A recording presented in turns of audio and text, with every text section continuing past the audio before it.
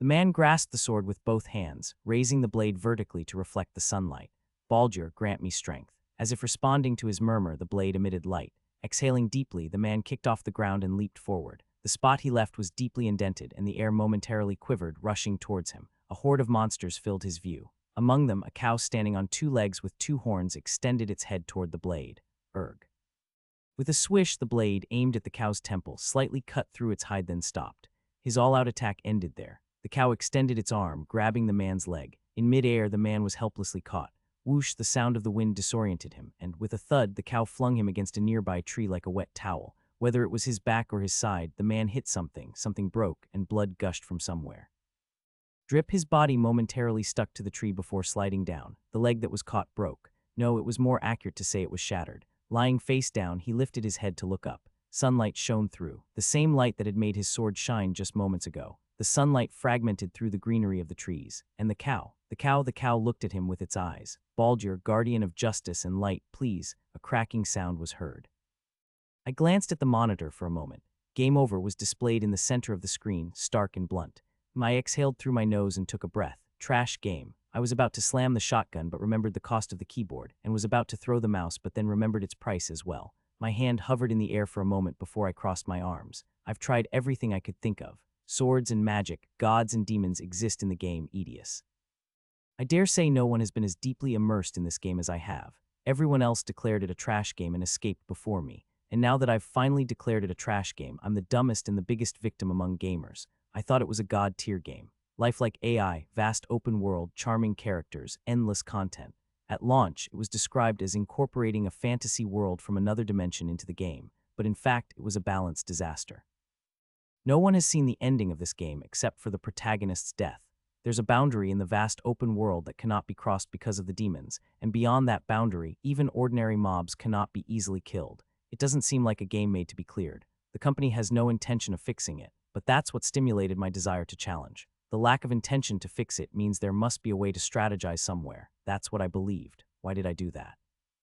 I'm tired. I laid my arms on the desk and buried my face. I realized it was time to say goodbye to this game. The recent Game Over was the last strategy I had thought of to conquer this game, and since that failed, there were no other options. Student Frontier. Ultimately, Edius became the first game I couldn't conquer. Since no one else could conquer it either, maybe it's an exception. Frontier de Roche.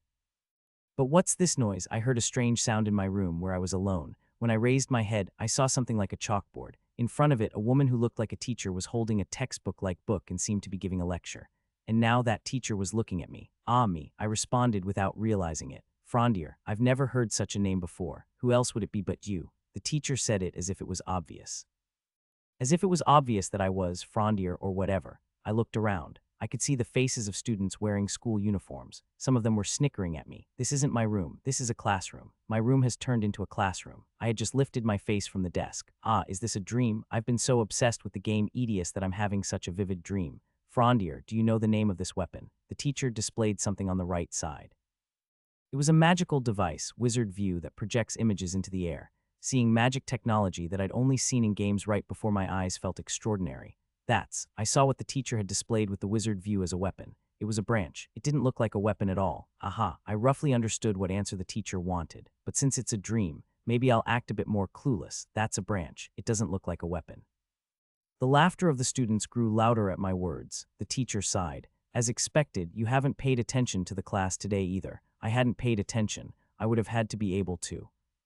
Teacher, was today's lesson about Baldur. Baldur, the Norse god of light, son of Odin. He was said to have died from a mistletoe branch. The name of that branch is mistletoe, so I should have answered that the branch was mistletoe to be correct. The teacher looked at me as if I were a curious thing. Yes, student Frontier, if you knew. Why, teacher? I looked at the branch on the Wizard View again. No doubt, that's just a branch. Mistletoe doesn't look like that. A weapon that would one day be wielded by the protagonist in the world of Edius. I've seen and handled that weapon countless times. Differentiating between a mistletoe twig and mistletoe is not a big deal.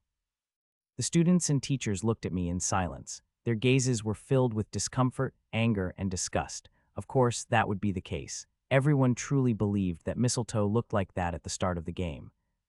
Let's see, so when will this dream end? And a week passed. I decided to accept it. This is not a dream. Whether I acknowledge it or not, this place is reality. Thinking it was a dream, I made a fool of myself with Mistletoe and only worsened my image. As I walked through the corridors, I could hear whispers directed at me. Isn't that the guy who was spouting nonsense during class? That guy and me, the one in charge of that word. Well, I suppose my reputation wasn't that great to begin with. I am now inside a mansion, the residence where the original owner of this body lived. As for how I found it, as soon as school was over, there was an assistant waiting to pick me up in front of the main gate. I rode here in a very luxurious sedan. Up until this point, I still had some hope. I had realized that even if not the protagonist, I was a noble of considerable status. Moreover, the face reflected in the mirror pleased me quite a bit. The jet black hair and eyes had a deep black luster that seemed quite luxurious, and the appearance was equally so. Before I knew my identity, I was almost fooled by this appearance. I looked at my wristwatch on my room's desk, a smartwatch.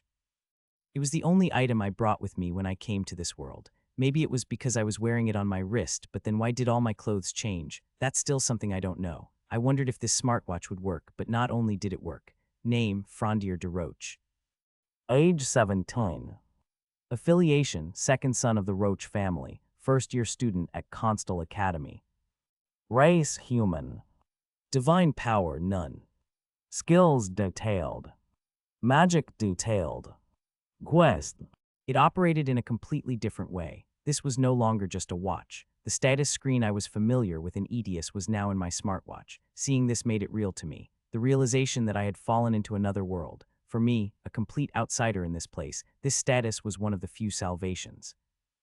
Frondier de Roche, it was an unfamiliar name. It took me a while to remember it. I played this game very diligently. I tried to find even the hidden elements in every corner. Even for someone like me, it was a character hard to recall. After finally remembering, a sigh came out first. The human sloth Frondier. It's a derogatory nickname likening me to a sloth. It's just a derogatory term without any other meaning.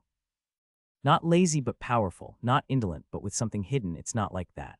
Just a lazy and indolent character. Nothing more than that. Given this skill composition, I can't say I don't understand why it would make one lazy. In the world of Edius, what determines strength and weakness, competence and incompetence, is solely skills, magic, and divine power. Divine power refers to the power bestowed by gods. In Edius, gods from all sorts of mythologies appear to grant power to humans.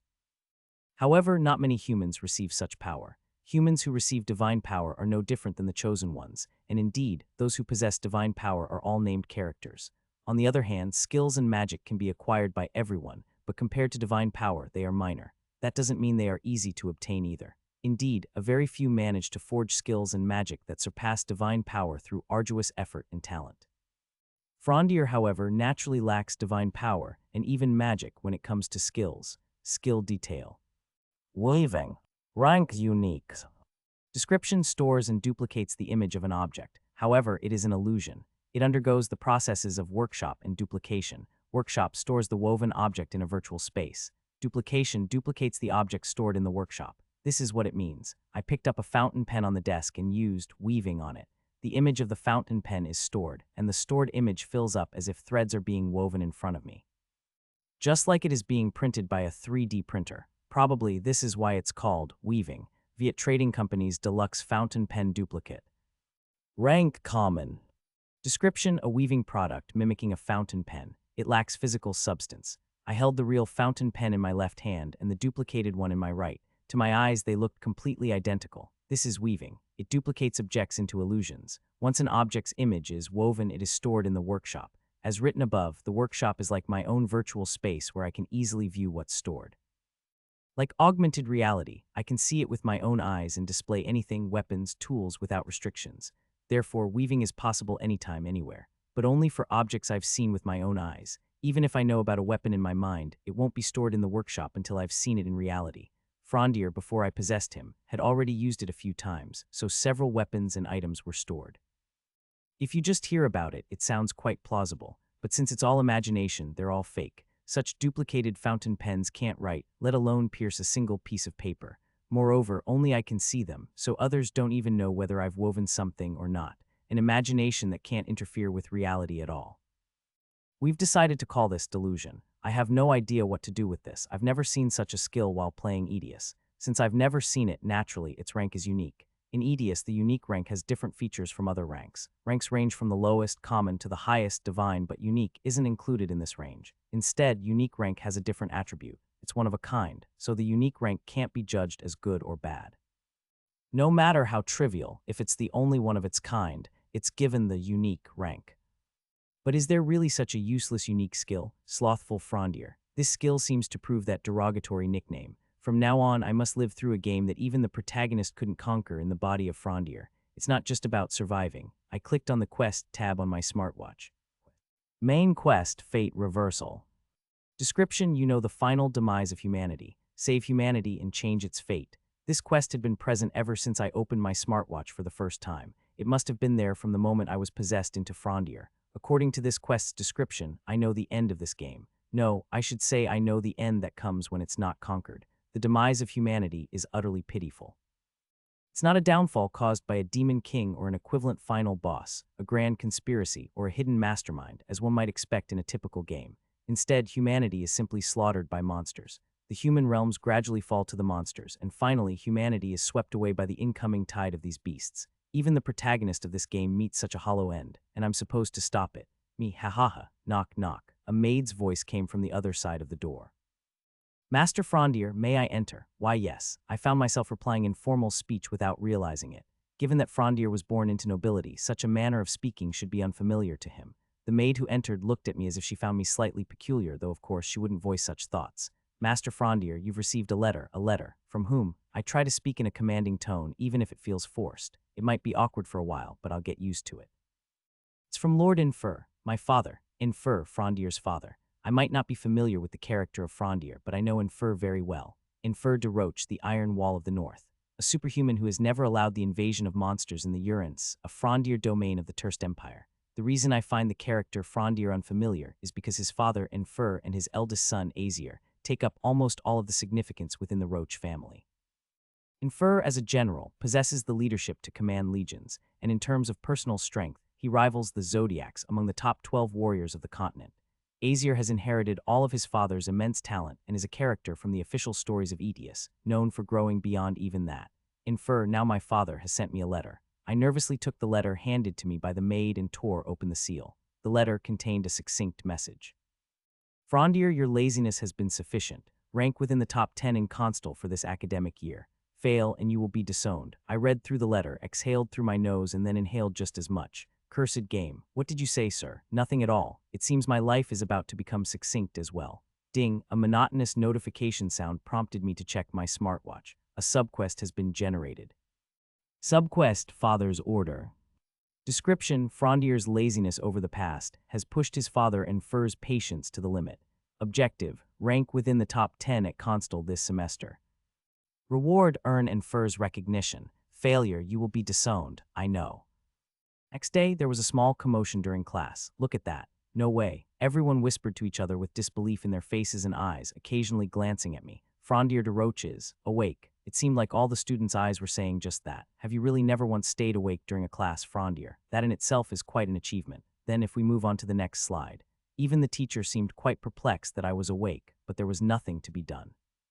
It was my father's command after all. If I don't make it into the top 10 overall grades at Constal, I'd be expelled. Constal is the academy, the school I'm currently attending. It's essentially an educational institution. While other schools generally focus on accumulating knowledge and culture, Constal also incorporates combat training to fight against magical beasts. Thus, it's quite intense and difficult. It's not just about being good at studying, but also excelling as a combatant. One must clear both aspects exceptionally well to make it into the top 10 overall grades. For Frondier, it's an impossible task. Come to think of it, while playing the game, Frondier would disappear without a trace at some point, and I thought it was just forgotten, but he was actually expelled. Did he stay knowing he would be expelled? Or did he actually think he wouldn't be expelled? The overall grade is a combination of written and practical scores.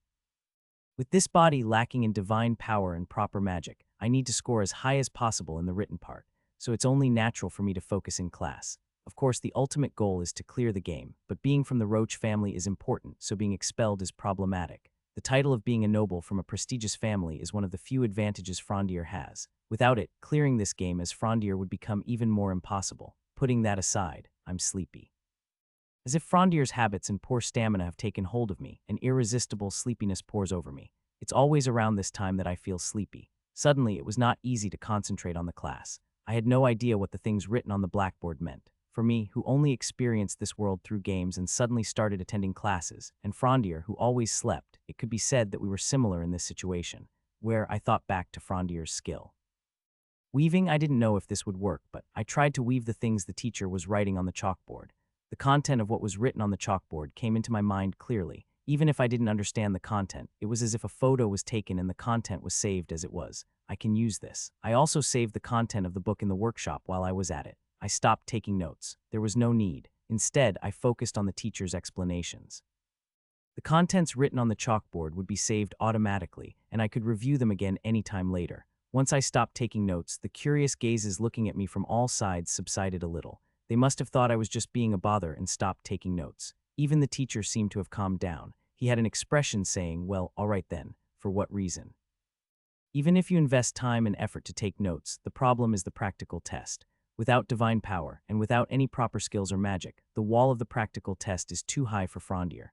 The only reliable skill is weaving, but what can you do with that? A copy that can't be seen and can't interfere with reality. It's possible that Frondier's laziness stems from this skill. He's probably tried all kinds of crazy things he could do with this skill already. Even then, the fact that he gave up after failing to find any useful application means that the situation is hopeless.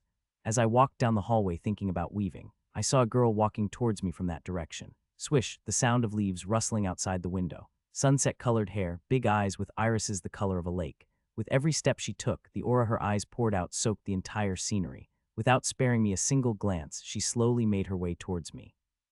I recognized her immediately. It would be hard not to, given her stunning appearance.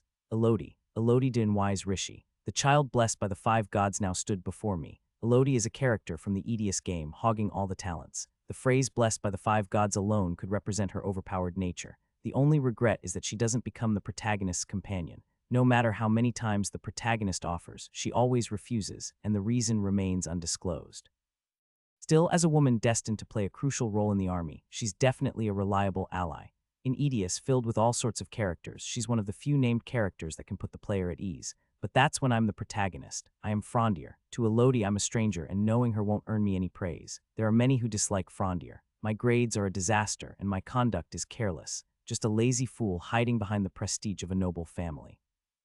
That's Frondier's reputation, and it's true. On the other hand, Elodie, embodying diligence and an example for other students, would see someone like me as nothing but detestable. So I'm not the protagonist. I should just quietly pass by. Frondier. I was about to pass by quietly, but she called out to stop me. I looked at Elodie. Elodie's eyes, filled with anger, were directed at me. Don't you have anything to say to me? There is something. What is it?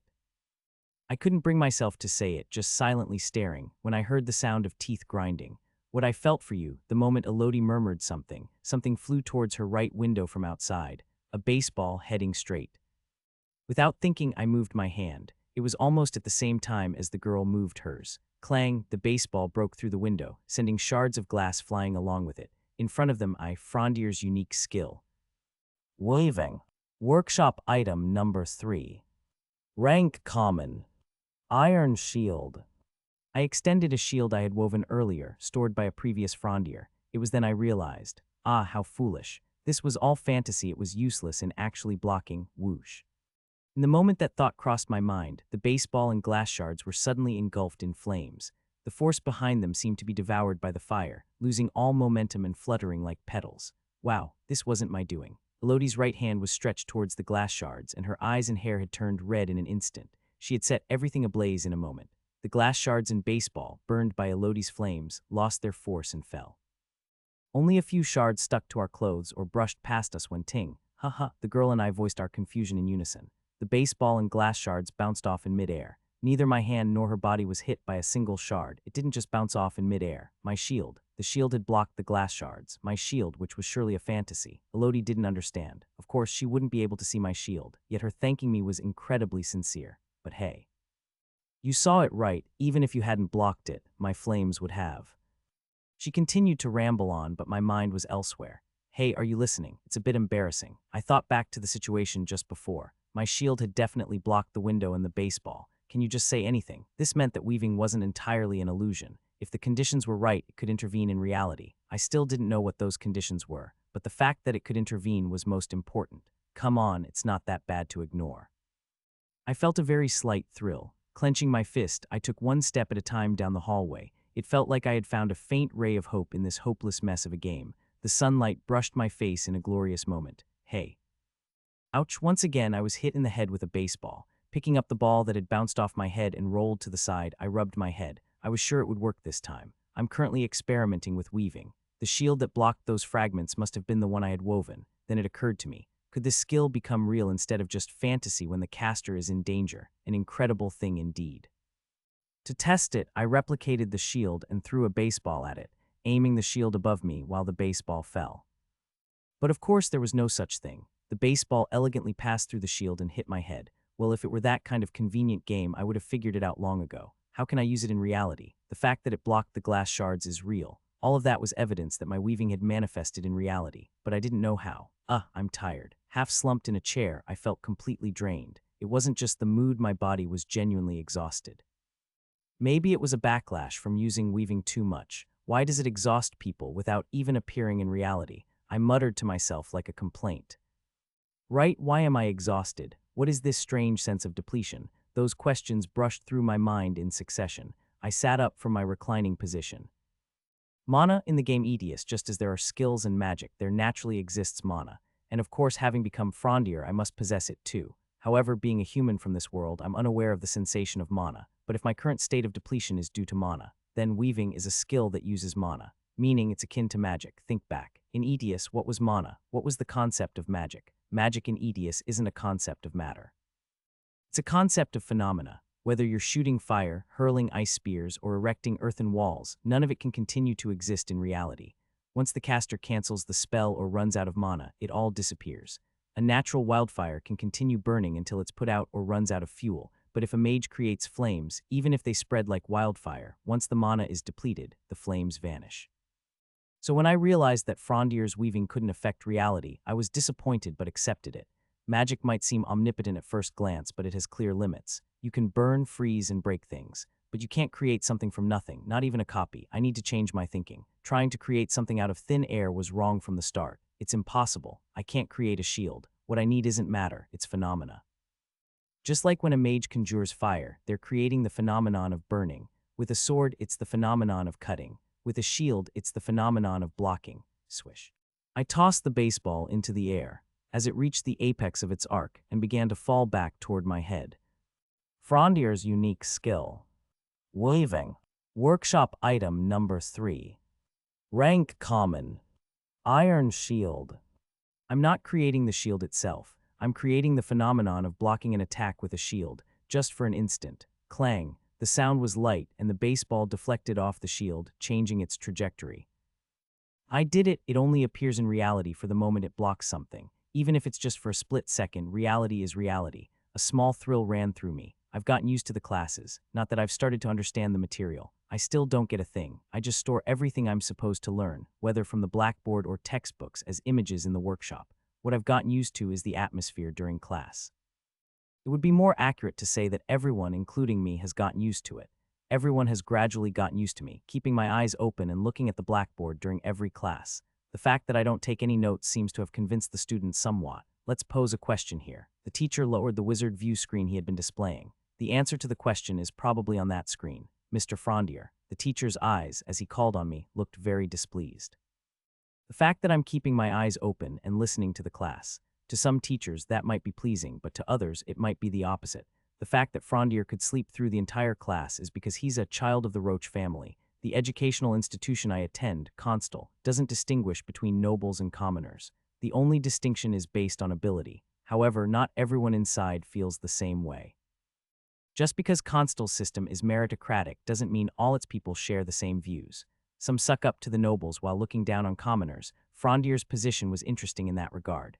Teachers who brown-nose the nobility don't bother me when I sleep, and teachers who openly dislike nobility ignore me whether I sleep or not. In other words, either way, they don't interfere with Frondier's laziness. When I think about it, the teacher who woke me up initially was a unique character. He woke me up simply because I was a student and it was during class. Such a typical teacher's reaction. The more people like that, the more it seems like a proper educational institution. However, the teacher before me now didn't give off that feeling. The disdain in their eyes as they looked at me proved it. What happened in the year 144 of the Terst Empire? The answer to this question was in the content I had just displayed on my viewer, but it had been only a few minutes since I saw it. Others would have diligently written it down in their notes. You can look at your notes and answer if you want. Ha, this lady. Was she annoyed because I hadn't written anything down and was just sitting quietly? I pulled out an image I had saved in my workshop. This was my note. While I was pulling out the image and checking the content, the teacher sighed dramatically. Can't you answer? If that's the case, make sure to take proper notes next time. Edesian Turst passed away. Edesian. Simply put, he's the grandfather of the current emperor of Turst. Honestly, he's not an emperor the citizens of the empire are proud of. At that time, the human territories were continually being reduced by the monsters. Just an incompetent emperor who left behind only a record of defeat. But anyone who had ascended to the throne at that time would have died bearing the same disgrace. It was such a difficult and desperate time. It was just bad luck. The teacher's gaze towards me became more hostile. Why are you looking at me like that? The student got the answer right. There must be more than that. Immediately after the emperor's death, the capital was moved to Salster, marking the third and to date last relocation of the Turst Empire. I was just reading from the image I had pulled up. It might look petty, but what else could I do? At that time once, the need for a combat training institution like Constal, where we are now, was highlighted and it reached the legislative stage but was dismissed. Ultimately, this decision was correct. At that time, it was a priority to clearly delineate the boundaries between humans and demons. And then, the teacher seemed to ask me with the intention of seeing how far I would go, but I'm just dumbfounded. The next one is in 145 years, now that I've read it all. A brief staring contest. Honestly, I don't know why we are having a staring contest. A vein bulged on the teacher's forehead as she glared at me. Shortly after, she adjusted her glasses with a deliberately calm expression. All right, then let's move on to the next page. As if nothing had happened, the wizard view opened again and the class continued. However, during the time the students were holding back laughter, the teacher's fingers trembled slightly. Divine Power Measurement Room. This facility boasts the largest space within Constal. Students with divine power are few, but their divine power varies greatly in strength and scale. For more accurate measurement, students with divine power each have a record sheet, and teachers comprehensively review these records to make appropriate evaluations. Incredible, and there stands a girl, the chilling scene around her. Cracked rocks, charred soot, frozen ground, distinctly engraved lightning patterns, etc. It's hard to believe that one person created this scene. The teacher, Alls, who was watching her measurement, swallowed hard. Is this child the Inwise? Inwise is not her exact name.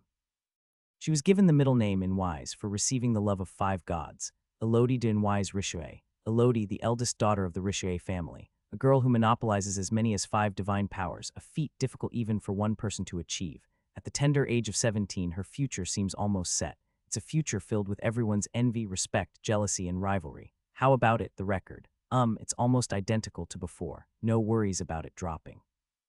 Alls answered with a feigned, calm expression. Ah, I was hoping it would go up, Elodie said with a playful smile. Alls smiled back but broke out in cold sweat. What was she expecting if it went up further? However, there was a shadow somewhere in Elodie's joking demeanor. She still had the memory of encountering Frondier in the corridor.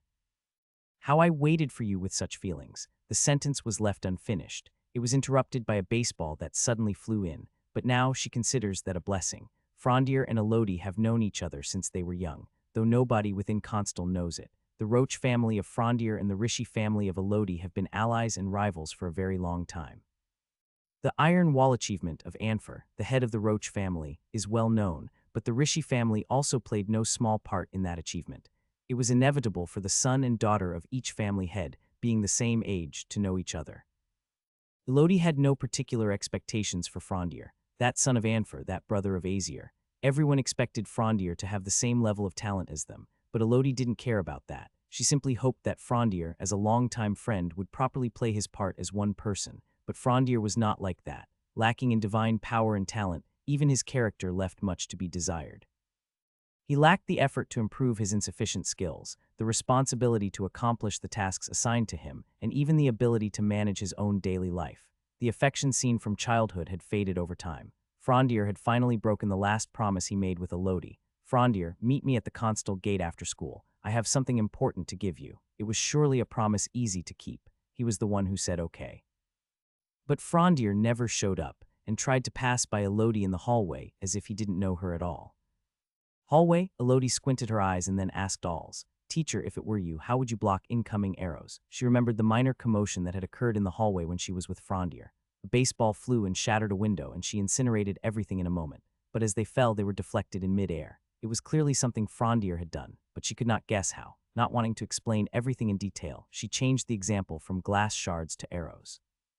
There are countless ways magically, whether it's burning, freezing, or blowing them away with wind, as long as you make them lose their force, unless it's a demon-breaking arrow. What if someone blocked the arrows with something like an invisible wall? Are you suggesting they were pushed away by the wind? No, I mean literally deflected by an invisible wall. Have you seen someone do that? Oh no, it's just a hypothetical, just wondering what if. Elodie's question might sound childish and silly to another student, but Alls took it seriously. Because the student who asked was Elodie, Alls must have had the same thought as Elodie. Yet, the fact that she asked means there was considerable concern behind the question. But upon reconsidering, All's conclusion remained the same. It's peculiar, right? The most likely possibility is an invisibility spell. Whether it's a wall or a shield or whatever, you make an object that a person can carry invisible and then block arrows with it. To others, it would seem like an invisible wall, literally. But invisibility magic is quite tricky. It's not actually about becoming invisible, but about manipulating light reflection. A slight miscalculation can result in failure. Even if you succeed, there are still questions left. Why go through all that trouble? Exactly. If it's just for blocking, there's no need for it to be invisible, and then a simple shield would suffice.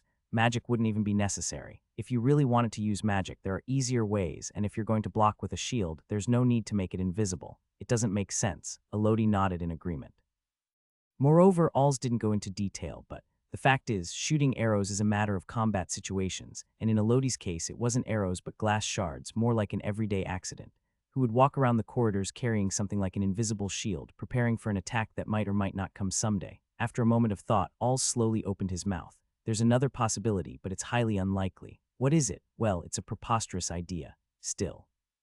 Alls gave a bitter smile. That expression alone conveyed that what he was about to say was going to be an absurd story, using aura. Aura, the aura that's infused in warriors' weapons. Right. Mana and aura are essentially the same substance, referred to as chi. If a mage manipulates mana through formulas to produce magic, a warrior embeds aura into themselves through tens of thousands of training sessions and discipline. But how does that relate to an invisible wall? It might be unfamiliar to mages, but warriors who have reached a certain realm can generate aura without a weapon. Elodie's mouth dropped open. She finally grasped what Alls was trying to say. Now she understood why it sounded so preposterous. So, are you saying that a warrior who has reached such a realm can create a shield-sized aura with their bare hands? It was just a hypothetical discussion, wasn't it? Oh right, just hypothetically speaking, asking if such a thing could be possible. Even as Elodie responded, she thought to herself. The possibility that Frondier had created aura was of course non-existent. The idea of creating aura with bare hands, without a weapon, was already rare enough. And to create an aura of sufficient size to deflect all those countless glass shards. That's impossible. Then, Frondier must have either foolishly cast an invisible magic on the shield, or else. Or what? Seeing Elodie ponder with a troubled expression, Alls smiled. It seems Elodie definitely saw something, but Alls was certain. She must have seen it wrong, but it's just a theory. It's impossible for anyone. Ah, I thought so. If there had been even one person capable of that, humanity's territory would be much wider than it is now. Is it that significant? If one could create a shield-sized aura with their bare hands without any weapon, their body itself would be equivalent to a legendary weapon. And not just any legendary weapon, but one that fires indiscriminately. Imagine dozens of invisible weapons flying at you. Each hit would leave a hole of that size. At All's words, Elodie's face turned pale. That's for sure, it's scary. Clang, got it. I clenched my fist, looking at the broken target. This is the training room. Some are doing muscle training, some are doing magic tests, and some are doing skill verification. Anyway, if there is a vacant room and you get permission, anyone can use it freely. Since the situation inside is not visible from the outside, I can freely use the magic here. What I am doing now is target practice, one of the programs set in the private room.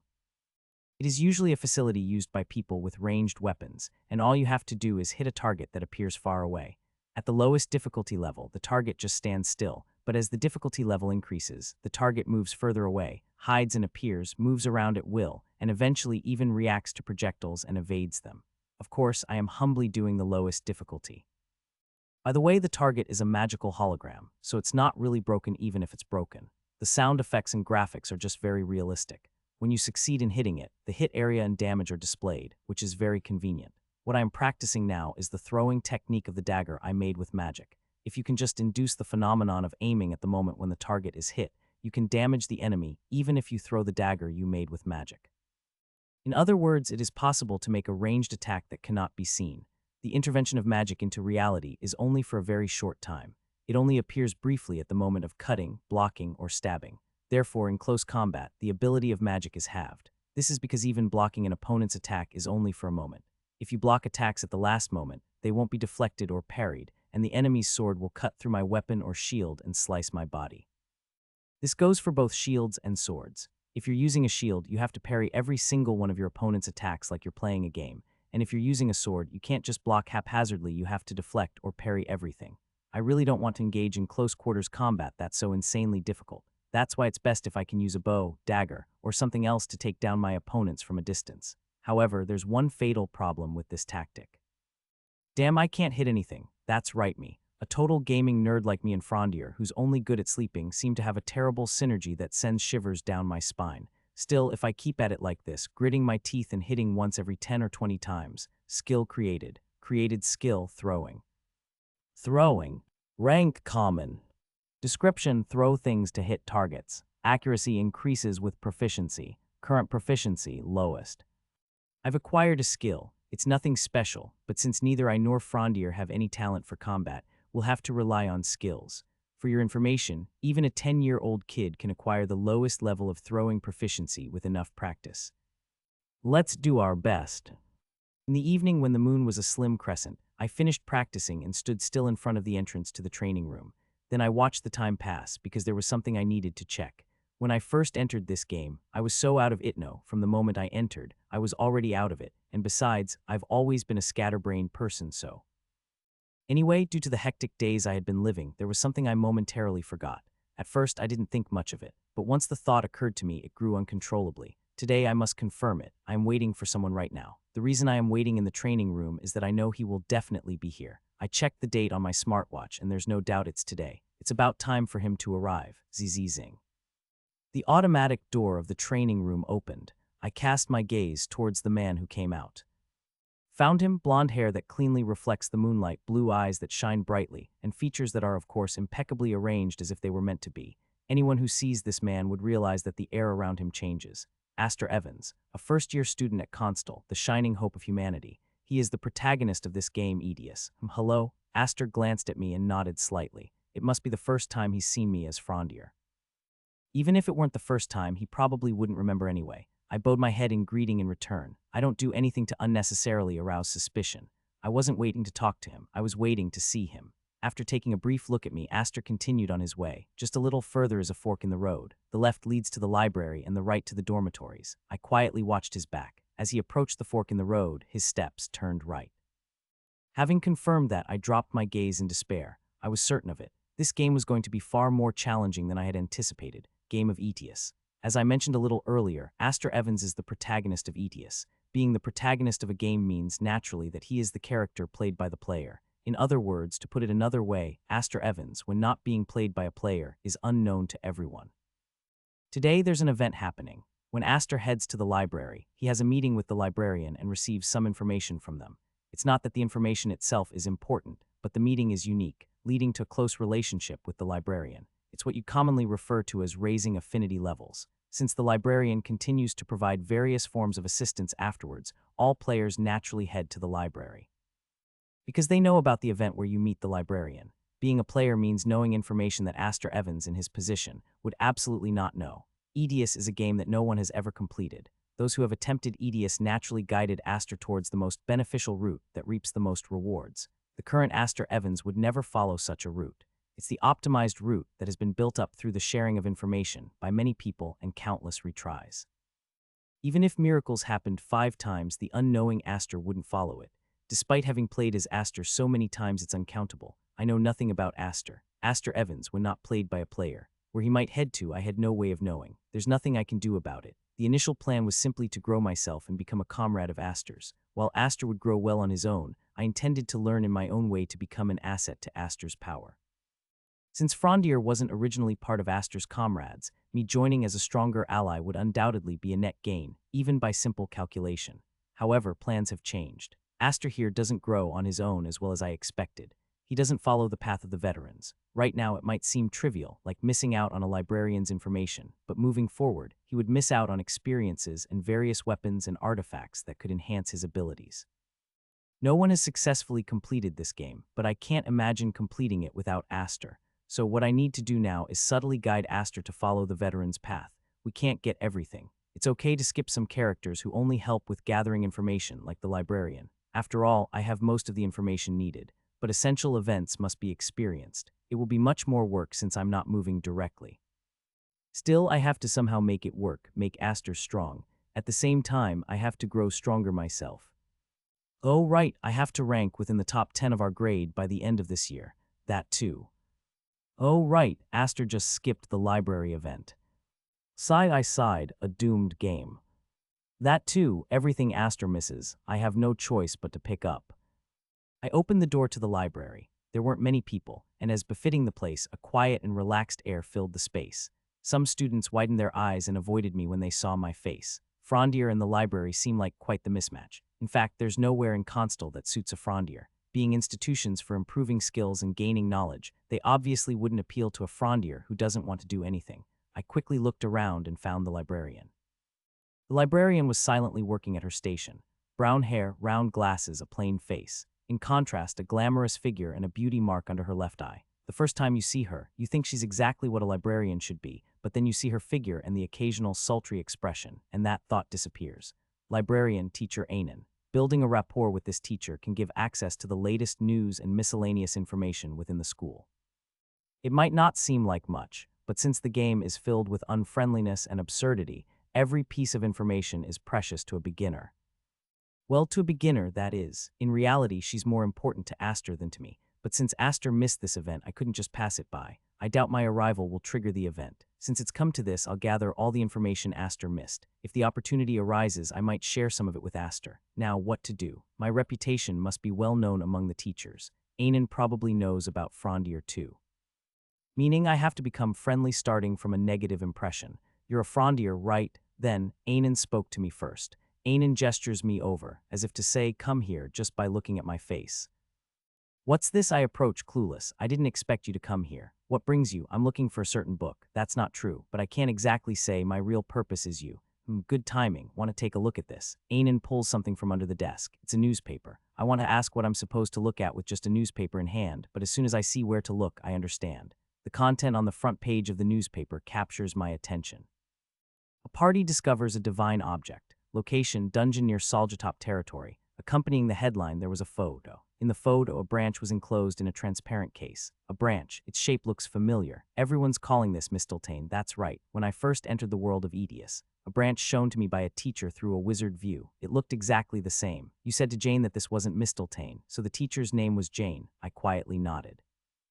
Ainen seemed to be testing me, subtly asking, how about it? It's in the newspaper, and soon it will be on the news through wizard view. Everyone who sees this calls it Mistletoe. They say the Empire is buzzing with the discovery of a divine object that's hard to come across even once in a lifetime. That would be the case. An item used by a god holds significant value, no matter how trivial it might seem. Moreover, Mistletoe is by no means a trivial thing. Baldur, who is called the perfect god in Norse mythology, the mistletoe branch that killed him. That is what Mistletoe is. Its value cannot be measured by money, and there are only a few divine objects that can stand against it. Someone has found the Mistletoe as everyone knows it, and I said, Mistletoe did not look like that. In other words, Ainen is now asking me, can you still push through your opinion given the situation? Can you say again that what you said was not just bravado or nonsense? Between Ainen's smiling face, I can see a faint hint of mischief. She probably thinks I will back down, or evade, deny my words, or stutter. Either way, she is expecting to see me flustered. However, my opinion remains unchanged. My assertive words wipe the smile off Ainen's face. Mistletoe did not look like that, I know. Not just what Mistletoe looks like, but also the identity of the fake Mistletoe, encased in a clear container, featured in the newspaper. But this I can use. I've been pondering how I could naturally approach Aster. This could be the solution. Aster would definitely be most interested in the news about this content, because the target of Aster's divine power is Baldur himself. The night is steeped in darkness. A woman quietly walks towards her destination. Long blonde hair gleams in the moonlight, glowing brilliantly in the surroundings. Slightly sunken eyes, calm gait. Her gaze, gently pushing away the scenery as if cutting through it, had an alluring charm that could make a man look back. In this manner, the woman continued her leisurely pace until she suddenly uttered, oops. She opened her eyes. No, her eyes were already open. She just woke up from her trance. A few strands of hair stuck to her lips. Well, I'm here. Ellen looked at her house in front of her. She checked her appearance. I don't look disheveled. Good. Last time she walked all the way home with leaves stuck in her hair. Yawned, she still felt sleepy. Has there ever been a time when she wasn't sleepy? She opened the front door. Oh, you're home, sis. Her younger brother greeted her from the sofa. No, he wasn't greeting her at all since he didn't even look away from the wizard view. Aster. Ellen threw a suspicious glance at her younger brother, Aster Evans. What's wrong? Do you know a freshman of the Roach family? Who's that? Frondier. Moron Frondier. Aster tilted his head upon hearing Ellen's words. Who's that? Ellen sighed. Her brother was really clueless about the world outside. To think that he didn't even know about Frondier. I heard that you were with Frondier, in the training room. Oh, that guy. Aster spoke as if he suddenly remembered something. But we weren't together. I just met him in passing and greeted him. It seemed like he was waiting for someone. Ellen briefly snorted before walking past Aster. Aster watched her walk towards the refrigerator with a dumbfounded look. Hey, is that it? I was worried that you might get involved with something weird. Ellen fetched a jug and poured water into a cup. Behind her, the sound of Aster's snickering could be heard. You're funny, spending all day sleeping. Swiftly, Ellen's hand swung around, the cup that extended from her fingertips and the water it contained. The whole thing flew towards Aster, maintaining a clean horizontal line as if it had been gently placed on a table. Aster caught it with his hand and leaned back with the momentum, slightly altering the direction of the force to spin around. Splash, the water in the cup swayed. Ellen looked on with a nonchalant gaze and said, spilled it. That's what happens when you throw it like that, like that. Want to be thrown like that too? Damn it, Aster swallowed his frustration internally and drank the water, as if using mystical power was nothing to him. Aster shifted his gaze to the wizard view to forget the pointless thoughts. The wizard view was broadcasting news. The content stopped Aster in his tracks. Here's the next piece of news. A party venturing near the dungeons of Saljatop has reportedly found a divine object. The object is a branch nearly 2 million in length, resembling mistletoe in appearance, and has become a topic of discussion. Mistletoe at Aster's mutter, Ellen also reacted. She set down her cup of water and moved beside Aster. On the screen, a member of the party was holding a transparent cylinder. Inside, a long branch was placed. An interview was in progress. Why is it in the cylinder? We didn't place it there. It was like this when we found it in the dungeon. Did you think about breaking the cylinder? Of course not. If this is indeed a divine object, including the cylinder, we could incur the wrath of the gods. I see there's speculation that it might not be mistletoe. What do you think? We're not sure. If it truly is, that would be delightful. The party's leader laughed heartily. Listening to that voice, Aster quietly examined the branch inside the coffin. Ellen looked at Aster's expression and asked, what do you think? I'm not sure. I've never seen the real thing. Did he react at all? Aster shook his head. The he Ellen referred to was Baldur. Since it was the weapon that killed him, they had hoped he might reveal something to Aster. For reference, most gods have experienced death. Throughout long histories and mythologies, gods have done so. However, this does not mean they are completely annihilated. It means they have left the world of humans. They now exist in the world of salvation, which is a concept somewhat superior to the Greek underworld or the Norse Helheim mentioned in various mythologies. Therefore, Baldur could also be there, and if he wished, he could give Aster some sort of sign or hint. Unfortunately, Aster received no hints from Baldur, yet his gaze remained fixed on the branch as if nailed to it. But you still want to check it out, right? Yeah, if that really is mistletoe, I have to have it. The branch that killed Baldur. For Aster, who was loved by Baldur, it becomes a weakness. Conversely, if he could possess it, his greatest weakness would disappear. No, not only that. If there is someone who can wield this divine object, someone who is permitted by the gods to use it, that could only be him. What do you plan to do with the divine object then? You can't use it as it is. We think it's a weapon too presumptuous for us to have. We're considering selling it if we can get the right price. Aster, I know, that weapon will surely fetch an enormous price. Real or fake, it doesn't matter. Even if it's fake, until the real one appears, this is considered the real one. Probably a family not involved in combat would never use this weapon. They'll just display it in their house without ever verifying if it's the real deal. Even that much is enough to raise their reputation. The price will jump just for that. A commoner like Aster Evans wouldn't be able to dream of a price like that. Did you hear about the mistletoe? Yeah, the auction was canceled, right? A few days later. The talk of the town in Constal was about the mistletoe. Every student and professor alike, everyone's attention was on it. The party that discovered the mistletoe put its due up for auction, but it was canceled soon after. This was an expected development. What the prestigious families offered was something that couldn't be converted into a mere sum of money. In the end, the heads of the prestigious families were going to gather in one place and come to an agreement. Any nobles of lesser status wouldn't even be able to attend. Today was the day of that nobles' meeting. For once, the eyes of the classroom were all on Frondier today. Regardless of his character, he is still the son of a prestigious family. They say his father, Enfer de Roche, deeply loves his son. The son in question here is not Frondier, but his older brother, Azier. Then there was Frondier's recent statement. His incomprehensible bluff that that's not how mistletoe looks had become a rumor known to the entire grade. The moment he would be found out was soon approaching. For all these various reasons, Frondier had become the center of attention in today's constle. Of course, the person in question, Frondier, just sat there, drowsy-faced as usual. Frondier. After school, Elodie came to Frondier's classroom. There are 6 classes per grade at constle. Elodie and Frondier are in the same grade, but they're in different classes. Frondier is in class 5, while Elodie is in class 2, the same as Aster. Since Aster is the main character in the game Edius, many named characters are gathered in class 2. As Elodie approached Frondier, the eyes of the students gathered on them, but Elodie's behavior was perfectly normal in a way. She is also the daughter of a prestigious family, a daughter of the Rishka family, which is a rival to the Roach family. Naturally, she will be attending today's meeting. Don't go making strange comments even at the meeting place. Elodie warned, strange comments, like Mistletoe not looking the way it does or whatever. I won't say such things, don't worry, it's not about worrying, I'm just afraid I might end up being embarrassed. Well, it's a relief if you're not going to talk nonsense. Elodie sighed ostentatiously. Frondier laughed. For a moment, a light flickered across his languid face. I don't need to do that because it's mine. Huh, what did he just say? Mine? Oh, you mean it belongs to the Roach family? That's one way to put it. Then say it that way, don't talk weirdly.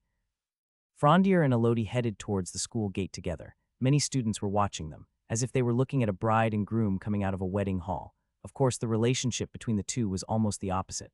Elodie. Then someone approached. It was Aster. Being promising students in the same class, they naturally had a connection. By the play standards around this time, Aster would start talking to Elodie. Take care. Yeah, though there's nothing for me to do. Elodie joked with a smile. Aster smiled back, but there was a slight stiffness in his smile. Elodie, can I ask you one thing? Huh, I know it's a lot to ask, but if possible, get Mistletoe. I'd feel relieved if it's you. Elodie smiled bitterly at Aster's words. She was not unaware of Aster's situation. However, it's not as easy as it sounds. From the Rishka family's perspective, Mistletoe is not an item worth coveting to that extent. They would take it if they could, but it's not something worth shedding financial blood over. The Roach family is probably the most likely candidate. The family head in fur is said to be willing to do anything for Atsi. That's why Frondier claims Mistletoe is his own. There's a good reason for it. Well, I'll try, Elodie said. Depending on the progress of the meeting, I might even be able to raise my voice once, though I'm not sure how much that would mean. Don't worry, Aster Evans. Suddenly, Frondier spoke. Aster looked at Frondier. Aside from an encounter in the training room, they were practically strangers. To such an Aster, Frondier calmly said, I'll take away your worries. With those words, Frondier walked away. Elodie followed shortly after. What does that even mean? You'll take away his worries. Exactly what I said. What does that even mean exactly? Elodie looked uneasy. In fact, for Frondier, there was a more important and nerve-wracking issue than the meeting itself. The figure waiting for him at the school gate, that was the issue. Frondier, a cold voice called out to Frondier in front of a stationary carriage. The first impression Frondier had of him was, if one were to make a comparison, like a sharpened blade. Sharp yet firm eyes, tightly closed lips that seemed to symbolize everything about him. If one were to judge by the standards of beauty alone, he would be considered one of the most handsome in the continent, but few could approach him due to his sharp and seemingly dangerous demeanor. Brother, this man was Frondier's brother, Azir de Roche. He inherited all the talents of the impregnable House Lord in fur and grew beyond them, becoming a cheat character in the official Edius ranking. You've wasted a lot of time. Get on the carriage. Father is waiting. Azir moved without giving Frondier a chance to speak. It was a gesture that naturally suggested it was the only course of action. Elodie, who came with them, had already boarded a carriage prepared by the Rishi family. Yes, Frondier boarded the carriage. This man he saw for the first time today was his brother, and the person most likely to discover Frondier's true identity. The meeting place was at the Miller family's mansion. The Miller family is located in the Central Herald region of the continent.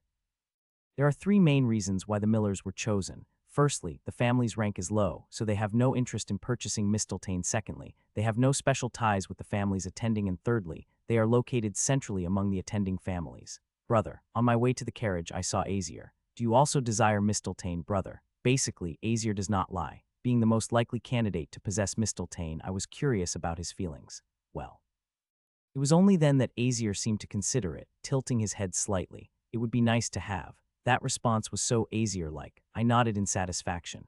After a brief moment, the carriage stopped and we arrived at the Miller family's mansion, and upon seeing a certain figure in front of the mansion, I swallowed my breath. The Iron Wall Patriarch, Enfer de Roche. If Azir was a sword, then Enfer was the embodiment of a completed weapon. His stern eyes and the stylish mustache that elegantly covered his lips. His hair and mustache were white, proving his age, yet he didn't look weak at all. Looking at it this way, it seemed incredibly unfitting that Frondier was Infer's son and Azir's younger brother. Let's go, just 2 words. I thought Azir was also rather blunt, but Infer was even more so, and he did not give me a single glance while speaking. Everyone is waiting. This way. The mansion's butler guided us. From Constal to here was the longest distance, so it was natural for our family to be the last to arrive. Actually, it wasn't so natural. We could have simply left a few days earlier. This was merely a display of Infer's pride and ego. The only one who could make the distinguished family's wait was Infer, a proof of such. The butler opened the door to the meeting room with a creak. Ah, I almost let out a sound. I can already feel it. The significance of the distinguished families of the Terst Empire gathering in one place. It feels like the love of the gods they receive will soon overflow out of the meeting room as a crushing pressure. You've arrived. A short greeting from an elderly man with white hair. Zodiac Helder, late are we? Seems no one has anything to say just yet. The head of the Roach family, guarding the opposite Frondier. Ludwig von Urfa, welcome. The most friendly gaze among those present, from Infer's rival, Ortel de Rishi. Behind him stood Elodie. And besides, famous family heads and notable children, all gathered in one place. Ah, my gaze then drifted to a woman. Among the notable characters, none are as easily recognizable as her. Black hair, black eyes. Even the dress she wears and the fan she holds are black, a woman cloaked in darkness. Quinny de Viet, the only daughter of the Viet family and a third year at Constal, known as the Little Devil for reviving her family from the brink of ruin. Surprisingly, she has achieved such feats at just 2 years older than me. For some reason, the subtle smile hidden behind her fan, seemingly directed at me, feels suspicious. Does she know me? I think not, but it seems worth paying attention to. Let's get started then. Mr. Miller, where is it? Yes. Ludwig looked at Miller with his characteristic dialect and light tone. Though it might seem rude to some, Ludwig speaks to everyone regardless of their social standing in this manner, which is to say, it's rude. The head gestures to the butler, and soon servants carefully moved the container to the table in the center of the meeting room. Oh, so this is it. Helder's eyes sparkled. His gaze was as sharp and intense as during his prime, dark and brooding. Yet everyone's eyes shone with the same intensity. It looks quite convincing, doesn't it? According to someone, the branch inside the container indeed possessed a certain dignity in its form.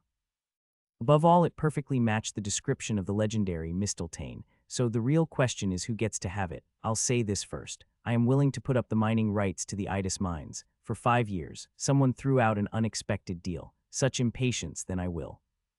From there, the competition for the family treasures and rights began. Some had gathered various valuables and assessed their value in advance, while others, having no personal wealth, offered lands and buildings, saying it was fine to hand over assets if they had none. Naturally, the children could only watch this unfold, keeping their mouths firmly shut and surveying their surroundings. They had no right to speak. It was merely a field trip for them. 3 houses remained unmoved: Roach, Rishi, and Quinny. Ortel, the head of the Rishi family, had no intention of purchasing from the start, and Quinny was simply observing the situation around them. As for Infer, he was just biding his time, and it seemed that time was not far off. The Roach family will stake the sword. My lord, there are more than 1 or 2 swords. Ludwig, following his usual tempo, began to tease but stopped. Did you just say you'd stake your sword? Is there a need to repeat myself?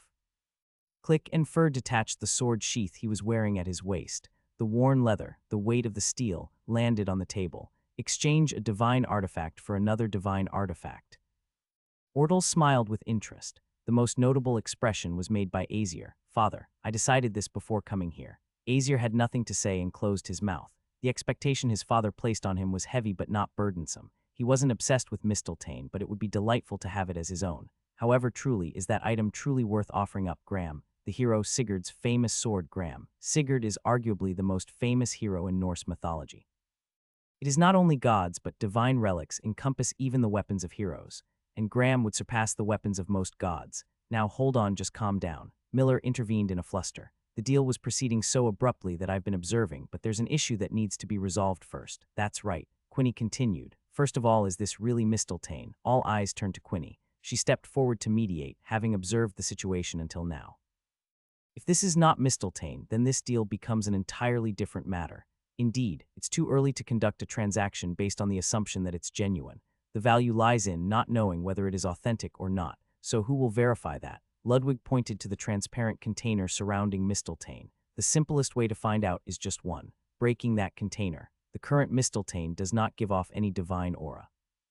However, if the aura was erased because of that container, then Misteltein, including the transparent container, could be a divine relic. If so, breaking the container would be a perilous act. Nobody wants to incur divine punishment. We will not verify. What do you mean? Whether this branch is mistletoe or not cannot be determined. It might be or it might not be. The value of this item lies precisely in that. We must proceed with the transaction, keeping this in mind.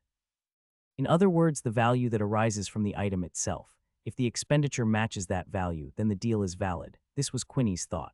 If the transaction were based on the assumption that this is the real mistletoe, Quinny could not possibly offer terms to match that, nor did she want to. However, if it's assumed that this is merely symbolic of mistletoe, not actually usable, the price drops and the families desiring it change.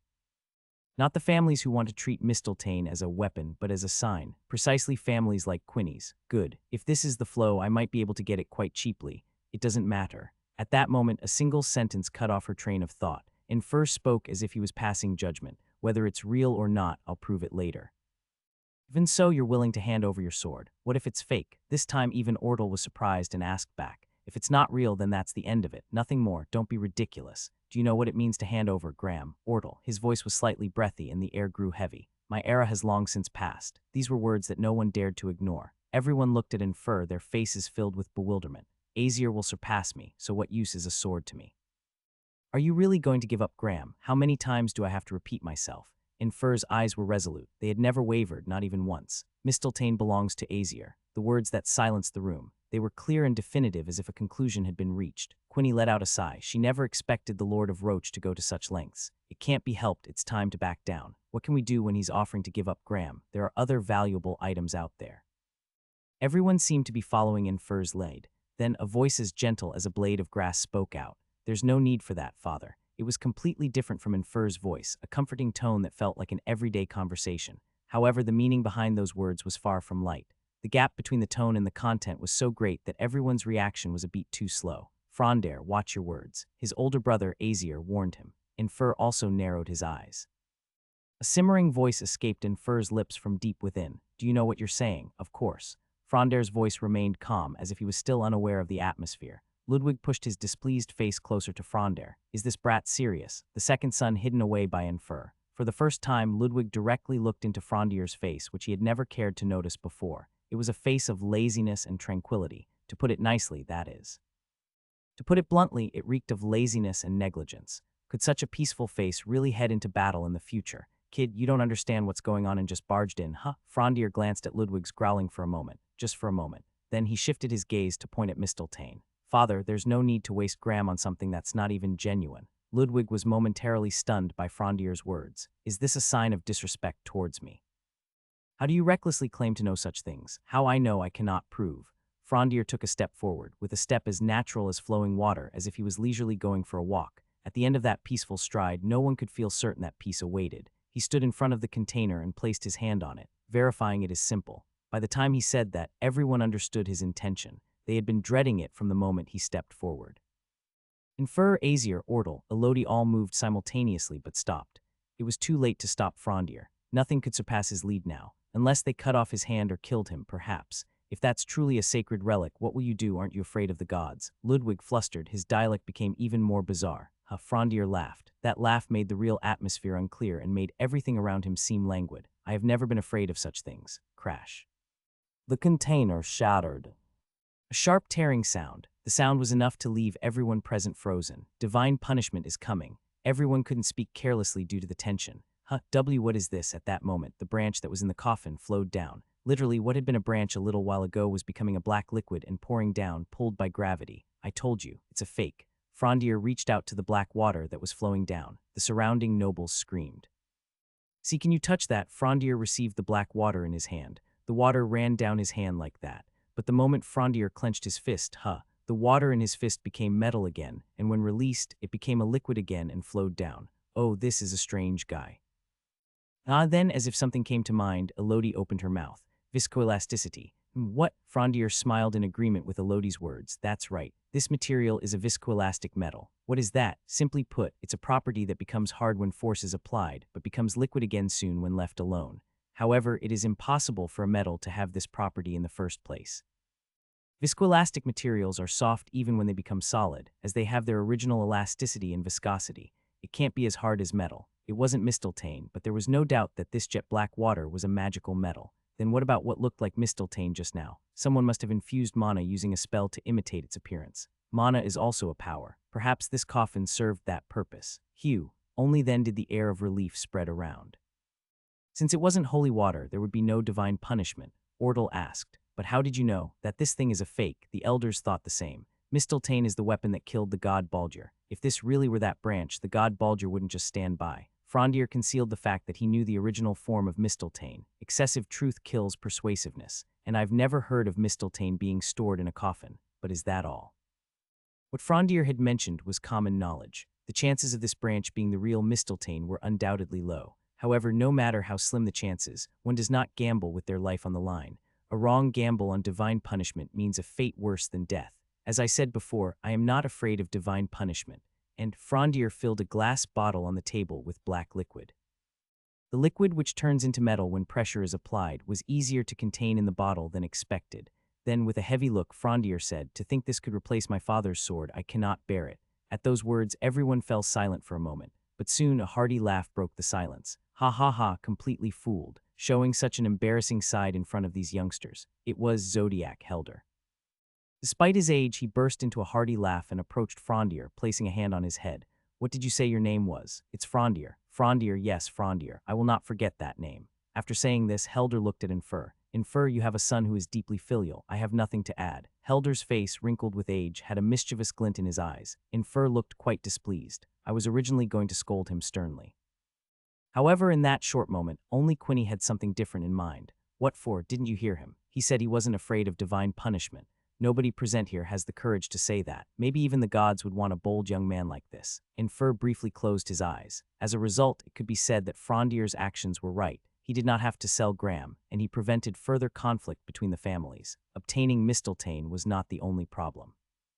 In these times when attacks on families were becoming more common, there was no need to draw attention to oneself due to petty jealousy. However, it's too result-oriented to praise you, Frondier. "Yes, I'm sorry, father. I'll keep that in mind." Frondier stood still and listened, watching that gesture completely devoid of childishness and Fur sighed. "However, considering the value of Graham, I can't just let this go." Ho, Ludwig attached himself to the conversation unnecessarily.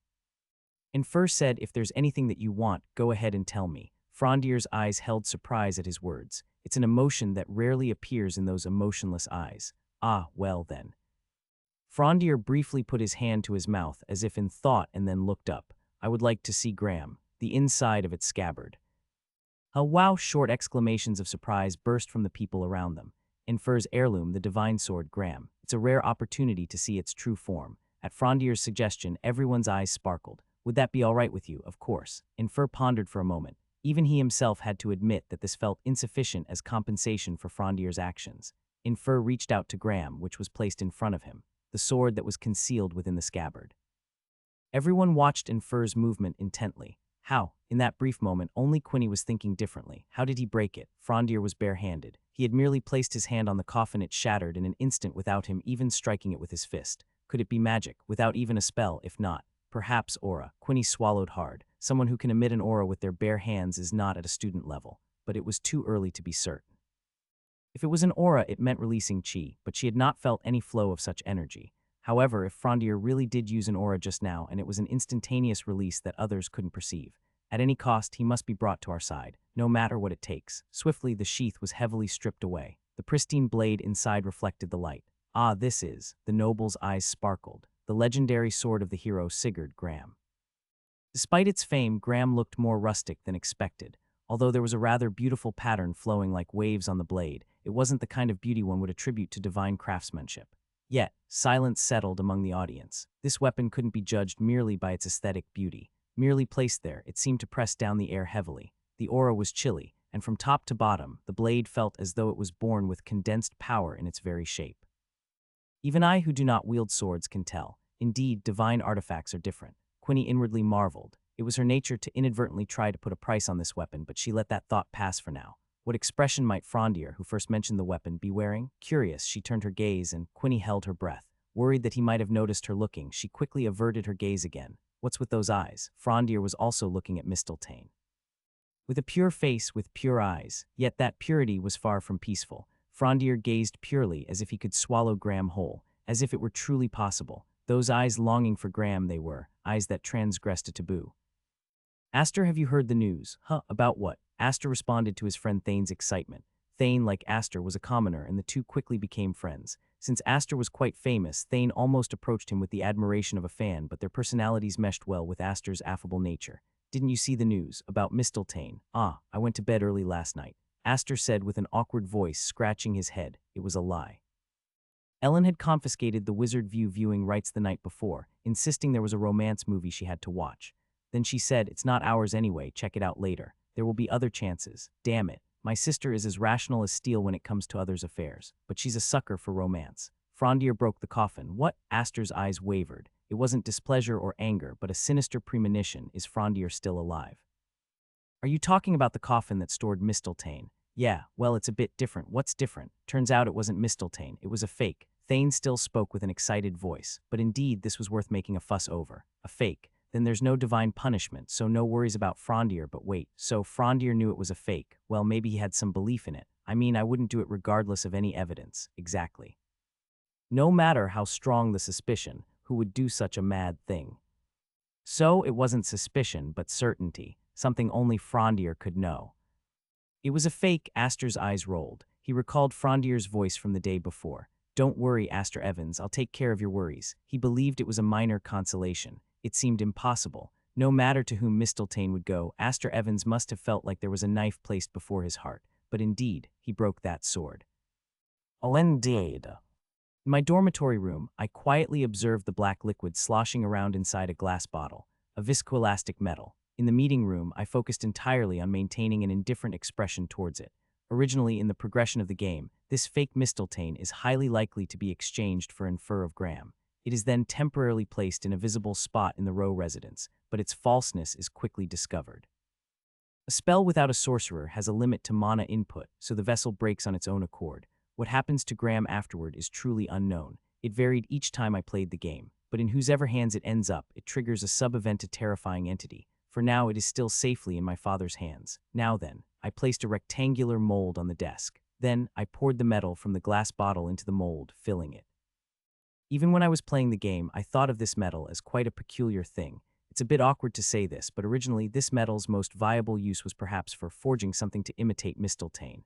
However, with Frondier maybe, this metal's properties could be enhanced beyond 100. I smiled, not hiding my anticipation. From now on, you will be called Obsidian. I placed my hand over Obsidian in the mold. The sensation of the temperatureless liquid still feels very unfamiliar. From now on, I will add weaving to this Obsidian. Weaving Obsidian. Workshop number 1. Grade Normal. Iron Dagger. The image of the dagger mounted in the workshop is engraved on Obsidian. Magic is infused into Obsidian, and Obsidian began to change its shape. And then it's done. In my clenched fist was a dagger. Finally, not an illusion nor an image, a black dagger that exists as a clear reality. Frondier played with the dagger a few times, feeling its weight and balance. Everything was just like the original's weaving. Whether the sharpness of the blade was the same could only be known after testing, but it was likely very similar. However, it continuously consumes mana. Obsidian is a material that solidifies while force is applied to it. To maintain its form, a continuous supply of magical power is needed. Frondier's mana level is that of an average person. It's nowhere near the standards of Constel's students, but it should be sustainable for the duration of one battle. The weaving with Obsidian completely reverses the pros and cons of standard weaving. Weapons made from weaving only appear in reality for the moment they make contact, so you can't block an opponent's attack head-on. If you tried, the opponent's attack would penetrate the weaving and kill you. Moreover, if it doesn't cut in one go, it disappears, making it hard to inflict proper damage. On the other hand, since Obsidian is a real weapon, you can use regular weapon techniques with it. You can block normally, collide, and even if it gets blocked for a moment, you have the option to push through. However, Obsidian continues to consume mana while it is maintained through weaving, and being a real entity, it's visible to the enemies. Depending on the situation, there's a need to discern when to use regular weaving or Obsidian. So I swallowed nervously. This is where things truly begin. In my workshop now is the famous sword Graham. Seeing the real Graham was an unexpected gain. As soon as I saw Ampher's Graham, I immediately inserted its image into my workshop. I placed the Obsidian dagger on the mold and released the weaving, naturally returning it to liquid form inside the mold. Then I placed my hands over it again. This time, I'm not replicating a regular dagger, but a hero's sword. If this is possible, it's a step forward in conquering this world. Weaving, obsidian. Grade legendary. Gram. Threads of mana stretched towards the obsidian, imprinting the image and structure was simple. Gram. Grade legendary. Description: the renowned sword used by Sigurd. The hero and the weapon's achievements surpass those of several deities. Ability details.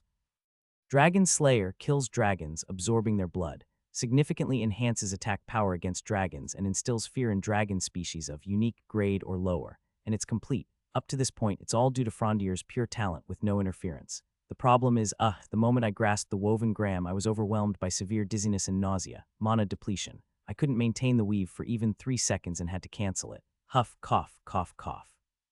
The dry coughing persisted. It felt as if all the moisture in my body was drying up. Yet even amidst the pain, hope emerged. Cough it, cough works, cough, yes, the weaving itself was a success. It just demanded an absurd amount of mana. I need to think of a way to increase my mana. The fastest way is to wear an artifact. However, artifacts that increase mana are prohibitively expensive. Even for the roach family, or rather, especially for them, pricey items are a sensitive issue. If I were Aesir, I might tolerate such an expense, but I'm Frondier, so it's not possible. Then for now, let's try a brute force method. There's another way to increase the mana pool. Just like before, deplete all the mana. When mana is depleted, the body grows the mana pool to prevent future depletions, much like muscles. In fact, most characters in Edius are unaware of this method. The amount of mana growing is very minimal compared to items or divine power. Just like how muscle growth from exercising doesn't become visible overnight, and using up all one's mana is taboo here, for a good reason. You never know when danger will strike, so having your lifeline mana completely depleted is extremely dangerous. But well, if you know mana can increase, there's no reason not to do it. My plan is to weave grams a few more times and repeat the mana depletion to grow it. However, there's a limit to this method. Eventually, items are necessary. Quinny, that's the conclusion, to make a deal with Quinny de Viet. She's my only trading route, but without money I'll have to trade something else. Of course, building a rapport comes first. Let's think about how to persuade her. Anyway, how do I carry this? I stopped mid-sentence. My fingertips trembled. Curious, I watched the trembling soon crawl up my arm and sweep over my body. What's this? It was fear, nothing else. The emotion that suddenly enveloped my body, I didn't recognize it as fear at first. There's nothing around. No trigger for this fear exists. No, just a while ago there was nothing, no one in the void. Like slowly opening a curtain, the middle of the void split open. Someone slowly squeezed through the gap. You are. A small boy with unfolded black wings. Golden eyes fixed on me, a look filled with disdain and contempt as if tearing through my throat. The fear swells. With the last bit of my sanity, I quickly scanned the boy's appearance. He's not human, he's a god. One of the gods that actually exist in this game, Edius. But who could it be? Judging by the looks, he's one of the gods from Greek or Norse mythology. Try to remember: golden eyes, black wings, a god in the form of a boy. In the world of Edius, the descent of a god is no easy feat. It requires considerable preparation even from the god's standpoint. Yet despite such obstacles, he appeared before me. Could it be because I used obsidian for weaving? If the act of weaving had been set as a condition for the god's descent all along, then it means the preparations for his descent were in place from the start. And if that's true, this god knew that the weaving would have an impact on reality. I don't know yet, but to this god, weaving is that dangerous. The god in the form of a boy moved his lips. I couldn't hear, and even if I could, I wouldn't understand the language of gods, but somehow, I felt as if the god was saying, "You've really done it now." Just then the god snapped his fingers. At the same time, my right hand involuntarily rose. Frondier's unique skill. Weaving. Workshop item number 1.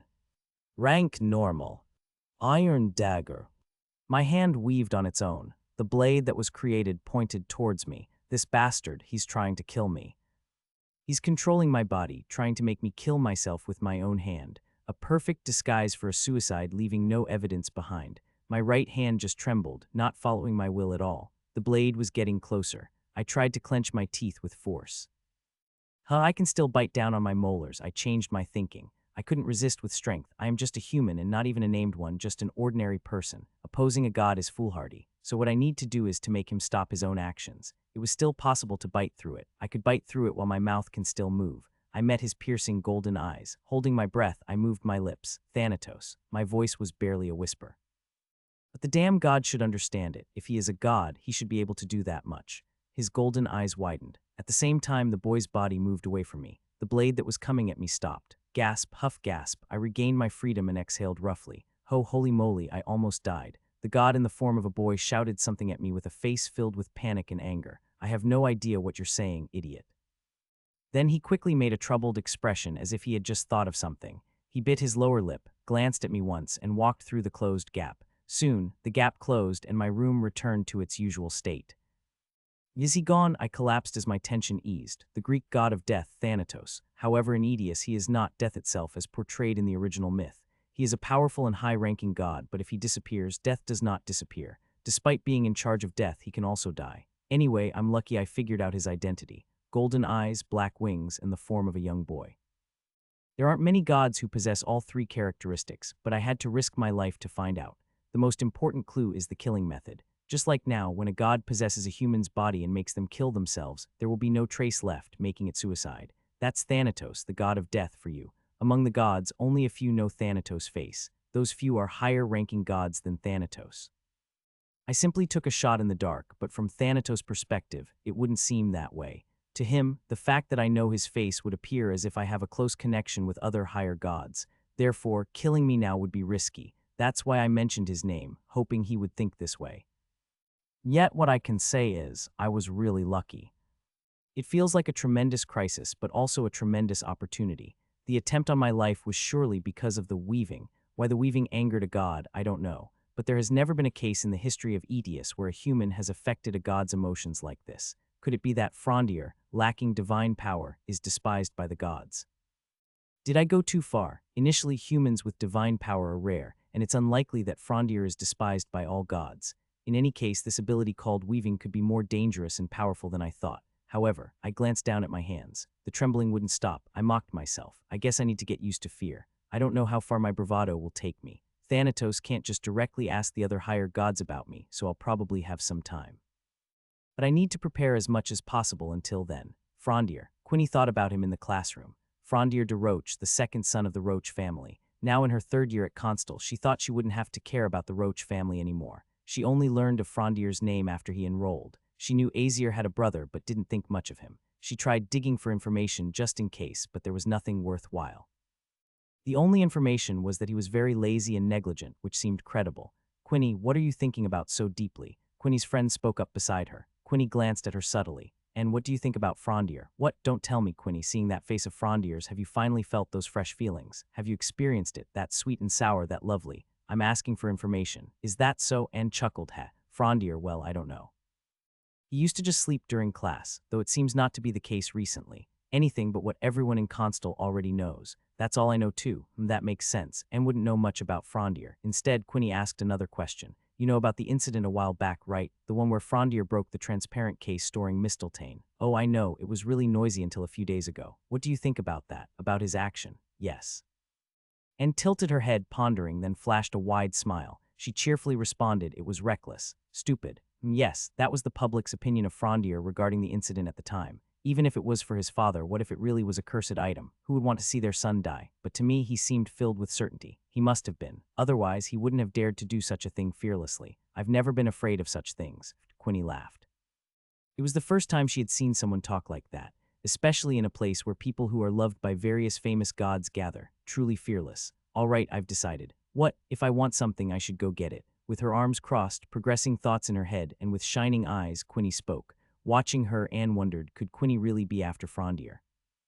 The largest museum on the central continent, Remuse. It's a space that is like a collection of the past, where you can experience ancient weapons and culture at a glance, starting from artworks such as paintings and sculptures. Quinny visited the Remuse Museum for both hobby and study. By looking at high-quality artworks, one can develop a discerning eye to evaluate the value of items. However, today she was a bit distracted, and Quinny gave a vague smile. You didn't have to come. No, it's fun, really, really. Anne, who was next to her, responded automatically, her repetition indicating her soul was about to leave her body with each answer. Why would a kid who's not interested in this kind of thing follow along? My dad bought a painting a while ago, and it turned out to be a fake, so I guess he was a bit embarrassed in front of his friends. After that, he suddenly came to me and said, "Daughter, you shouldn't let this happen," and told me to study about artworks. Apparently, there have been a lot of such incidents lately. He seems like a good person. Well, I needed something like this too, and since it's my father's request, there's no reason not to accept it, right? Just to get to know a bit. Anne twisted her hair as she spoke. Quinny chuckled at her. But if you don't like art, you can't develop an appreciation for it, because appreciation in art is a sense of feeling, beautiful. Quinny debated whether to say this, but in the end, she swallowed it in silence. Who knows, maybe this experience might open her eyes. Oh my, Quinny stopped in front of a painting while walking. It was a woman praying, but it was not a church or a cathedral. She was praying in the midst of golden grains. The woman was smiling, and her face was not solemn or serious, but bright and sunny. All these elements were different yet harmonized, and it was both alien and magnificent, incredible. Quinny was flustered, afraid she might have inadvertently voiced that thought. Quinny, look over there. Yes, I'm looking. When you reach this level, you'll understand no, not the painting next to you. At Anne's barely audible whisper, Quinny slightly furrowed her brows and looked to her side. Indeed, when she looked to her side, Quinny was even more flustered than before. Next to her was Frondier. Frondier was in a place that was not constal, in a museum in front of an artwork. Nothing made sense, and Quinny was frozen on the spot. Just like Quinny a while ago, Frondier seemed unaware of Quinny next to him. His eyes were solely focused on the painting. There was no particular admiration on Frondier's face. It was the same languid face he always had. If you looked at it differently, it seemed like he was observing the painting. Whether Frondier had an eye for art or not, it was certainly not ordinary to stay this long on a single piece. This piqued Quinny's interest. Yes, it was Frondier who knew that Mistletoe was a fake. He might have some knowledge about art as well. What's your impression of this painting? Remarkable. Frondier's mouth opened gently. The sigh that came out with it seemed to contradict his admiration for the painting. It's a counterfeit. It was a brief comment. Frondier just said that and walked away. His steps were as plain as ever.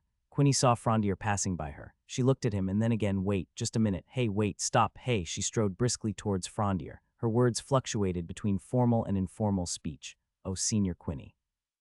Nice to see you here. Frondier greeted her. Quinny flinched at his usual demeanor. She decided to return the greeting for now. Oh, yes. What brings you here, Frondier? I didn't expect to see you in a place like this. Well, I came to see relics rather than artworks. I was on my way there. Relics, yes, like weapons or armor. At Frondier's words, Quinny finally understood. Frondier, who had recognized Mistletoe as a fake, he was an otaku who was interested in old things. But there was a more pressing issue at hand now. Frontier, what did you mean by what you just said? What did I say? You said counterfeit when you saw that painting. Clearly, I heard you loud and clear. Quinny pointed at the painting with a pop. She took another look at it while she was at it. Even upon a second look, it was an outstanding painting. It was so good that it wouldn't be strange if it were placed in a hall of fame, let alone being a counterfeit. Ah, yes, I did, Frontier replied. His reply was again refreshingly straightforward. Does this guy have a habit of calling everything, including Mistletoe, a counterfeit? Do you know where we are? This is the Remuse Museum, the best museum in the central continent. It's not a common occurrence to find counterfeits here. Upon hearing that, Frontier pursed his lips. He seemed to be pondering something. So, Senior Quinny, you mean I should have formally protested against the museum for bringing in a counterfeit? That's not what I meant. What's with him? Doesn't he have even the slightest doubt that he might be wrong? Whether it's Remuse Museum or the Louvre Museum, a counterfeit is still a counterfeit, Frondier said. His tone implied that he was stating the obvious. Well, it is obvious, but where is the Louvre Museum? A museum in Paris. You're saying that's a counterfeit? Yes, a counterfeit. Really? Don't you regret saying that? Really? Absolutely. It's 100% a counterfeit. Quinny looked at the painting once again. Indeed, no matter how you look at it, it's a remarkable piece of art. Although her standards for Frondier have risen after the mistletoe incident, she still trusts her own eyes more. Then how about a bet? A bet, yes, a bet to determine whether the painting is real or fake. If Frondier wins, I'll send the amount indicated on the painting to the Roche family in Loire. If I win, it'll be the opposite. How about it? How do you plan to confirm its authenticity? I'm going to buy it. That painting. Anne, who had been quietly standing next to her, exclaimed in surprise on her behalf. Quinny looked at Frondier with a confident expression. In fact, she had been thinking about purchasing something since she came to the Remuse Museum. That painting was enough to satisfy her eyes. She was also angry to hear that such a painting was a fake. You can cancel it now and it will be as if it never happened, all right, Frondier said. Quinny blinked her eyes in disbelief, her mouth agape, but then Frondier said something even more unbelievable. Could you send it to me personally instead of giving it to the Rowe family? Like cash. You're really asking for a lot, aren't you? The current highest stock price is being run by the Viet Trading Company. However, that's a recent evaluation, and the Viet Trading Company had lost its brilliant heyday before it passed through Quinny's hands. At that time, everyone thought that the Viet Trading Company was irrecoverable, and it was indeed true. Looking at the flow of the Viet Merchant Association, it was impossible to return to its heyday, so Quinny completely broke it down and started over. She eliminated all unprofitable trade relationships, fired people, and cut off all ties with the nobles she had been close to for a long time. After removing all the bubbles stuck to the Merchant Association, the deficit was resolved. The problem was that the number of enemies increased accordingly. Viet had been doing a lot of business with other merchant associations and families. Among them, there were many who would go bankrupt if the Viet family went bankrupt. But Quinny cut them off without hesitation. Things like time and affection that had been traded for a long time were not considered. Naturally, the number of enemies had to increase. Hence, she earned the nickname Little Devil Quinny. Afterwards, Viet grew impressively. And as the Viet Merchant Association grew, all the families that Quinny had cut off walked the path of downfall. As a result, the world's evaluation of Quinny, who they had called reckless, changed. Cold-hearted yet with a discerning eye that sends chills down one's spine, her ability to judge people and evaluate abilities is comparable to foresight. If Quinny doesn't cut them off, or if she reaches out first, the family grows. If Quinny cuts them off, the family falls into ruin. After such situations repeated, the families who tried to bring down Quinny found themselves in hot water. Being cut off by Quinny became proof that they were not worth it. Naturally, their popularity fell, and they were labeled as incapable families. Quinny, who had an eye for discerning people, was like a ghost. Her ability was said to be comparable to foresight, but of course it was not foresight, so naturally she couldn't read all the incidents that occurred unexpectedly. Such an obvious fact was particularly annoying to Quinny today. So everything is mixed up. Well, that is, by the time we arrived, it was already this bad, so it's mixed up. At Quinny's inquiry, the butler stammered and shut his mouth.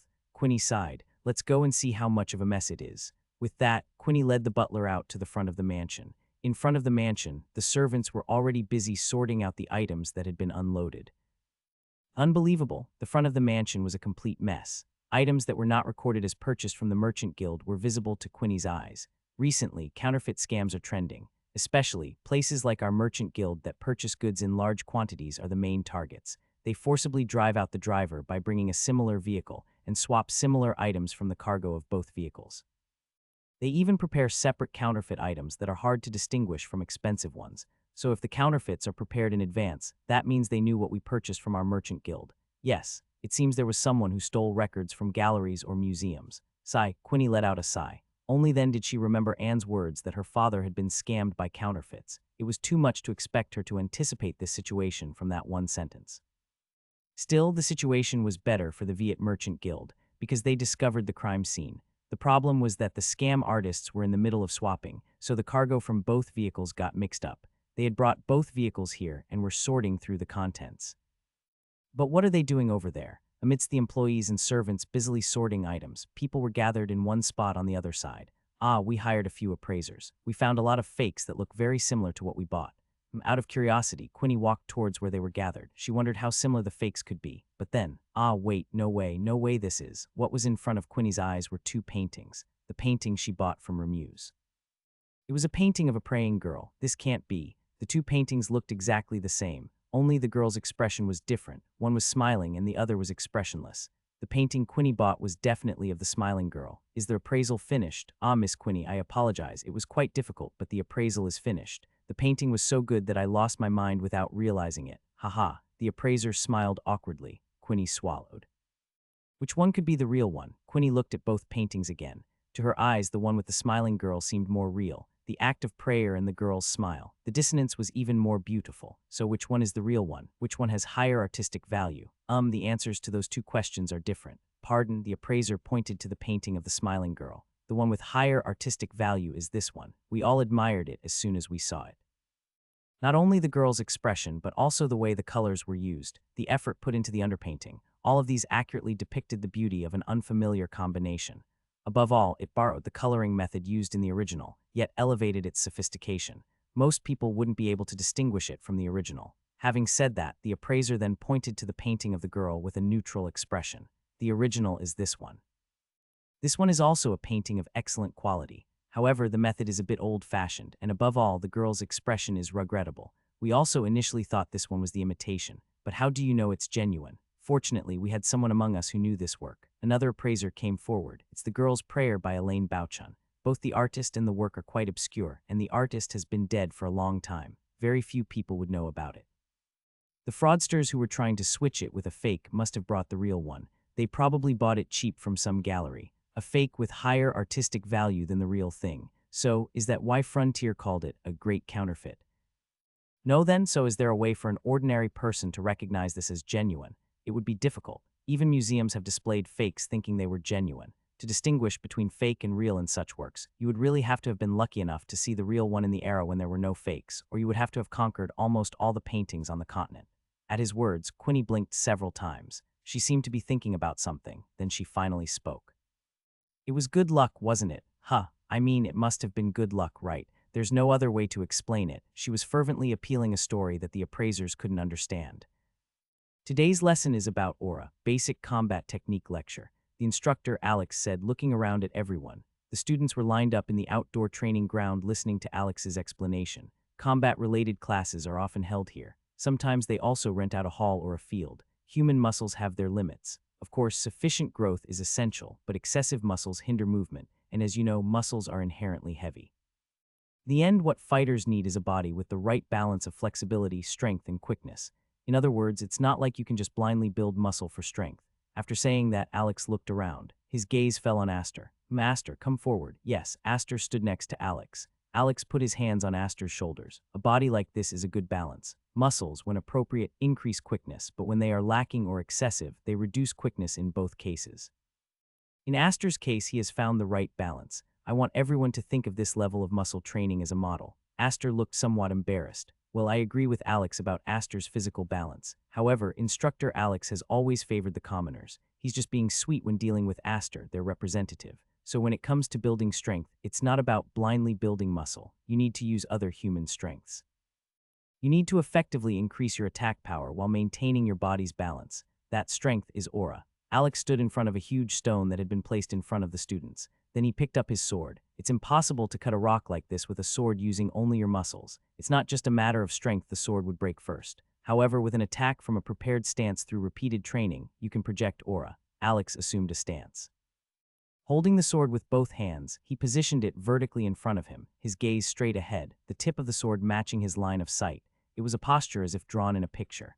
Alex raised the sword above and slashed downwards towards the rock. A blue light flickered at the end of the blade. With a swish, the blade neatly sliced through the rock. Oh, the students marveled. Alex wore an expression devoid of any particular emotion. After all, he had demonstrated it during lectures.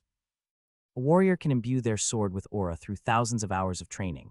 At first, it's only momentary and only in a single movement, but later, you'll be able to use aura in various movements. A teacher. Someone raised their hand at that moment. From the back, it was unclear who it was. Given I don't recognize them, maybe an extra. Then, if you continue to train, can you always imbue your weapon with aura? Judging by that question, they must be an extra.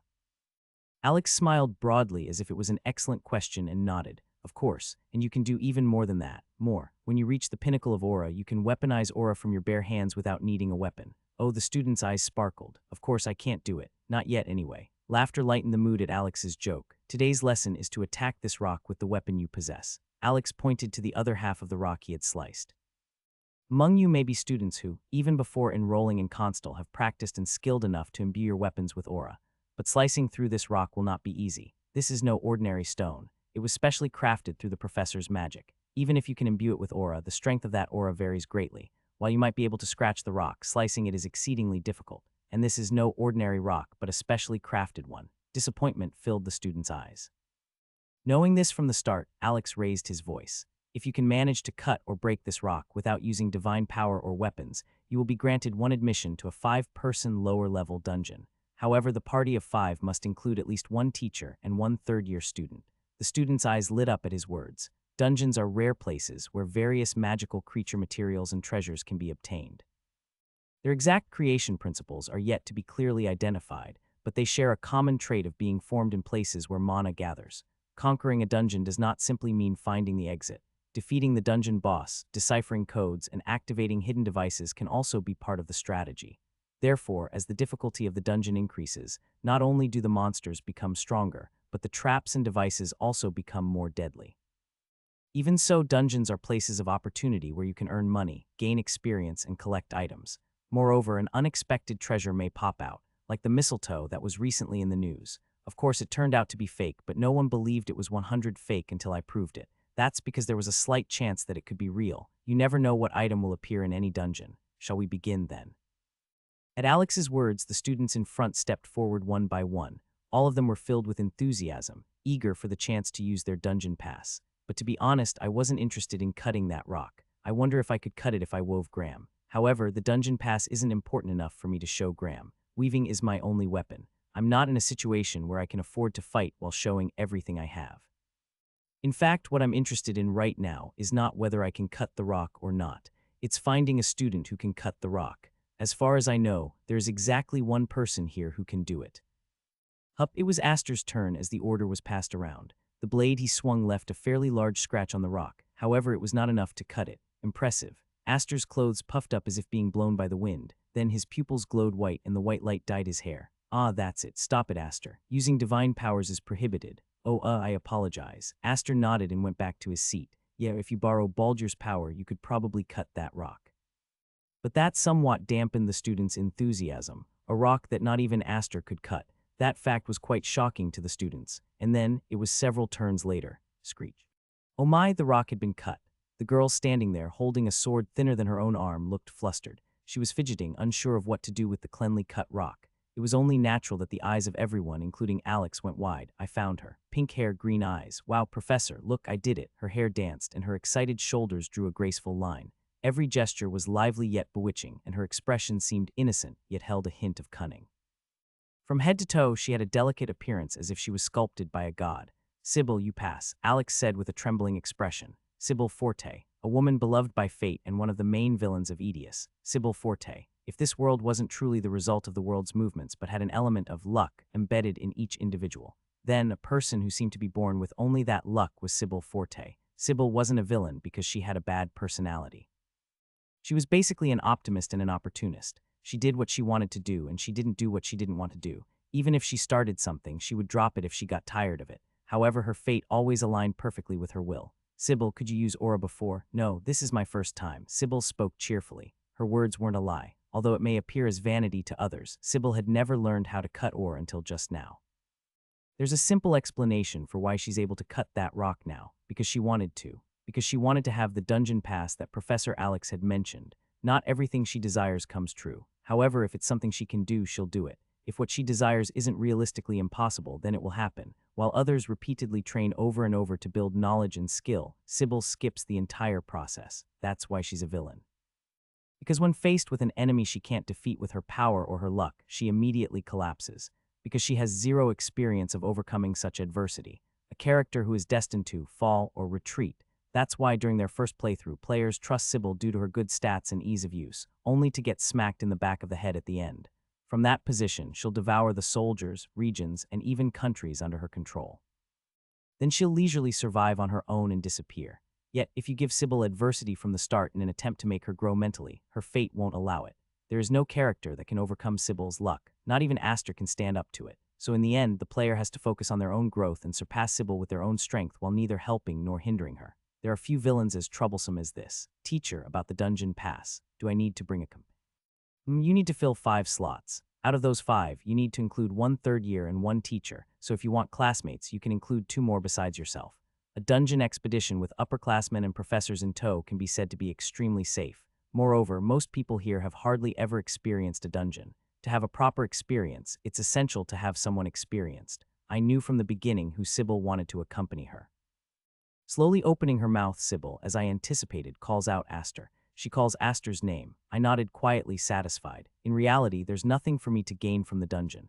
Rather, it's important what Aster Evans gains from this dungeon. His growth is as crucial for breaking the game as mine. It's not a difficult dungeon, and with Aster and Sybil, they should easily break it. The teacher is going too. It's a party without worries. Meanwhile, I should focus my energy on my training. Will you come with me, huh? Sybil's tone is almost like a seduction, a refreshing smile and a slightly tilted posture. Her pink hair flutters. Yeah, sure. Aster readily agreed. Sybil clapped her hands with ease, showing her happiness. While I can see the boys' eyes around us growing cold, to feel Sybil's popularity this easily. But there's one spot left for a classmate. Can I choose that one? Then Aster said something strange. As far as I know, Aster wouldn't say such a thing. Even though later on, Lunia Freisel, who's practically the game's official heroine, joins out of jealousy for Sybil, Aster wouldn't usually make such a proposal to anyone. Hush, sure. As Sybil responded, all eyes turned to Aster. Amidst the curiosity about who Aster would mention Frondier, he called me. I lifted my head upon hearing this. Why suddenly call me out here? Wasn't he looking for someone to go to the dungeon with? Wanna go to the dungeon? It was me. Despite Aster's sudden nomination, I maintained a calm demeanor. As a proud Korean gamer and someone deeply immersed in this game, I can keep my composure in any situation. With such a contemplative mindset, after understanding the intent behind Aster's words, I answered, After class, Frondier, Sybil, and Aster were sitting together at a cafe on campus. Sybil was sitting at a round table, rolling her eyes back and forth between the two. In front of her sat the most reputable good and bad boys of the first year. Aster Evans, respected by both teachers and students, possessed strong divine power and talent. Frondier de Roche, who spent all class sleeping and lazing around, with neither divine power nor talent.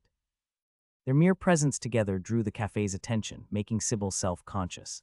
The attention was partly because Sybil was with them, but she didn't realize it went that far. Aster, why did you pick me? Frondier's languid lips parted. Sybil was curious about that too, naturally shifting her gaze to Aster. But Aster, surprised by the question, widened his eyes. Why, you helped me, Mistletoe. You helped ease my worries. Worries that would have disappeared eventually anyway. Frondier sighed. Ah, I heard about that too. Sybil's eyes sparkled as she spoke. Frondier's actions at the Nobles' Council were a famous incident. The so-called insolence of the human sloth, Frondier. His outrageous behavior in front of the Empire's prestigious families, from boastful words claiming not to fear divine punishment to reckless actions destroying trade goods. Ultimately, Frondier's actions benefited his family, but they were seen merely as reckless. Frondier, are you really not afraid of divine punishment? Sybil asked. It wasn't out of mockery or disdain, but pure curiosity. Frondier looked at Sybil and replied, Yeah, that's it, yeah, Sybil mumbled, taken aback by the short answer. It's too risky for someone just wanting to show off. Why would I show off in such a situation? I guess he knows. It didn't seem like he was trying to show off. Let's skip that for now, we have something else to discuss today, Aster said, as if to clear the air around them. Sybil said the third-year students and the teacher who will accompany us. Who should we choose? Indeed, there was a reason the three of them were gathered. The dungeon exploration team requires 5 members. At least 2 of them must be third-year students and a teacher. Who should we choose? Teachers are generally cooperative, but many third-year students refuse. They're busy with their own work and find it bothersome. Shouldn't we assume some will refuse and start by writing down a list? Soon after, Sybil and Aster mentioned a few third-year seniors. Sybil was diligently writing down the names mentioned. Meanwhile, Frondier remained silent. The two didn't ask Frondier anything, not only because they knew of his reputation for being lazy, but also because he seemed to be deep in thought, unusually so. And after much deliberation, Frondier spoke up, Quinny.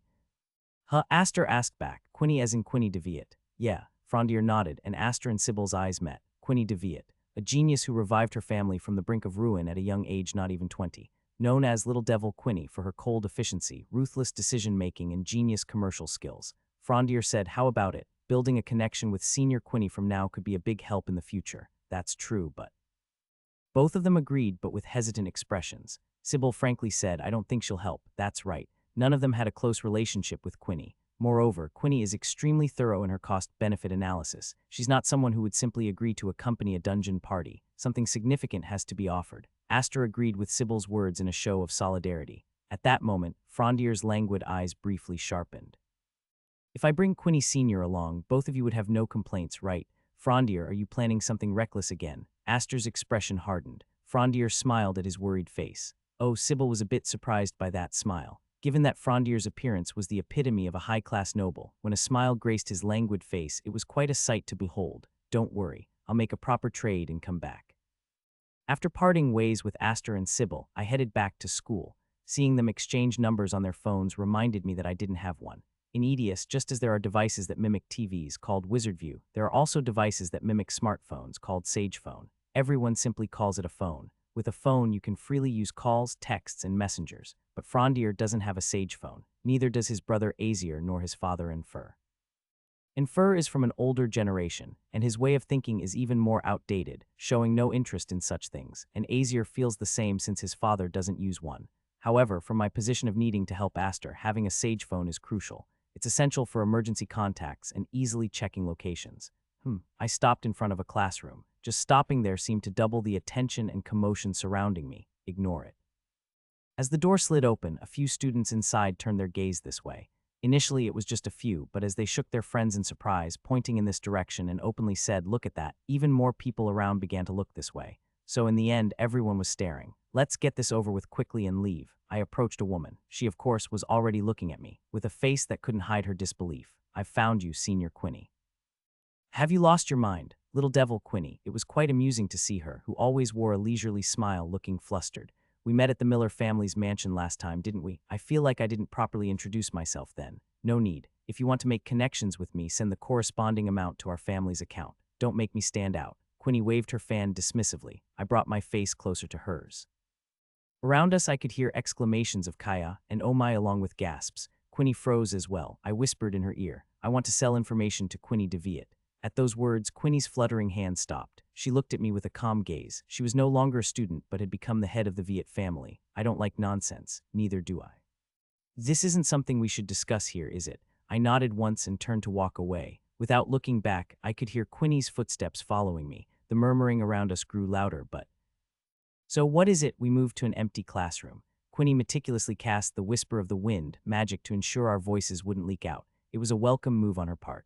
I closed my eyes for a moment. It was best to get on friendly terms with Quinny as quickly as possible, for me and for Aster. It wasn't just about the benefits her trading company could offer, but more importantly, because she was someone you can trust. In Edius, having someone you can truly rely on and trust your back to is more important than anything. But right now, I don't have much to offer her. However, there's one piece of information that Quinny would definitely be interested in. I pondered for a moment on how best to say it, then opened my mouth. A monster from outside is coming. Quinny's expression hardened. The monsters from the outside. As mentioned before, in the world of Etius, the domain of humanity is insignificant. Humanity as it is now struggles even to deal with the monsters within that domain. Outside means literally outside the realm of humanity. The monsters lurking there are different from those within. She cast a dubious look at me. Are you sure you should be saying that so casually? It won't just end there, will it? But if left alone, it truly won't just end. Quinny glared into my eyes as if she could read my inner thoughts by doing so. I accepted her gaze. The third years have a dispatch mission coming up, right, for a temporary professional experience. And how do you know about that? You'll face a monster from the outside there. How many? Quinny demanded the details of the information before verifying its authenticity. That was the right approach. I held up my index finger. Just one. One, you mean a single creature? Yes, a particularly weak individual from the outside world's pack, an outcast that couldn't withstand the life of the pack and was left behind. You'll face that one. Quinny blinked at my words, her expression one of uncertainty about how to react. I smiled gently. It doesn't sound that dangerous, does it? Honestly, it doesn't. I've never encountered a monster from the outside, but to fear just one, and an outcast at that, seems almost like underestimating the pros, doesn't it? That thought isn't wrong. A creature that inferior could indeed be subdued by just one pro. Then why? Because the dispatch mission Quinny Sr. is set to undertake wasn't originally considering that creature. Quinny's eyes widened at my words. As expected of Quinny, quick to catch on. Still, speaking directly has its effects, so I continued. Many will die. The monsters on the outside are far stronger, and above all, more cunning, even if they are of the same kind as the monsters inside. They will hide themselves and attack people from a distance where the pro's eyes can't reach them. Until the moment the pro discovers them. Oh my. Quinny, who had been listening quietly, raised one side of her mouth. There are many third years. There are ordinary people in the training ground too. What are the chances that I'll be the one to face that thing? The pro will find it before that happens. All I have to do is avoid it while others deal with it. Besides, you have already leaked all the information, so what do I have to give you? She doesn't care about other people's deaths as long as her safety is guaranteed. A cold-hearted person who only thinks about money and power in order to raise her family's status. Little devil Quinny, she's very good at deceiving people. That's why she's the head of the Viet family. I know its weakness. The information I'm selling is that. Quinny's gaze wavered. If she really intends to hide among people and run away, this information is meaningless. What good is knowing a weakness? Just keep running away and that's the end of it. But Quinny wavered, because her saying that she would sacrifice others was just a lie. I lowered my eyes. I'm sick of seeing Quinny's bluff any more than this. Don't you hate it when people die? Who are you? I have my own means of obtaining information. This information came to me that way. Memories of the countless times I've played the Edius game in the real world. There is no more accurate source of information than this for me. At my words, Quinny bit her lower lip. I can hear the sound of her mind whirring rapidly. Quinny looked at me straight in the eye and said, "So, what do you want? Money." She's cool and quick. She must have judged that it would be much more profitable to form a business relationship with me than the possibility of me lying. No, we managed to get a chance to enter the lower dungeon this time. Would you like to accompany us? Will that do? Quinny asked suspiciously. I smiled. Quinny doesn't like deals that are overly advantageous to her. That's because she suspects there's a catch hidden somewhere, and I need a few things. That's why I said it, to make a fair deal with her. In fact, from my point of view, this is the main point. Since I've succeeded in completing Graham's weave, even if it's unfinished, I need many things. Yes. First, I need something that can increase my total amount of mana. It doesn't matter if it's an elixir or an artifact. You want a lot all of a sudden. Is there anything else? Another thing is an accessory that can hold water. I'd like it if I could wear it on my body and it's easy to take out or put in water. The inside shouldn't be visible. That's a strange order. Why don't you just carry a water bottle? I want it to be very, very easy to take out and put in. Quinny tilted her head even more and looked at me like I was a weirdo, but I had nothing more to say. The accessory that can hold water is actually for storing obsidian. To be exact, I just said water instead because I thought Quinny would find out. Fine, is that all you need? I promised to provide it in the name of the Viet family. So. What's the weakness? The weakness is, I stopped as I thought of something. Quinny's eyebrows furrowed. What is it? You're not going to say you don't have one now, are you? No, now that I think about it, there was one more thing I needed. What is it? It would be nice if I could also receive a sage phone. Quinny opened her mouth in disbelief. You don't have a phone. It's not going as planned. Sybil's fingers brushed her lips as she fell deep into thought. Aster Evans. His divine power is too well known. Ordinary people, upon receiving divine power, would hurry to hide it within their family, but when the owner of the divine power is as renowned as Baldur, there's no need to hide. Instead, it's better to make it widely known, benefiting from other families or institutions. Thus, Aster's divine power is known to all, regardless of his will. With his thick network of trust, sincerity, talent, and a captivating appearance, I really want to make him mine, but it's not going as planned. After Frondier left to recruit Quinny, she thought she had tried quite hard. She was gently rejected with a soft smile. I had put so much effort into my expression, gestures, and even the tone of my voice for that proposal. As Sybil walked, a rhythm emerged in her movement. Soon, she was almost dancing as she moved. Sybil has rarely faced rejection in her life. The world always caters to her tastes. Therefore, she cannot understand the unfortunate. She cannot comprehend people's efforts. It's not that she looks down on effort. She literally does not understand it, because she believes everyone has the same luck, talent, and puts in the same effort as she does. For her, rejection is neither familiar nor pleasant. Creak, creak, creak. Ah, it can be heard, the sound of fate aligning. The sound of those gears moving just a little bit in her favor. Of course, Sybil knows this sound is merely a hallucination. Fate does not make such sounds. Without any forewarning, fate is already prepared for her. The dungeon I'm going to participate in has a sanctuary. Those with divine power are given the chance to briefly face the owner of their divine power, that is, the deity. A simple wish can be granted, or just a few words can strengthen the force. This is the perfect place for Aster, so if it were the original game, Aster would reach that place and see Baldur. That way, Baldur's power could be further strengthened. I don't need to go. For me, who doesn't have the divine power, it's obviously useless. I'll leisurely explore and watch Aster do the event in the sanctum. Oh, I saw Quinny waiting at the main gate of the console. I felt a little relieved. I'm sure Quinny wouldn't do that, but the possibility that she wouldn't come after we made a deal was definitely there. You're fast. Quinny waved at me. Her expression was subtle. Frondier, why did you participate in this dungeon raid? Oh, I didn't originally plan to participate, but Aster nominated me. Aster Evans. Quinny looked surprised at me. It was as if she was asking, you're close to Aster.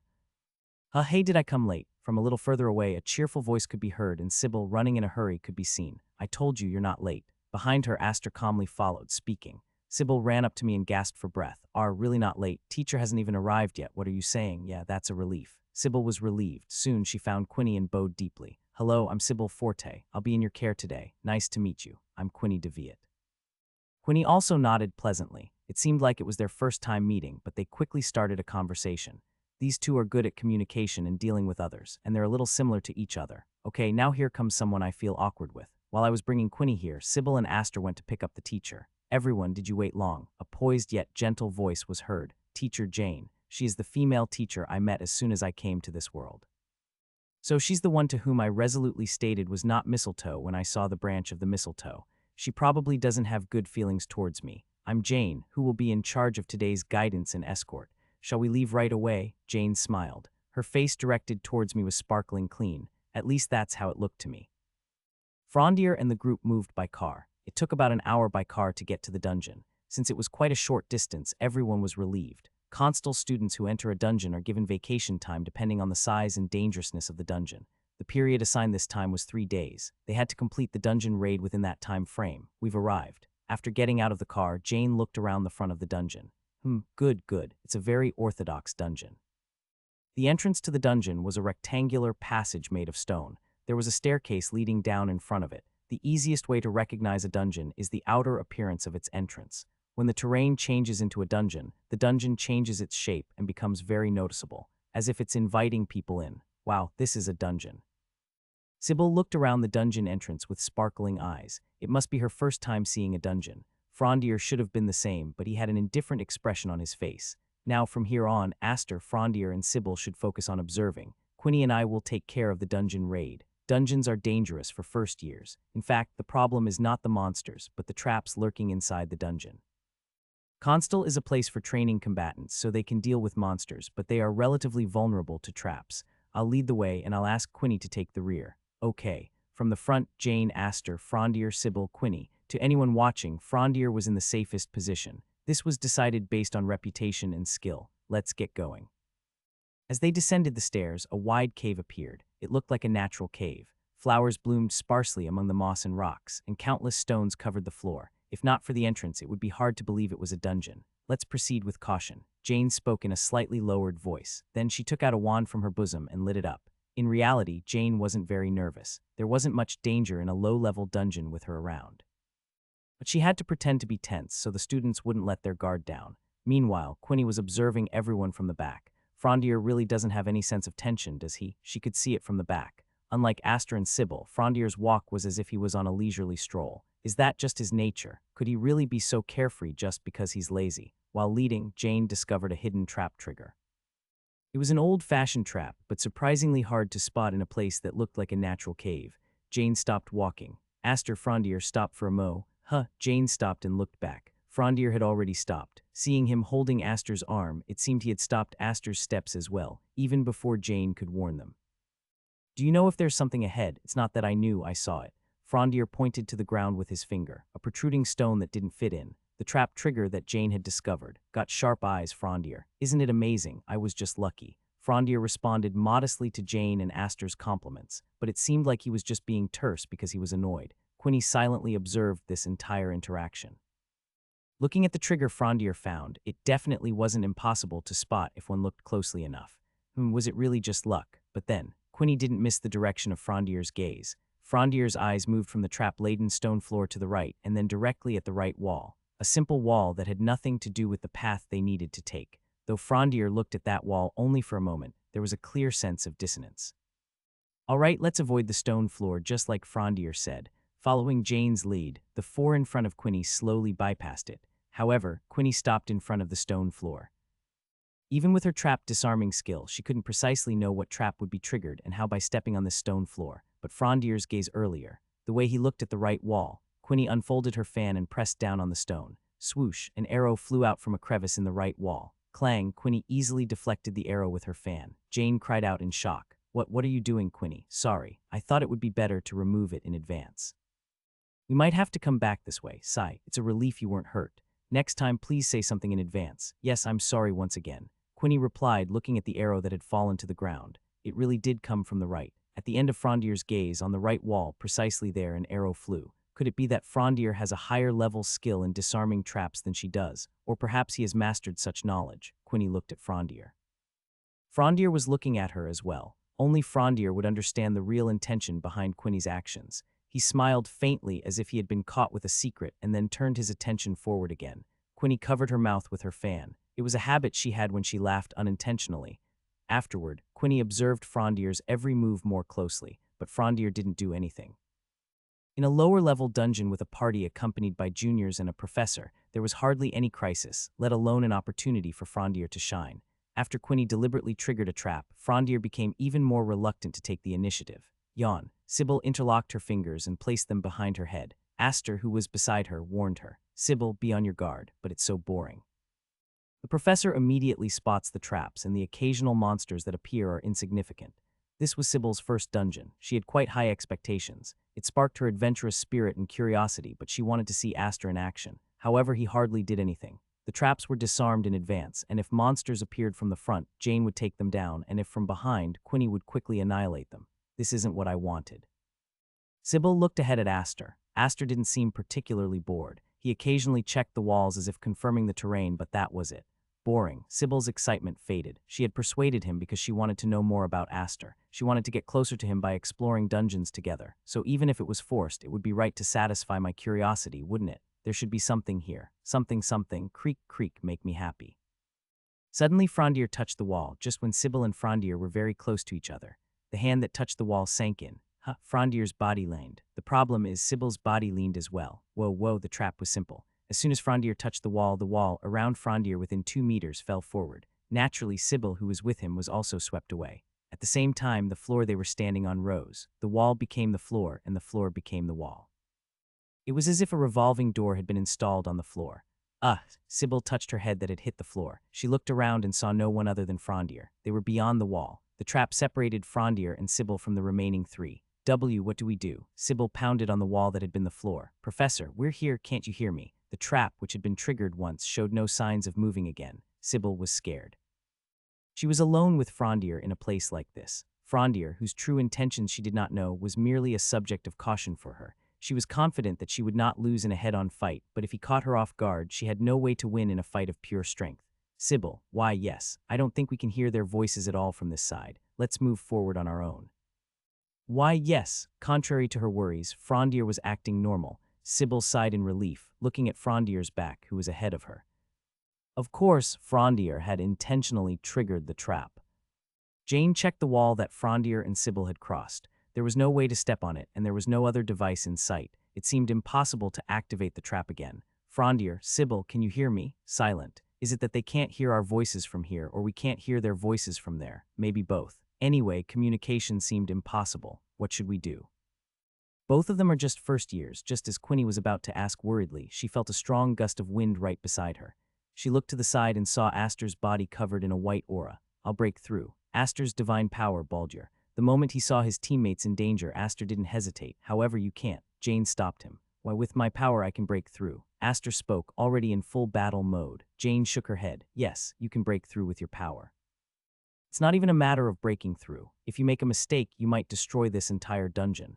Aster regained his composure at Jane's composed words. Jane looked straight at Aster and said, Student Aster, if the dungeon collapses, the 2 inside might be buried alive. If that happens, there's nothing we can do. Aster remained silent for a moment after hearing what Jane had to say. Soon, he released his divine power and closed his eyes. I apologize for getting excited. I'm glad you understand. Jane smiled, watching Aster apologize sincerely. But the situation was not resolved. Jane thought for a moment. Would Frondier and Sybil stay where they crossed over, or would they move? Frondier would want to stay there. He is knowledgeable about traps and is famous for his lazy nature more than anything else. On the other hand, Sybil wouldn't be able to stand waiting. Just a while ago, she was showing signs of being bored. If Jane and Quinny were there, some mischief would be fine, but right now, there were only the 2 of them there. They shouldn't move. I can only hope that Frondier will stop Sybil. If so, we still have time. Let's keep going. If we clear the dungeon, it will lose its power and the area will return to normal. Then the 2 of them will also be safe. Yes, let's hurry up then. Quinny nodded resolutely. Jane looked at Aster. Student Aster, I have high hopes for your ability. Leave it to me, Aster said confidently. Even if we don't necessarily have to break down walls, his power is essential for clearing this dungeon quickly.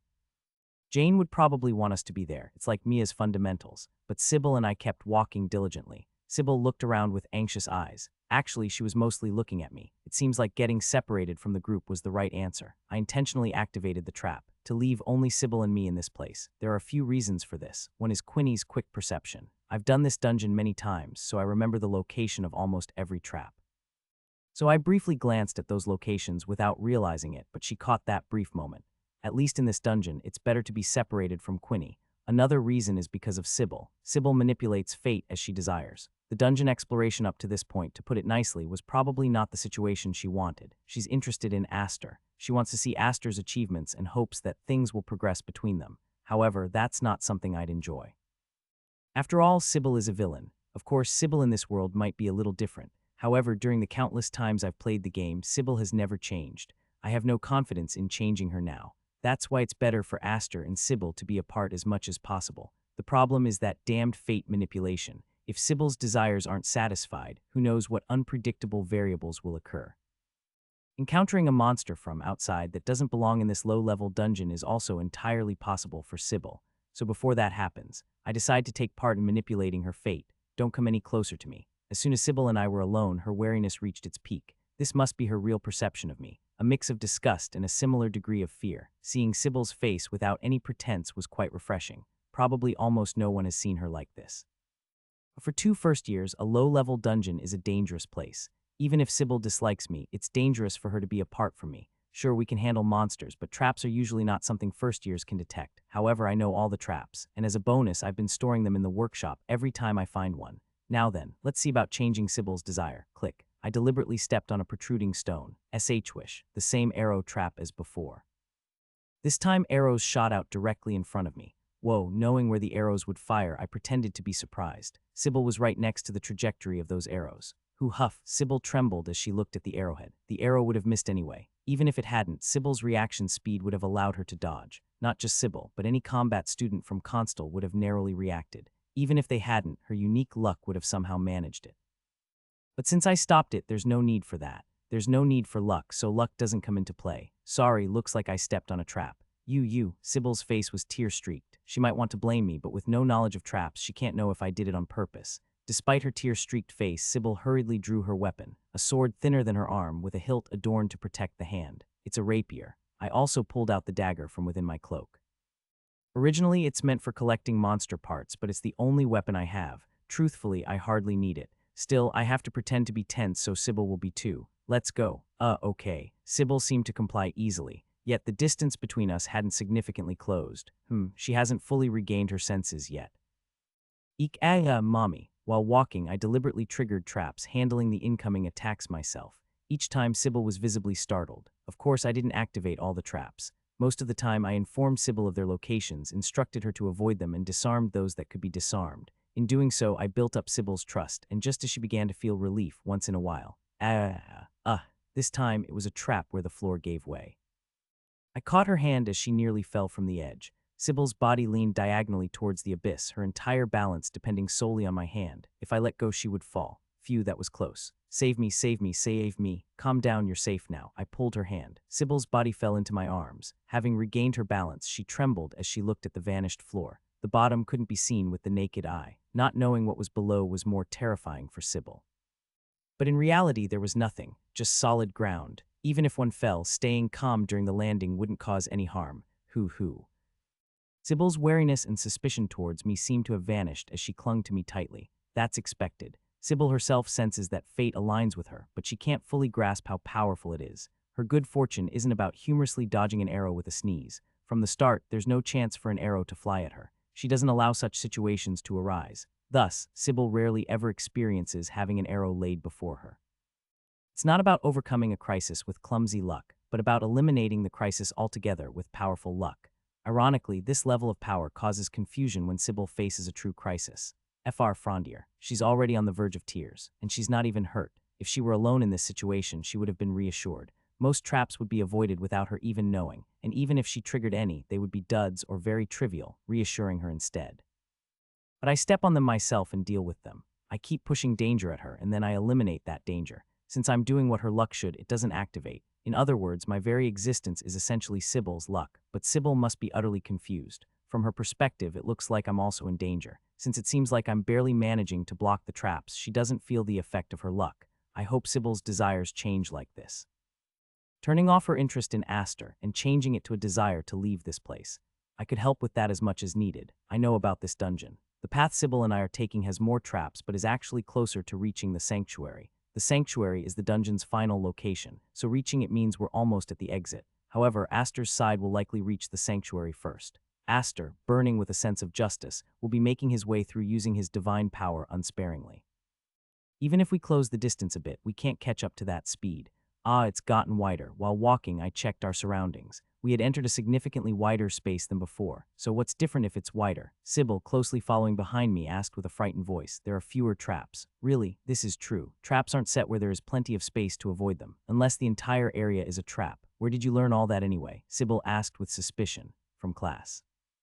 From what I know, you sleep through every class. Didn't you hear I've been paying attention lately? It feels strange to talk about it as if it's someone else's business. After all, I'm not really Frondier, so I'm talking about someone else. So if it's not a trap, what's there? What do you think? After walking a bit, we saw a group of beasts in the distance. They had gray fur with red eyes, their backs were quite hunched, but they walked on two legs and their faces resembled rats. Ratmen. There's that, I see.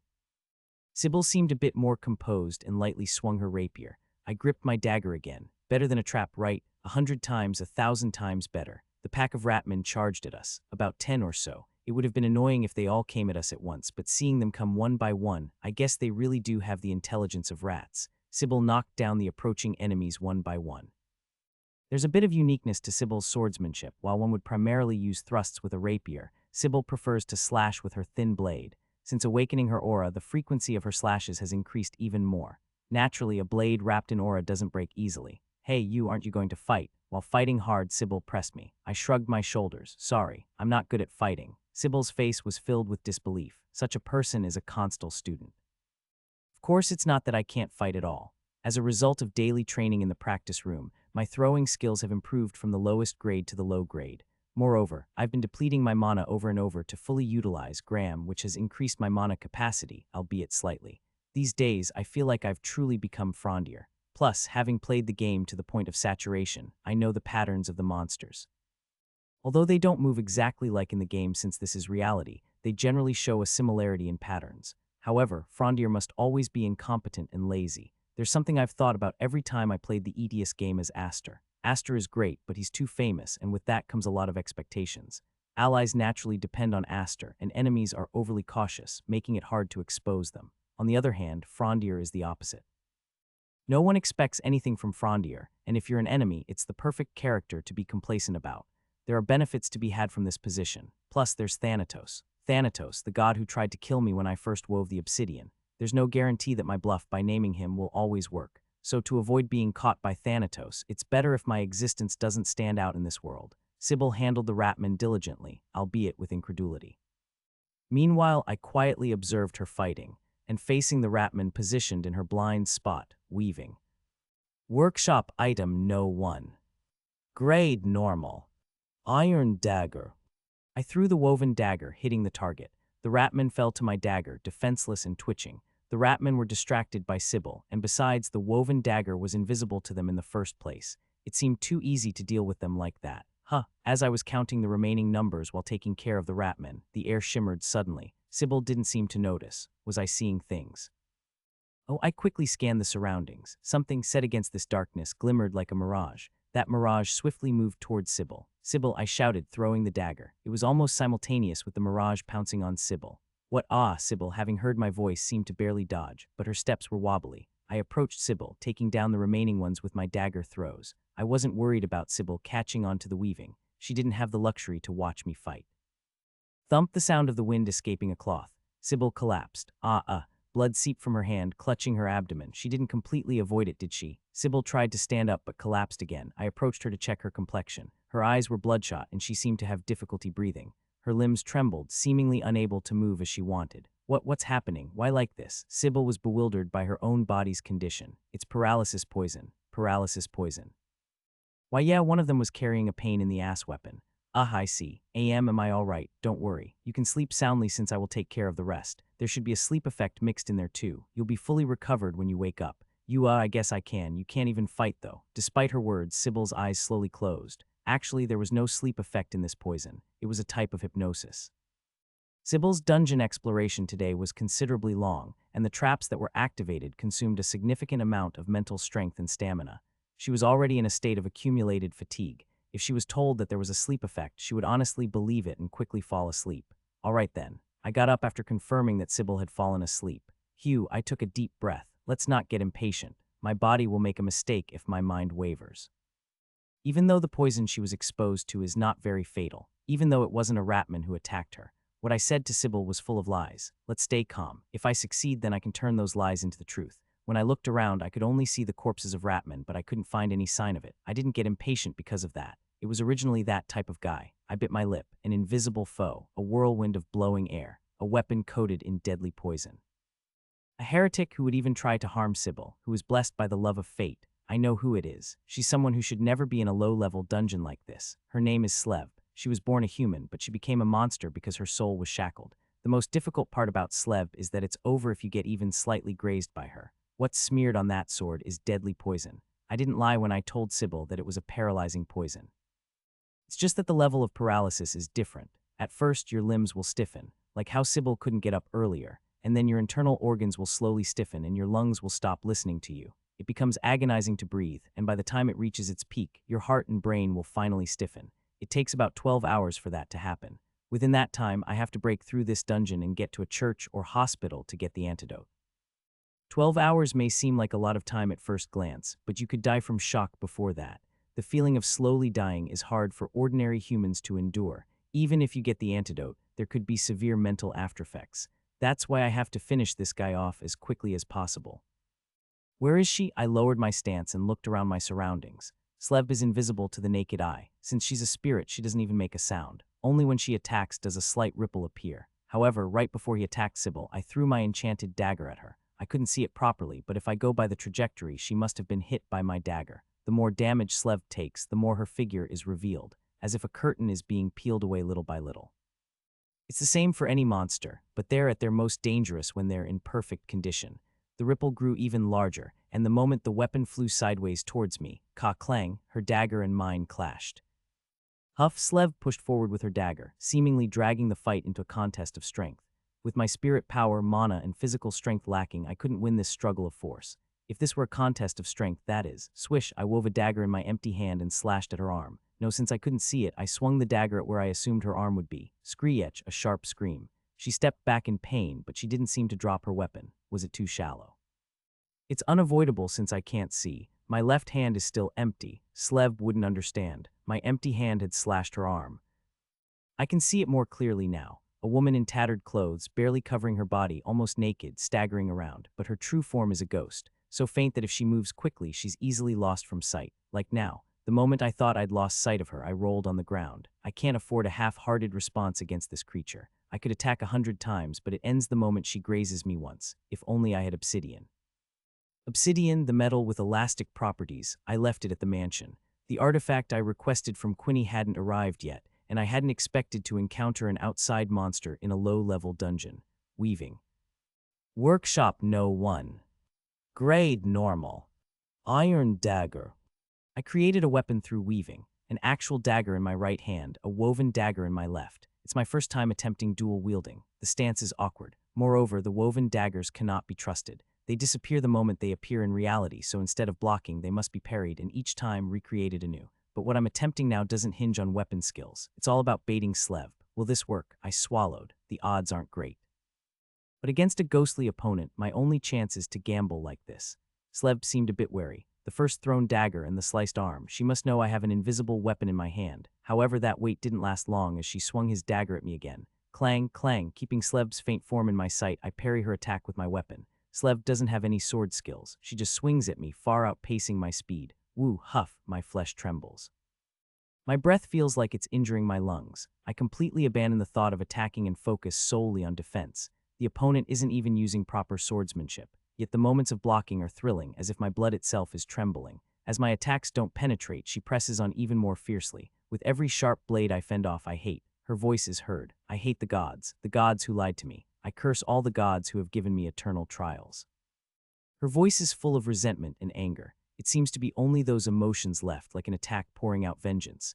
But so what? I can't help but gasp for breath from tension. I'm not a god. I am not loved by the gods. I have a body that has neither divine power nor talent. Rather, I almost got killed by a god. Clang. Even parrying it was getting difficult. Is it time? I raised my right hand holding the dagger, and while blocking his dagger, I loosened my grip. Clang. The dagger left my hand with a flashy sound. I made it look like I dropped the dagger to her. An empty hand without a dagger, a revealed chest. If I were Slev, I would definitely aim for this opening. Swish. The dagger held by Slev shot towards me in a straight line. Please, weaving. Workshop item number 3. Rank Common. Iron Shield. This time a shield. Slev must have thought that the invisible weapon I had was a dagger. She must have guessed that my weapon was a dagger after clashing a few times. If I had another weapon, I would have taken it out a long time ago. Since she's making that assumption, this shield will work. Clang, I swung my shield with all my might, parrying Slev's dagger fiercely. My shield disappeared at that moment, and Slev's dagger fell from her hand. Without the dagger, Slev's means of attack are gone. Since a spirit body cannot exert physical force, Slev's only means of attack is that one dagger. Screech, Slev turned her body rapidly with a strange scream, at a speed as if lines were being drawn in the air. She reaches out her hand towards her dagger. However, I, who knows where the dagger is falling, am one step ahead. I saw the position she was aiming for and got in position. I unconsciously held my breath in tension. Once more a weave, please hold on. Weaving. Grade Legendary. Graham, as soon as I grasped Graham, a wave of nausea hit me. Even without the obsidian, I had already used a lot of mana. However, my opponent was distracted by her lost weapon and her movement was predictable. If I miss this, it's only right that I die early. I swung Graham from above down towards Slev. Swish, the sound was brief. My hands trembled. Graham had vanished. Symptoms of mana exhaustion covered my whole body. On the other hand, Slev, who had been noisy until now, didn't even scream. She just silently revealed her entire body. Thud, she fell to her knees without a trace of pain in her expression. Was this death? That's what I thought when. Is this that person's sword? I heard Slev's voice. The sound was faint, and with each syllable it grew even fainter. Breathing heavily, yet suppressing the convulsions of my body, I said, "Do you know the owner of the sword? I've been cut by this sword. As a soul, yes." Slev is hard to damage with physical force. Being a soul, she can't be touched except by that dagger. I also don't precisely know how I was able to cut Slev. Is it because the weave is magical? Or is it a characteristic of Graham itself? I didn't know, so I spared my words. After all, Slev didn't have the time to hear them all. Is that so? Am I still able to reach that person's sword? With those words, Slev's exposed body gradually disappeared. Not merely concealed as before, but as a complete annihilation. Is this it? Aster and his companions stopped, staring at what was in front of them. There, standing right before their eyes, was a humongous statue made of stone. The statue looked like a woman, and it also looked like a man. Its facial expression seemed cheerful, yet it also appeared sorrowful. The statue's eyes then glowed, and a resonant voice echoed out, as if the voice itself was birthed from within the statue's eyes. "You've done well on your journey thus far, adventurer." Its voice was so dry it crackled. "Tell me the name of the god you believe in. I am the guardian of truth, as well as the mediator of the world. I shall grant you the honor of having an audience with a god. This is the sanctum, isn't it?" Quinny uttered. The dungeon's interior was suddenly filled with a light that seemed to originate from the sanctum. "You're the one who needs to go, Aster. You're the only one here who has divine power." Aster nodded and stepped forward. "Speak the name of the god you believe in." Underneath the imposing statue that towered over him, Aster softly spoke a name: Baldur. As soon as Aster gave his answer, the statue's glow intensified. The light became so blinding that Aster had to shield his eyes with his hand. When all the light finally faded, a humanoid figure appeared, having absorbed all the light into itself. This figure was incredibly tall, and its body was translucent like a ghost's, so much so that Aster could see what was behind it. However, it radiated a divinity that was light years beyond that of a mere ghost. The god of light, justice, and purity, Baldur. His snowy white hair and exquisitely sculpted face were the spitting image of what one might imagine a god to look like. Slowly, Baldur opened his eyes. As if descending upon the statue, Baldur settled down and looked at Aster. Aster Evans. Aster was taken aback. He never thought Baldur would be the one to speak his name first. "An honor to finally meet you, Baldur." "The honor is all mine. I am truly honored to stand in the presence of humanity's hope." Humanity's hope. That's right. You must have a vague idea of it yourself, don't you? Your talent and your power, the heavy burden that you must carry because of those gifts. Without realizing it, Aster gulped. Baldur's power is composed of divine power, his own talent, and prestige. During his time in Constel, Aster felt what role he needed to play. However, hearing talk about being the hope of humanity directly from the deity himself was different. "I don't have the power of this sanctuary for long." "Aster Evans, what is your wish?" Upon Baldur's words, Aster thought for a moment, but from the beginning he only had one wish. "I want strength. Strength to protect everyone and repel the monsters." To Aster's words, Baldur nodded nonchalantly. "That's like you, Aster." A ray of light stretched out from Baldur. It slowly gathered around Aster, and he felt his divine power grow incomparable to before. "Aster Evans." As Aster felt the power imbue him, Baldur said these words: "Aster, be wary of Frondier de Roche." "Yes, what's that?" Before Aster could finish his sentence, Baldur's figure slowly dispersed and turned into a ray of light from the stone statue. Aster turned behind him to look at Quinny and Jane. They seemed on the verge of leaving as well. Jane looked around as if she felt something strange. Something was wrong. Nothing had changed. Did we fail to clear the dungeon? After reaching the sanctuary, the destination of the dungeon, and meeting the deity, the dungeon wasn't cleared.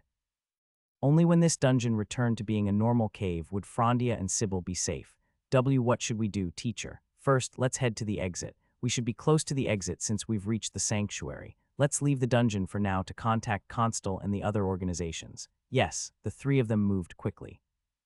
I collapsed, drained of strength. This damn mana exhaustion, I never seemed to get used to it. Kneeling with my hands pressed to the ground, my body still trembled. Every muscle was cramping. It's not over yet. I gritted my teeth and stood up. In the distance, I could see Sybil collapsed. I wished that with Slev's death, the poison affecting Sybil would disappear like something out of a game, but such things don't happen. Even now, the poison was slowly infiltrating Sybil's body. By the way, I've stored Slev's dagger in the workshop. Since that one weapon significantly increases the danger level of any monster, it should be useful. I started walking towards Sybil. Now I had to carry her out of here. By now, Aster and his group should have arrived at the sanctuary, and they would be panicking because the dungeon hasn't been solved. This dungeon is one of Edius's unsolved dungeons. Even if Aster meets a god in the sanctuary, the dungeon remains the same. Gamers have tried various methods, but the dungeon has never been solved, so I shouldn't expect this dungeon to turn into an ordinary cave. Let's quietly leave. Phew, I took a deep breath and picked up Sybil. Damn, she's heavy. Under normal circumstances, Frondier's body wouldn't have any trouble, but Sybil's body, paralyzed, was completely limp, and I was suffering from mana exhaustion. Trying to carry something with a body suffering from exhaustion and dehydration must feel like this. Let's go, I tried to mutter, but couldn't even make a sound. Sybil slowly opened her eyes. It felt like floating in gentle waves, but soon she realized she was being carried on someone's back. Frondier. Sybil tried to call out to him, but no sound came out. She couldn't muster any strength in her body, not even enough to move a finger, still paralyzed. Is it lucky that I opened my eyes? There was no discomfort in my body. Sybil was fortunately calm, unaware of the severity of the poison she had been afflicted with. Looking around, it seemed we were still inside the dungeon. Huff, huff. The weary voice of Frondier. He looks exhausted. Frondier's back was broader than I thought, solid muscles and bones. He always seemed weak and languid, but he is indeed a man, so heavy. That bastard. There's a rock in my shoe. Frondier's body swayed significantly before regaining balance. Seeing him struggle, Sybil decided to think positive thoughts. After walking for a while, Frondier stopped. I wondered if he was tired, but then I saw the dungeon bright. This wasn't the light from outside. It was a sacred aura materialized. This is a sanctuary, Sybil realized. I've heard about it. Some dungeons have sanctuaries at their final destination, a precious place where you can face the deity you believe in and amplify their power. This is the destination. The statue spoke. Adventurer, you have done well. Speak the name of the deity you believe in. I am the steward of truth, also the mediator of the world. I will grant you the honor of facing your deity. Frondier doesn't have divine power, but if this is a sanctuary, mentioning any deity could grant an opportunity to meet them, and if truly fortunate, one might even receive divine power. Which deity will Frondier mention? Curiously, Sybil perked up her ears. I do not. Frondier opened his mouth. Believe in any deity. What? Sybil doubted her ears. The statue simply asked. What is the reason? The statue is called the steward of truth because it can know the deity humans believe in. Therefore, mentioning the name of a different deity in front of the statue is meaningless. The statue knew from the moment it saw Frondier that he did not believe in any god. Not believe in gods. To Sybil, these were shocking words. In this world, most people do not receive divine power, but not believing in gods is a completely different story. How can one not believe in gods when they clearly exist? Then what about what he said during the Mistletoe incident? I have never been afraid of such things. Were those words not bravado or posturing, but because he truly did not believe in gods? I believe in humanity. Those words settled in Sybil's heart. Every word Frondier spoke built upon the last. I believe in the will of humans. I believe in the days they have strived to build with all their strength. There is no room for gods to intervene. These words were so dangerous that if someone from the church heard them, he might be branded a heretic. But to Sybil, those words were like a mighty wind, a wind that peeled away the fates enveloping her. Everything today becomes tomorrow. I believe in this obvious truth. Frondier's words pierced Sybil's heart like a blade. Was it so? Was I also like that? She felt ashamed of herself without knowing why. I do not believe in gods. Sybil, who is loved by fate, that love was like a cradle, too comfortable and cozy. It seemed to lead her swiftly to the grave, because I do not believe in fate. That last statement remained in her heart as an eternal echo. I did not feel very good as I answered. It was partly because of mana depletion, and partly because I was carrying Sybil, but it was also because this whole conversation felt like a waste of time. A sanctuary that gives those endowed with divine power the opportunity to face a god. That's no use to me. It'll only be useful to Aster. You don't believe in God. That statement isn't a lie, is it? Why do you keep asking me useless questions? You clearly know I don't have divine power. Is not having divine power different from believing in God? It seems strange to say you don't believe in God in a world where God's existence is obvious. I don't believe. Is that so? Suddenly, the stone statue started to glow. The statue, which previously only had its eyes glowing brightly, was soon enveloped in light. It was a sight that even I had never seen before. What is it? And the light gathered in front of my eyes to show me some kind of picture. The picture, although I don't know what it is, looked like a magic circle. My eyes naturally absorbed the shape of the magic circle into the workshop. Creak, soon all the light died down and the stone statue started to crack. It soon turned into a large fissure. Giant pieces fell to the ground. What is this? Did I make a mistake somewhere? The moment I thought that, the atmosphere of the dungeon changed. The strangely twisted stone patterns and trees returned to their original forms. The walls and floor returned to their original states. The dungeon was now an ordinary cave. In other words, I cleared the dungeon. I've never seen this kind of result while playing the game, nor could it happen. I blankly stared at the remains of the broken stone statue for a moment. I should get out for now. I started walking again. There's not much time left for Sybil. I met up with Aster and the others not long after leaving the dungeon. I left Sybil with Jane. As her teacher, she would be better at taking care of her than I would be. Jane and Quinny were relieved when I explained everything that happened. I told them that Sybil had taken care of most of the monsters. After I returned to the dormitory, Professor Jane, Miss Sybil has been hospitalized. She'll probably be fine by tomorrow. A message arrived on my Sage phone. Quinny and Jane took this opportunity to ask for my messenger address. It was a suitable pretext to prevent dangerous situations like this from happening again. Of course, there was no reason to refuse. Quinny Sr., if you feel anything unusual about your body, make sure to tell us. How kind of them, but I can't rest. I immediately sat down at my desk. First, I checked my smartwatch. Dungeon Conquest reward. Completed the conquest of the dungeon, the Sanctuary of Truth. Acquired the magic circle of Menesorpo, the magic circle that unfolded before my eyes right after the sanctuary was destroyed. It seems its name is Menesorpo, but I don't know how to use it. I don't have any knowledge about magic circles, so all I know is the name of the magic circle. Is there no other way than to activate it myself? I'll try using it when I have time later, then I might learn something. Next is this. I reached out to the frame containing the viscoelastic metal, obsidian, weaving, obsidian, grade rare. Slev's creepy dagger. Slev's creepy dagger. Grade rare. Description: a dagger owned by Slev. The strong grudge of Slev has turned into toxicity. The toxicity acting on the blade has magical properties and does not fade or disappear. Ability details. Poison paralysis poisons the attacked opponent. The poisoned target rapidly becomes paralyzed, and if not detoxified within 24 hours, they will die. Indeed, it's toxic. This characteristic has good synergy with my weaving.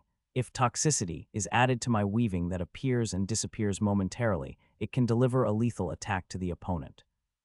But it's too dangerous. Let's not use it on people.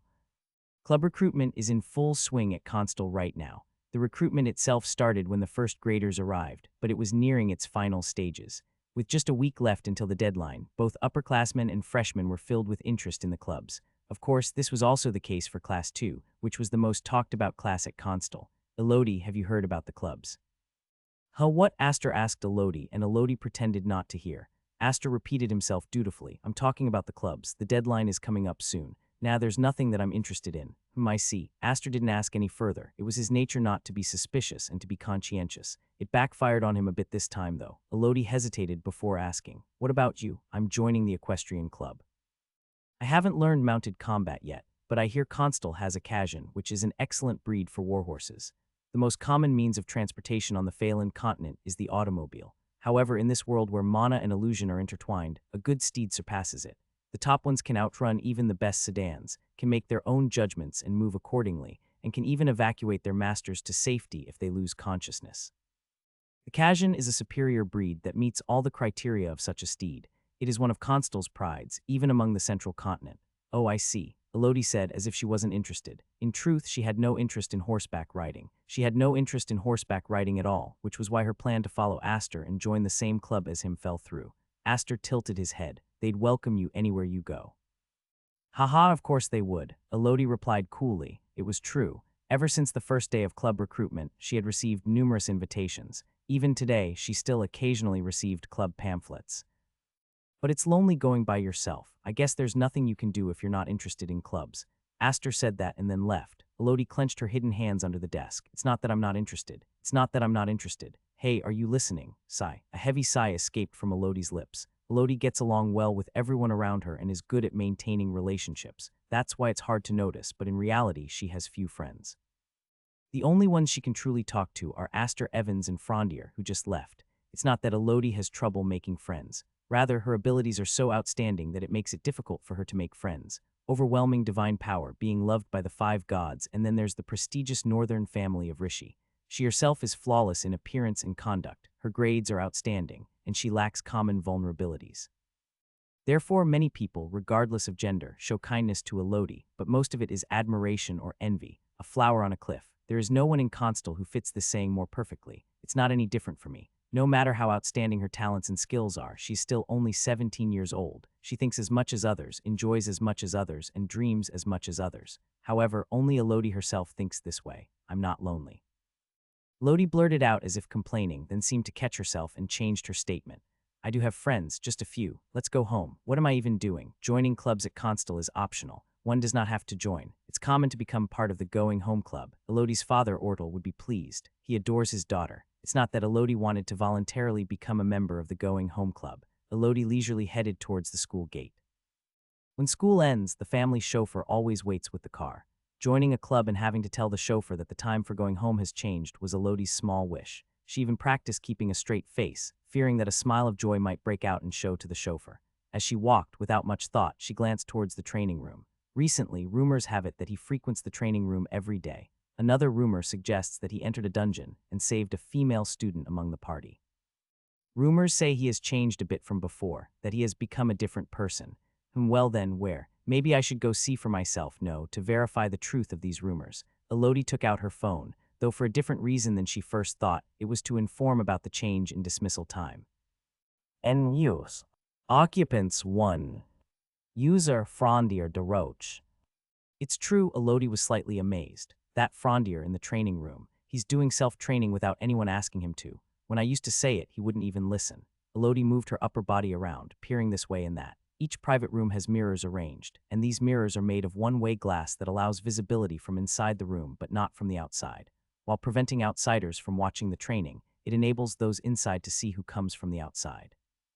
So if she shows himself in front of the mirror, he should come out, but really, how focused is he not to even think of coming out? Is he ignoring me? He saw me and just ignored. Are you also treating me like I have no friends? Let's see how long he can keep this up. Elodie moved from in front of the mirror to the door. There's a buzzer button on the door for people with a purpose to notify those inside. Elodie, standing in front of the door, was about to press the button with all her might when, as though before she could, the door opened. Oh, Elodie sounded perplexed, her voice a mix of confusion and surprise. In front of her was Frondier. His clothes were soaked from the shoulders to below the chest, and his upper body gently rose from the chest to the shoulders and then sank back down. His entire face was drenched with sweat, and his wet eyelashes slowly covered his eyes before he opened them again. That languid expression was even more so, and his downcast eyes even more sunken. Elodie blinked a few times. For a moment she wondered if she had gone to the wrong room. Even though it was clear that Frondier was in front of her, she had that thought. Elodie took a deep breath. She had to say something. She couldn't just stand there and stare at him. Something, anything. Why you smell? Elodie blurted out. Undoubtedly, it was the best save of the year. Frondier laughed in disbelief. What do you expect in a place like this? You should at least give me time to wash. I guess so. What's up? Elodie felt a little better, though she didn't know why. I heard you come to the training room a lot. Yeah, I'm practicing. After saying that, Frondier moved to put the towel in his locker. As the distance between them increased, Elodie's neck relaxed a bit. So that's it, I was looking up at Frondier. That's natural since he's taller. So natural, but somehow. Did you come to check up on me, to see if I'm still training? Are you still worried? Worried? About what? Elodie denied it for the time being, but she couldn't find a better way to say it. The truth was, Elodie had been worried about Frondier for a long time. Elodie and Frondier had known each other since they were children. Elodie had been worried about Frondier, who was gradually becoming lazier and had given him a lot of advice. But it had all been for naught. But the current Frondier was different. Why had Frondier, who hadn't changed even after Elodie had tried so hard to help him, changed so much? What was the trigger? She wanted to know, but she didn't ask because it felt like jealousy. Suddenly, Elodie remembered and asked, "Speaking of which, have you joined a club?" "No, not interested." "Don't have time for that. Then are you going home?" "Yep," Frondier replied and took a drink of water. From the towel to the water bottle, even up to the personal locker, it was obvious he frequented the training room. Although it was a brief reply, Elodie felt somewhat relieved. It was as if she had gained a comrade. This time, Frondier asked, "You, me?" Elodie was slightly taken aback when Frondier asked back but gave the usual response. "Well, I don't particularly have any interest in anything."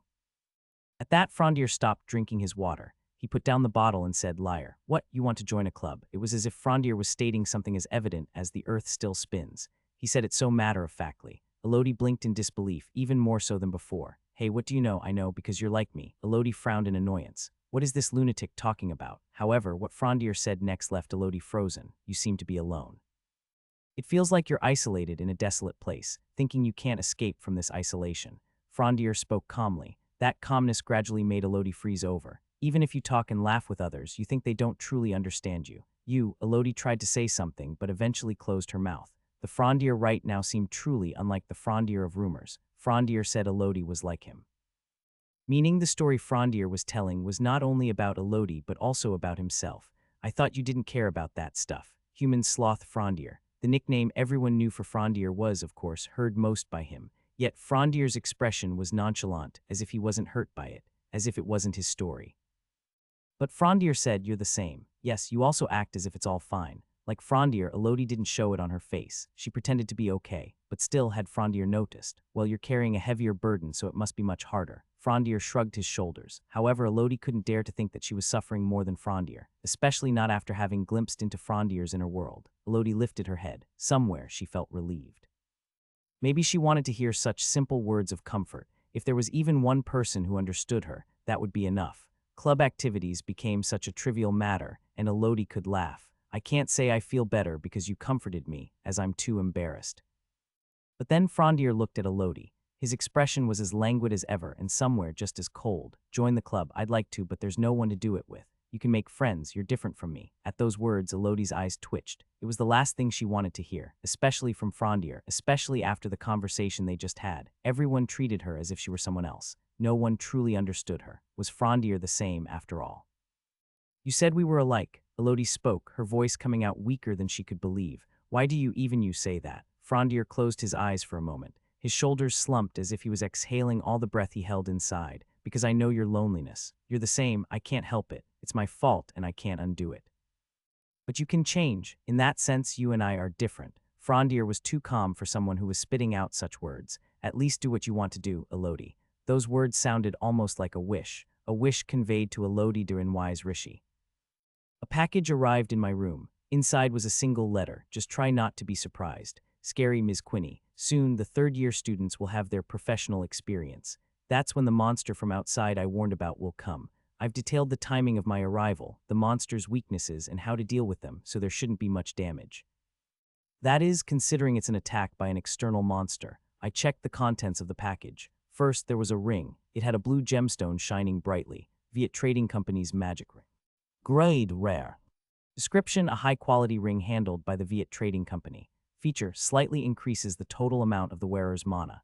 If I'm right, this gemstone is sapphire. The effects of Edius's accessories depend on the creator's decision, but generally, the metal's material greatly influences the abilities. The most important aspect is color. The redder the gemstone, the more it increases the strength or stamina needed by combatants, while blue increases mana or intelligence. Green is for dynamic vision, reflexes, speed, and other colors depend on the creator's discretion. If it's sapphire, it's a blue series, meaning it's a fairly expensive gemstone among mana accessories. It will be very meaningful in increasing my mana. I immediately put it on my index finger. Before I wore it, the ring seemed much larger than my finger, but once on, it fit perfectly. It's almost like an optical illusion. And there's another item. This is what I'm most looking forward to. An artifact to store obsidian. I told Quinny it needed to be easy to take out and put in the water, using a very vague expression. I'm counting on her sense. "Is this it?" I lifted something out of the box as I felt it in my hand. "What is this?" "A long chain made of metal. A small gem wrapped in luxurious decorations." What I was looking at was a necklace. It's certainly beautiful and luxurious. The black gem probably reflects my request that its interior shouldn't be visible. I like both the design and its reflection, but this, how do I put obsidian in here? In the border region of the Terst Empire, Tyburn.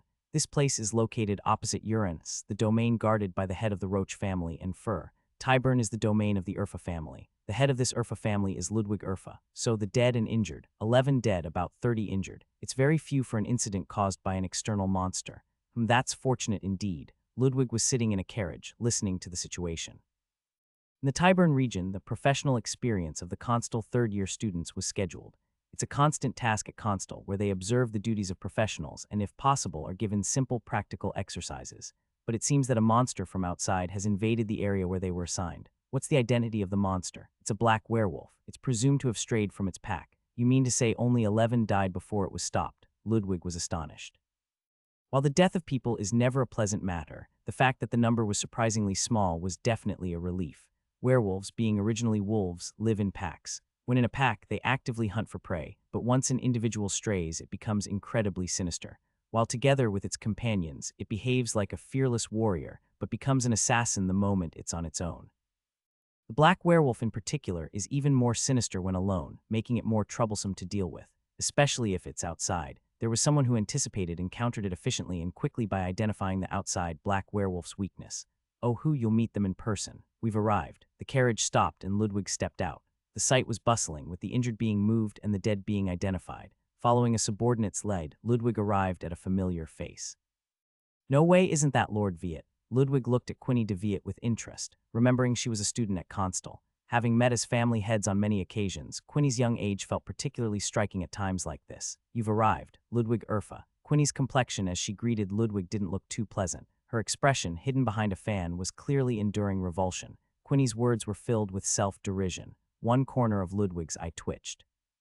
Quinny, you're still not over it. You speak as if it will be all right with time. You did well. Many more could have died. You prevented that. Be proud. Yes, though Quinny didn't feel much better, she considered Ludwig's words to be true. She had done her best. Even if she could go back in time, it would have been difficult to handle it any better. So 11 people died. Quinny remembered what Frondier had said. All the information he had given was correct. The identity of the monster outside, its weakness, even its habits. Quinny had shared this information with the professionals in advance to minimize the damage. If possible, she had wanted to cancel this temporary pro experience altogether, but information with weak evidence lacks persuasiveness. The pros, having heard Quinny's words, deemed it possible but couldn't cancel the entire schedule. That was the extent of the response, and that was the extent of the casualties.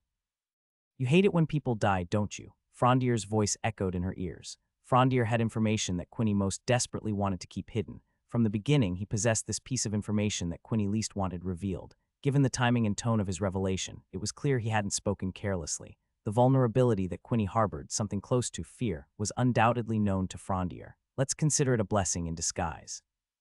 Frondier didn't use that information to demand anything from Quinny. There was no blackmail involved. What existed between them was merely a fair exchange.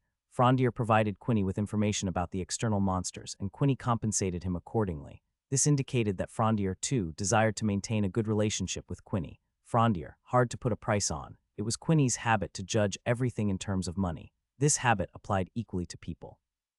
She believed that assigning the right value was the fairest way to treat someone.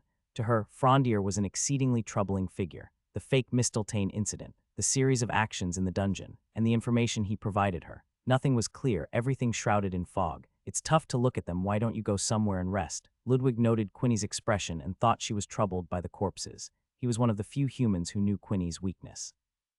Thus, this kind of consideration was something only Ludwig could offer at the moment. But Quinny shook her head. No, I am the head of the Viet family. Indeed, she was the head of the Viet family. Quinny, the little devil who raised her family at a student's age. Her instincts as a family head were sounding an alarm. It was an alarm from her sense regarding Frondier. Days later, inside a luxurious sedan. Elodie, are you listening? Elodie. Ah yes, sorry Dad. Just in case, call me Father when we arrive at the Roche estate. If you were worried about that, you should have called brother. Calling your brother would only lead to another quarrel with Frondier. You know that. Elodie sighed deeply at Ortel's words. She had been looking out the window all the while. Elodie and Ortel were on their way to the Roche estate. The two families, both of high repute and long-standing friendship, often met and interacted in this manner. For two families with many enemies, such public activities were crucial. Displaying the friendship between two strong noble families would deter others from acting rashly. You seem unusually distracted. Is there something on your mind? Yes, a little indeed. Elodie had been lost in thought until a moment ago. Frondier's recent actions seemed strange. His lethargic and sleepy appearance remained the same. From the Misteltein incident to the dungeon exploration a few days ago, even Aster seemed to have a fairly high opinion of Frondier. I will take away your worries. Frondier said that to Aster, and it turned out to be true. In other words, Frondier knew that the Misteltein was fake before he actually saw it. How? There was only one answer. Frondier knows the true form of Misteltein. What was thought to be a bluff is now believed to be the truth. But if that's the truth, another problem arises. How can a human know about Misteltein? Misteltein, whose shape no human has ever seen. Does Frondier have divine power? Someone among the gods must have shown Misteltein to Frondier directly. Then, of course, he would know its form. As far as Elodie knows, there's no other possibility. Thoughts endlessly chase each other's tails. Assuming it's true that Frondier has divine power, what have Frondier's actions shown all this time? Divine power is mostly determined at birth. The gods have already chosen whom to love, meaning it's highly likely that Frondier had divine power from the beginning. All this time, it was believed that Frondier's lazy behavior was because he lacked both divine power and talent. But if Frondier actually had divine power, that assumption collapses completely. Frondier's laziness had a hidden intent. Frondier with divine power. If he has divine power, even if Frondier lacks talent in combat, it's not a big problem. Now, it's also uncertain whether Frondier truly lacks talent. It's all speculation, but Frondier might have deliberately pretended to be lazy. But for some reason, he stopped being lazy. Dad, we haven't arrived yet. Still, it's time to start getting used to it. Yes, father. Have I missed anything about Frondier? Ordle seemed puzzled by Elodie's question, not quite understanding it. Missed what? I heard recently that Frondier has been less lazy at Constal. Is there a reason? Oh, that. I heard it from Infer. He said he was told to rank within the top 10 of the year, or else he'd be expelled. Elodie nodded at that and fell into thought again. Top 10 of the year. Expulsion if he fails. Did he not want to be expelled? No, I can't help it. It's my fault, and I can't reverse it. There was no sign of regret on Frondier's face as he said those words. While saying it was his fault, he didn't really seem to think he did anything wrong, as if it was a mistake made on purpose, as if he was prepared for it to be irreversible. We've arrived. Shortly after, the car stopped, and Elodie's thoughts came to an end. They got out of the car and headed towards the Roach estate. It's a nice view no matter how many times I see it, especially the location of the mansion and courtyard. While admiring the landscaping of the well-maintained Roach mansion, Ordle noticed something. Elodie directed her gaze there too. Isn't that Frondier over there? Seems so. The two tilted their heads in puzzlement, not expecting Frondier to be outside. Frondier was in the middle of the mansion's empty lot. His still sleepy eyes held an unusual hint of tension. Then, Elodie sensed it. Frondier drew upon his mana. His jet-black hair fluttered slightly. It was a considerable amount of mana, though it was unclear what magic he was about to cast. Did Frondier have that much mana? Frondier seemed to possess more mana than Elodie had been aware of, though she couldn't say for sure since she hadn't paid much attention to it. Mana capacity alone didn't matter, though. What was important was the amount of mana one could use at a time. One couldn't simply pour mana into a spell. For basic spells like Flame Darts, recklessly adding more mana in an attempt to increase their power would only result in the excess dispersing, since there's a limit to how much mana it can hold. In other words, using a lot of mana meant that the spell was high level. What kind of spell does Frondier know that requires that much mana? With those thoughts, Elodie and Ordle observed Frondier with a mixture of tension and anticipation. Finally, Frondier finished channeling his mana, and a radiant halo appeared at his fingertips. Then, nothing happened. She rubbed her eyes in case she was seeing things, but nothing had changed. The empty lot looked exactly the same as before, regardless of what Frondier had or hadn't done. In a word, nothing happened. I don't know what kind of magic circle this is. Menesorpo. I came out to the mansion's empty lot to test this magic circle that I got as a reward for clearing a dungeon. It takes a significant amount of mana just to manifest the magic circle, but nothing changed even after I inscribed it on the ground and activated it.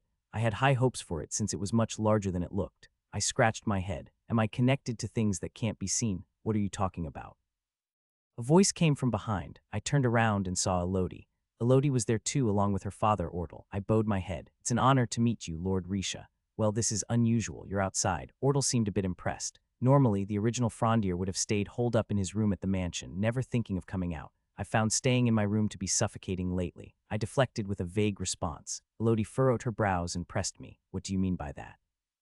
You said you had a connection with the unseen. Of all things, she had to hear that. I quickly thought on my feet. You might not have heard. I saw a ghost when I went to the dungeon a few days ago. Good, that was quick thinking. Seeing the ghost named Slev wasn't a lie. Is that really what happened? That's right. Elodie's lips pursed, her doubt not entirely dispelled as she scrutinized my expression. But all she saw was my languid face. Well, okay. You went to the dungeon and worked hard. No worries about the joint mission then. Joint mission. Yes, teams are formed with one student from each grade, first, second, and third, to perform tasks in the field. Now that she mentioned it, I remembered. When facing magical beasts, it's basic to move as a team, so it's important to know the students' abilities and positions in advance. However, teams composed only of first-year students are considered too risky, so trios are formed with the inclusion of second- and third-year students. First-year students learn from their seniors, and seniors teach their juniors, gaining indirect experience for when they become professionals. But when playing the game, joint missions weren't such a big event because I was Aster Evans. Among the first years, my skills were unparalleled, and with second and third years by my side, it was a smooth event. But now I am Frondier. Anything could happen. You need to be in the top 10 of your grade, right? The joint mission gives extra points too. She heard that too. Setting aside my rank in the top 10 of my grade, the extra points Elodie mentioned were true. The joint mission is an immediate precursor to the third year's professional experience. I'll have to train up until then, at least to avoid any embarrassment. On the day of the joint mission, all of Constal's students gathered in the field. The field is a special area created by Constal for the practical training of its students. The field is a managed area within a certain range, its size comparable to that of a village. Here, students undertake various missions such as tracking, annihilating, and capturing magical beasts. After the teacher's detailed explanation from the front stage ended, I pulled out a piece of paper from the box. Group B. I silently looked at the paper I drew by lot. Somehow, I wondered, did Frondier also pick this paper? Was this the lot I chose of my own will? It was a frivolous thought. Oh, oops. Looking around, I then noticed her, Quinny DeViet. Quinny was fluttering a paper marked B, looking at me. We meet often. Indeed, Quinny's expression in response to my greeting was subtly complex. Ah, she went through the pro experience. Should I ask to confirm? Was the information helpful? Yeah, more than I thought. Quinny hesitated but answered honestly. Excuse me. And then another person. I'm a freshman, Quinny's a junior. So there's still a sophomore left in Group B. This is Group B, right? Please take care of me. A man with a powerless voice approached. His brown hair was in a short sports cut, contrasting his friendly face with a somewhat shrunken posture and narrow shoulders. I greeted him first. Yes, I'm Frondier. Nice to meet you. I'm Edwin, a sophomore. I stopped upon hearing his name. It was a name I couldn't possibly not know. Edwin, by any chance from the Baedio family? You know my family. As I was surprised by Edwin's question, a loud voice came from in front of the field. Now, if you found your group, start the mission. As mentioned initially, the time limit is 3 hours. The field is limited to the temperate forest. Moreover, magical beasts were placed in the field a day ago, so if you look carefully, it will be easy to see the traces left by the beasts. Upperclassmen will lead, tracking the traces and instructing on how to do so. Depending on how the freshmen you teach act afterwards, the upperclassmen's evaluations will also change. Tracking the signs of monsters is taught in theory classes, but practice is a different matter. Many students become overwhelmed by the gap between reality and theory during actual training, unable to perform to their full capabilities. The role of the upperclassmen is to eliminate that confusion. If one calmly observes the situation and recognizes the difference between theory and practice, it is entirely possible to make use of the knowledge they have learned. Then let's begin. With that declaration, some teams quickly ran off, while others were still discussing their plans. Let's go too. It's not that being fast is everything, but it's frustrating if the monster we're tracking gets caught by another team first. Quinny leisurely took the lead. Frondier followed her and Edwin trailed behind with hesitant steps. Edwin von Beherdy. To be honest, I hadn't realized it was Edwin. I thought he was a commoner. His clothes were shabby and his posture timid, but he's not a commoner, nor is he an ordinary noble. He is one of the characters with divine power, a fallen noble, Edwin von Beherdy. Edwin is a bit of an odd character. Because he possesses divine power, players often hear his name, but he is almost impossible to find in the game. If Frondier is a character who has completely exited the scene, Edwin is definitely within the console but hard to find. That's how faint his presence is. Edwin, nice to meet you, I'm Quinny. Yes, yes. Even as Quinny spoke to him in a friendly manner, Edwin's voice retreated more and more. This personality contributed to his faint presence. From here on is the temperate forest. Frondier, stick by me from now on. I'll teach you the tricks to finding tracks and tracking. Somehow, Quinny is being nice to me. I don't know why, but it's not bad, so I'll quietly listen. While listening to Quinny's explanation, I briefly observed Edwin. He seemed to be earnestly engaged in finding the tracks. Edwin is quite a good character. Like Quinny, he belongs to the good side and more importantly, he possesses divine power. That alone raises the value of his character. Edwin's divine power comes from the blacksmith god of Greek mythology, Hephaestus. Excellent with metalworking and familiar with flame, a blacksmith's necessity. He might later create golems using metal. Edwin naturally raises a family as the game progresses, given his potential. The restoration of his family's honor, though unnoticed, is a given. That's how it was in the game. Can such a gloomy man really succeed in rebuilding his family? The easiest and best trace to find is footprints. Look at these. Quinny pointed at large footprints, much larger than a human's. The prints were intermittent due to fallen leaves and twigs, but their direction was clear. Great. Judging by how distinct the footprints are and the stride length, it must have been walking. Looks like we found something first, Quinny said cheerfully. Then she gave me a mischievous smile. So our newbie, do you know whose footprints these are? Playfulness filled half of her tone. Probably a question she didn't think I'd know. Of course, I have no idea who owns these footprints. I could just say I don't know, but I somehow feel like she's testing me. If I pass this test, I might be able to befriend Quinny. If I'm wrong, no harm done. It's not like I know which monsters were placed in the field for this joint mission anyway. It felt strange knowing information the other students didn't. All I can tell about these footprints is that they're huge. Among the things placed in this field, the huge monster would be a red bear. At my murmur, Quinny and Edwin looked at me at the same time. How did you know? Taken aback by their surprised reactions, I answered noncommittally. Well, like Quinny said, the footprints are big and clear. It's a rough guess. That's probably one of the 5 honest statements I've made since coming to this world, but they didn't seem to believe me at all. Quinny mentioned that the footprints were distinct, but that was based on her own standards, the standards of a third-year student. In the forest, it's hard to leave clear footprints. Often one walks over fallen leaves and branches. At a glance, they might just seem like indented marks, difficult to identify. From Quinny's perspective, just the fact that Frondier could say it was a bear was enough to pass. He had identified the footprints and their direction. Rather than focusing solely on the footprints, looking at the direction, one could roughly gauge the size from the broken branches and cleared leaves. Add to that the forest locale, the size of the footprints in their stride. Considering these conditions, guessing bear was possible, but to deduce it's a red bear among bear monsters, that's really mastering tracking. Edwin seemed to notice too, but in reality, many third-year students haven't properly learned tracking skills. It's not a major skill after all. Frondier, is that by any chance divine power? Quinny was intrigued by Edwin's question. Everyone just believes that Frondier lacks divine power, but that's all it is, belief. Could he be receiving some form of divine power? A god responsible for hunting, perhaps it's a secret. Frondier smiled slightly. Many keep their divine powers a secret. However, it's rare among nobles. Normally, families boast about it first. So even if you want to keep it a secret, it's often difficult. But in the Roach family, there's the famous Aesir. So it might have been okay for Frondier to keep it a secret. I see. A secret. All right, now that we know what it is, let's hurry. There's no need to be overly cautious with the red bear. Leaving Edwin's murmurs behind, Quinny took the lead. Frondier tilted his head in confusion from behind. No need to be cautious. Why? If we approach, it won't run away, it will attack. Wouldn't it still be better to surprise it? Quinny dismissed Frondier's question with a flick of her fan. Don't worry, I'll take it down. Oh, Frondier uttered a short exclamation of admiration. Quinny's shoulders lifted in pride. I should show off a bit, for once. Her steps grew more confident. Frondier, what kind of weapon do you use? A dagger. Want to see? Oh, this is the basic weapon provided. Are you fine with this? I'm most familiar with it. After Frondier revealed the identity of the tracks, Edwin's questions towards Frondier noticeably increased. Frondier answered kindly without showing any sign of annoyance. He didn't hesitate to show his waist-bound dagger either. There was no need to make himself disagreeable, and the questions were reasonable enough from the other person's perspective, arousing natural curiosity. Let's stop making a fuss now. We're almost there. Okay. Upon Quinny's words, Frondier and Edwin lowered their posture. Walking a bit slower, they spotted a bear covered in red fur in the distance. It was a bit of an understatement to say they had found it. The bear was looking in Frondier's direction as well. Initially, it was more like they had approached each other. Quinny stepped forward. Now, since this mission was about upperclassmen teaching the underclassmen, Frondier stepped back. I thought I was going to learn about teamwork in combat too. That's for next time. The path ahead for Frondier and Constal is mostly one that Quinny has already walked. Becoming a team and fighting together would come a bit later. After all, their positions didn't match yet. Watching is also a form of learning.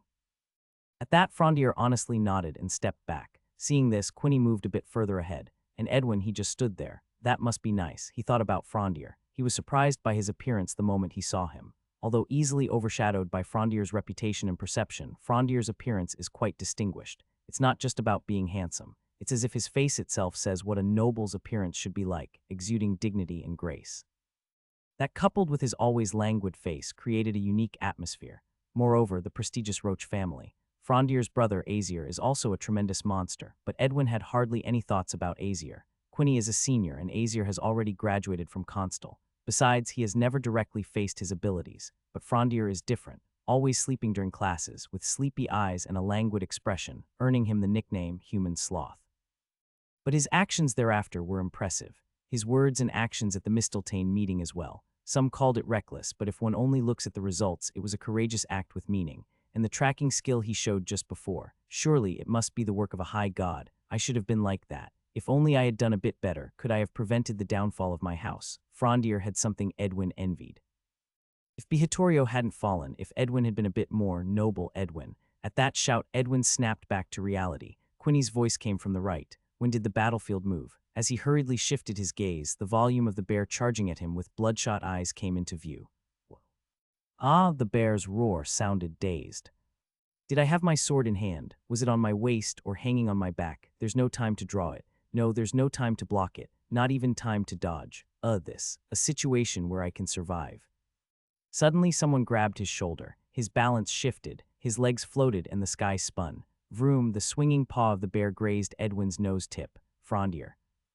Edwin, thrown backward, saw Frondier pulling him back, but the bear's assault didn't stop. Its body was covered in minor wounds and its bloodshot eyes saw nothing in front of it, likely inflicted by Quinny. Gasp! Frondier threw his dagger faster than the bear's next attack. Clang! The dagger, aimed with astonishing accuracy at the bear's forehead, was blocked by its paw. Bad luck. It was blocked by a claw swung haphazardly. Dangerous. Quinny hurriedly extended her fan. However, roar. The bellowing of the red bear. Quinny's hand froze for a moment at that terrifying scream that shook the air. Right beside her, all the hairs on Edwin's body stood on end. Peewook. But at that moment, a dagger embedded itself in the bear's left eye. In the midst of that horrifying scream, Frondier alone showed no superfluous movement. He had shot the second dagger amidst the roar of the red bear, as if he knew the red bear would bellow. What is that? Can a human remain that calm? The bear screamed in pain and its movements slowed. That was the end. Quinny had more than enough time to take its life. Flutter. 6 blades shot from the end of the fan and embedded vertically into the bear's body. All 6 were fatal, and at least 2 were sufficient to kill with just one hit. The red bear died instantly, stood for a while, then collapsed after a while. Boom! With an earthquake-like collapse, the leaves fluttered greatly. Quinny hurried over in front of the rustling leaves. Edwin, Frondier, are you okay? Ah, yes, I'm fine. Frondier's calm voice. He approached Edwin and reached out to him, who had already fallen. Are you hurt? Ah, no. Edwin took his hand and stood up. After lifting Edwin, Frondier discussed feedback about the recent battle with Quinny. Meanwhile, Edwin's eyes, looking at Frondier, were filled with an inexplicable annoyance and unbearable anger. After the joint mission ended in Constable's private research room, I'll leave the supplies you mentioned here. Oh, Edwin, always thankful. Edwin placed a box full of various items on the desk. Teacher Binkies, who had sent him on the errand, was busy with her research. Binkies was a person very much like a researcher, to put it nicely. To speak plainly, she was obsessed with her research. She's a summoner. Her talent specializes in observation. She watches and memorizes the techniques of others and applies them to her own familiars. Her summoning structure is golem. Since Binkies assembles and constructs her own familiars, it is possible for her to imitate the techniques of others. Binkies was currently in the process of creating a golem. This time it wasn't a familiar. She was creating a pure golem that could move on its own. It's a little different from what I've seen before. Yeah, it's a metal golem this time. A metal golem. In other words, metal, a very familiar material to Edwin, who was favored by Hephaestus. Plus, it's a golem. Edwin looked at Binkies. Is this by any chance for me? Well, you said you wanted to see a real metal golem, didn't you? I'm also making this as a token of my gratitude for everything you've done for me. Professor Binkies smiled shyly. He was especially talented with metal, fire, and golems, and he often gave her advice. Edwin looked at the golem in awe. Then next to the golem, he noticed a huge spear that matched its imposing size. Is this golem supposed to use a spear? Yeah, you saw Aesir using a spear last time, didn't you? I was really impressed by that. Edwin clenched his fist at her words. Aesir again. Aesir, Frondier. The Roach family's been getting on his nerves lately. Edwin's swordsmanship was average. Since he didn't have a talent for it in the first place, it was surprising that he was even at the second-year average. Edwin thought to himself that no matter how hard he tried, he would never be as skilled with a weapon as Aesir, even if he trained with a sword until the day he died. But he didn't despair. Edwin wasn't particularly interested in fighting in the first place. His specialty was metalworking and golems. However, golems required a lot of money just to attempt to make them. For him, a fallen noble, that amount of money felt like a distant dream. Edwin looked at the metal golem in silence. If I had the money, could I make a golem like this? He was just looking at the golem with that thought in mind when it hit him. Edwin stopped dead in his tracks. With his eyes that had been blessed by Hephaestus, he could see the structure of this metal golem at a glance. Everything from the joints, actuators, core, and mana circuits, this golem, and the many signs of incompletion that were visible to his eyes. One of those signs caught his eye in particular. It doesn't have a master yet. A golem, which must always follow orders, must be inscribed with a spell in its design to designate its master. That space was currently empty. In other words, if he wanted to, Edwin could become its master. After the joint mission was over, as usual on my way to the training room after class, I spotted someone approaching from far down the corridor, a woman with long brown hair. Her gentle eyes had a calming effect on anyone who looked at her. The woman approached me with a smooth stride, and then she walked right past me. What an odd person. The number of students who have simply walked past me like this can be counted on one hand. With my bad reputation and the notoriety mixed in, it's rare for anyone to just pass by. But this woman treated me with utter indifference. No, not indifference per se, it's more like, how should I put it? It's as if I didn't even enter her field of perception. As I thought that far, I realized who she was. A memory clicked. Once I figured out who she was, a hollow laugh escaped me. I felt somewhat foolish. It's Ellen, Aster Evans's sister, Ellen Evans. She wasn't indifferent or calm, she was just asleep. I scratched my head and headed to the training room. Ding. While I was taking a short break, my smartwatch buzzed. A quest notification. I guessed what this quest was about based on the timing, but I hoped it wasn't that. Despite my hope, I opened my smartwatch to find main quest, Raid. A massive invasion of monsters will occur in Constal. Be prepared. If not properly dealt with, there's a possibility of losing named characters. Is this what you call a quest? The quest description couldn't be more straightforward. However, the reality is not that simple. The main quest of Constal, Raid, exactly as it says, an event where monsters flood in like a tide all of a sudden. Edius always demands a choice from the player. An event is merely an incident that occurs, and how to respond is up to the player's discretion. The same goes for this raid. You can kill the monsters indiscriminately, target only the important ones, or even just observe. Indeed, it's entirely possible to completely avoid the Constal during the event if it really comes to that, but there would be a price to pay. The quest explicitly states the possibility of losing named characters. In the end, I need to become stronger.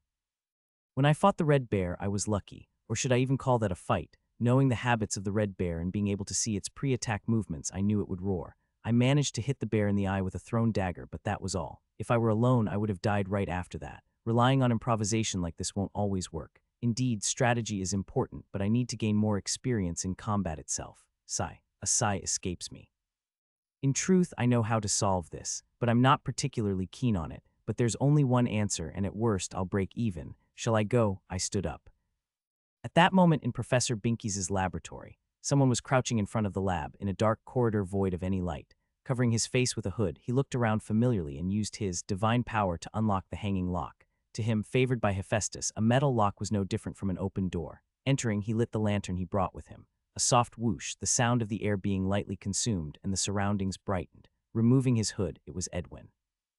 Edwin slowly walked to his target location with the lantern. Incredible, there was a golem. A metal golem, the work of Professor Binky's. Kneeling on one knee with a spear held upright, it resembled a sturdy knight. Having watched as Professor Binky's assistant, Edwin knew the golem was complete. Swallowing dryly, Edwin's eyes scanned the entire structure of the metal golem. As seen before, the master's spot was still vacant.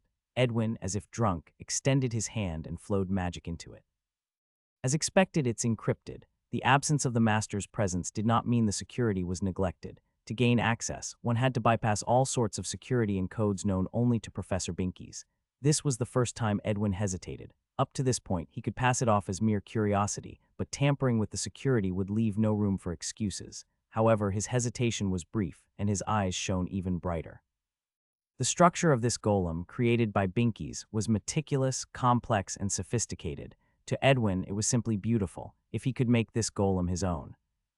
Well, let's give it a try. What's the worst that could happen? Edwin began to disable the security. Like diffusing a time bomb, he proceeded carefully and precisely. His speed and accuracy were beyond even what Binky's could have predicted. But to penetrate the security, one needed more than great skill, one needed immense luck. No matter how accurately one understood the structure, forcibly breaching the security required passing through multiple choice barriers. Failure to pass would immediately lock down the security completely and signal Professor Binky's.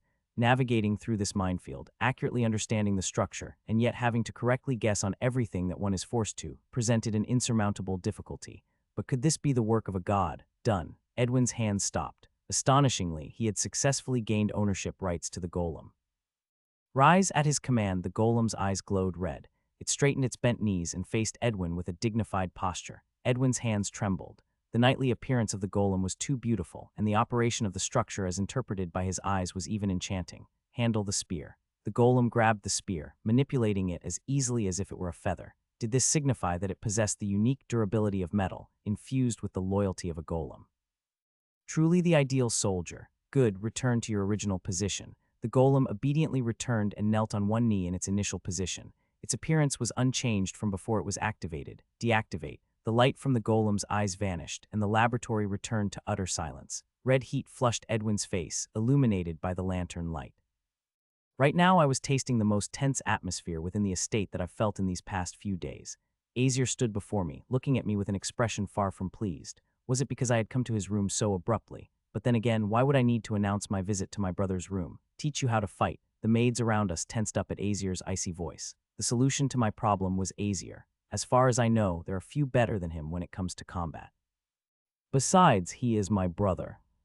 However, I don't know the character Aesir very well. When I played as Aster, none of my companions were close to the Roach family. The existence of Infer, who guards the border, and his son Azir were almost entirely known to me through rumors and gossip. That's why I only started to look into the character Azir these last few days. From what I've observed of Azir as a Frondier, he is cautious and cold, and with that comes a lot of suspicion. His overly suspicious nature is what unsettled me the most. Have you become impatient after receiving a warning from Father? Father's warning. Was it about being in the top 10 overall rankings? While that's important, the attack is even more pressing and crucial. Go back. There is nothing I wish to teach you. Take responsibility for your idle life. Azir said so, then crossed his arms and closed his eyes. Is he planning to stay like that until I leave? Azir certainly doesn't like me. Azir has talent, but he worked harder than anyone to catch up to Father. His current skills weren't gained easily, so it's understandable that he has no fondness for a brother who has only been lazy. But then again, I'm not fond of being a Frondier either. It feels like I'm doing someone else's piled-up homework for them, or like I've become the new recruit tasked with cleaning up the mess left by a predecessor who bolted. How about this then? In such situations, a newcomer has only two options. Either leave the company like the predecessor did. If we spar and I manage to land even a single strike, would you teach me? Or prove to be better than the predecessor? Azir's eyes opened. Just that made the room's temperature seem to drop. The maid standing nearby was literally shivering. What gain is there for me in doing such a thing? I know I'm a thorn in your side, brother. Watch your words. If things continue as they are, I won't make it into the top 10 and will be expelled. So I took a deep breath. If I can't land a single strike, I'll leave of my own accord. I stepped out into the mansion's backyard with Azir. All the servants were sent away. In the silent surroundings, Azir and I faced each other. Azir held a mock spear, that is a staff, and looked at me coldly. His gaze was filled with discomfort towards me. Your arrogance reaches the sky, Frondier. Arrogance. To think my challenge to land a strike is seen as arrogance, but Azir's judgment is correct. Even if it were not me, but any decent student from Constal, they wouldn't be able to touch even a hair on Azir. The only advantage is that I am not the real Frondier. The fact that there's no information on me is my only chance. Just once. I tighten my grip on the mock daggers in my hands. I can't drag this out. If I do, I'll lose anyway. Having never faced Azir in the game, I only know about him from what other players have shared. His specialties, habits, patterns, that's about it. But Azir is no monster. He's human. I can't expect a fixed pattern. So what I can do is to force him into that pattern. Come at me. I'll give you the first move. I threw the dagger before Azir could finish his sentence. Azir's hand, holding a staff, moved reflexively. Thunk, my dagger was easily blocked. After throwing the dagger, I was already charging towards Azir. There was another dagger. Hup, in the moment Azir deflected the thrown dagger, I stabbed in with a second one. In that brief moment, though not quite audible, it seemed like I could hear Azir's bored sigh. Azir's unique spear technique. Falling edge. The moment my dagger met the tip of Azir's staff, there was no sound at all. Azir's perfect control of force had silently brought both weapons together. Immediately after, a dry sound was heard, whirling. My dagger was sent flying. This was Azir's technique, falling edge, a nearly mystical technique that disarms the opponent's weapon. How pathetic, Frondier. Azir lightly swung his staff, positioning its tip to his lower left. Azir's signature move, diagonal slash, was coming. Azir's spear technique basics. Diagonal slash. At this moment, having lost my second dagger, I was completely unarmed. Even knowing the attack, there was nothing I could do. That's what Azir thought. My strategy worked. The moment Azir raised his staff diagonally upwards, thud, my single strike hit Azir's head, abruptly. With that, Azir's staff came to a halt right beside my temple. Azir stopped his staff because he realized he was hit on the head. However, it seemed he couldn't understand why he allowed me to strike him. My strike rolled to the side. It was a dagger, the third illusion dagger. I have one. The reason I, who only had two daggers, am now holding a third one. That's because the second dagger, which Azir made me drop by using Falling Edge, was a fake made by weaving. Weapons made by weaving cannot interfere with reality. In other words, I can hold a real weapon and a weapon made by weaving in one hand, because a weapon made by weaving can pass through objects. The dagger that Azir discarded was the one I had made with weave. The moment the two made contact, my weave, which had appeared in reality, was blown away by Azir's Falling Edge, but I still had the real dagger in my hand. I threw that dagger at Azir's head. That was dangerous. I said it calmly, but cold sweat was pouring down my face. I threw the dagger the moment Azir took a stance, but I almost ended up being slower than Azir. Honestly, at the end, the fatal blow was completely invisible to my eyes. How did you do it? Do what? I played dumb. I couldn't explain weave. However, Azir, who I thought would be upset, nodded as if he understood. I see. It must have been because you had such a secret technique up your sleeve that you challenged me. It was presumptuous of me to ask you to reveal it. Azir said that and looked at me. His gaze seemed gentler than before the fight. Azir de Roche. He is strict with others, but even more strict with himself. I lost Frondier. I will teach you battle technique just like that. I barely managed to secure a way to improve my combat abilities through sheer luck. Things worked out well, didn't they? The next day, Edwin was walking through the campus grounds when he heard faint whispers. Is that him? Yeah, I think that's him. He had been hearing whispers for a while now, but he didn't think they were directed at him. Didn't a first year save him when he almost died? Yeah, the second son of the Roach family. Edwin turned his head in the direction of the voices. The gossiping students pretended not to see him. However, the taunts directed at him continued. What the hell? It wasn't that Edwin had done something more shameful than the other students. He was just an easy target. Edwin, the son of a fallen noble, had no place among either the commoners or the nobles. To the commoners who resented the nobles, he was the easiest target. If I activate the golem right here and now, what would happen? It was a masterpiece that Professor Binkies had created through his dedicated research.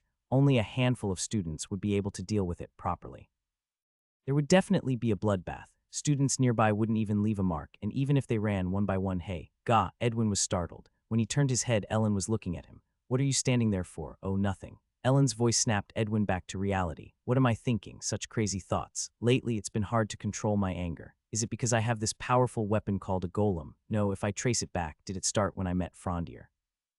Are you suffering from such an inferiority complex, Edwin? Are you on your way to eat? Let's go together. Oh, okay. Edwin followed behind Ellen. The Evans family, commoners but renowned due to the younger brother Astor.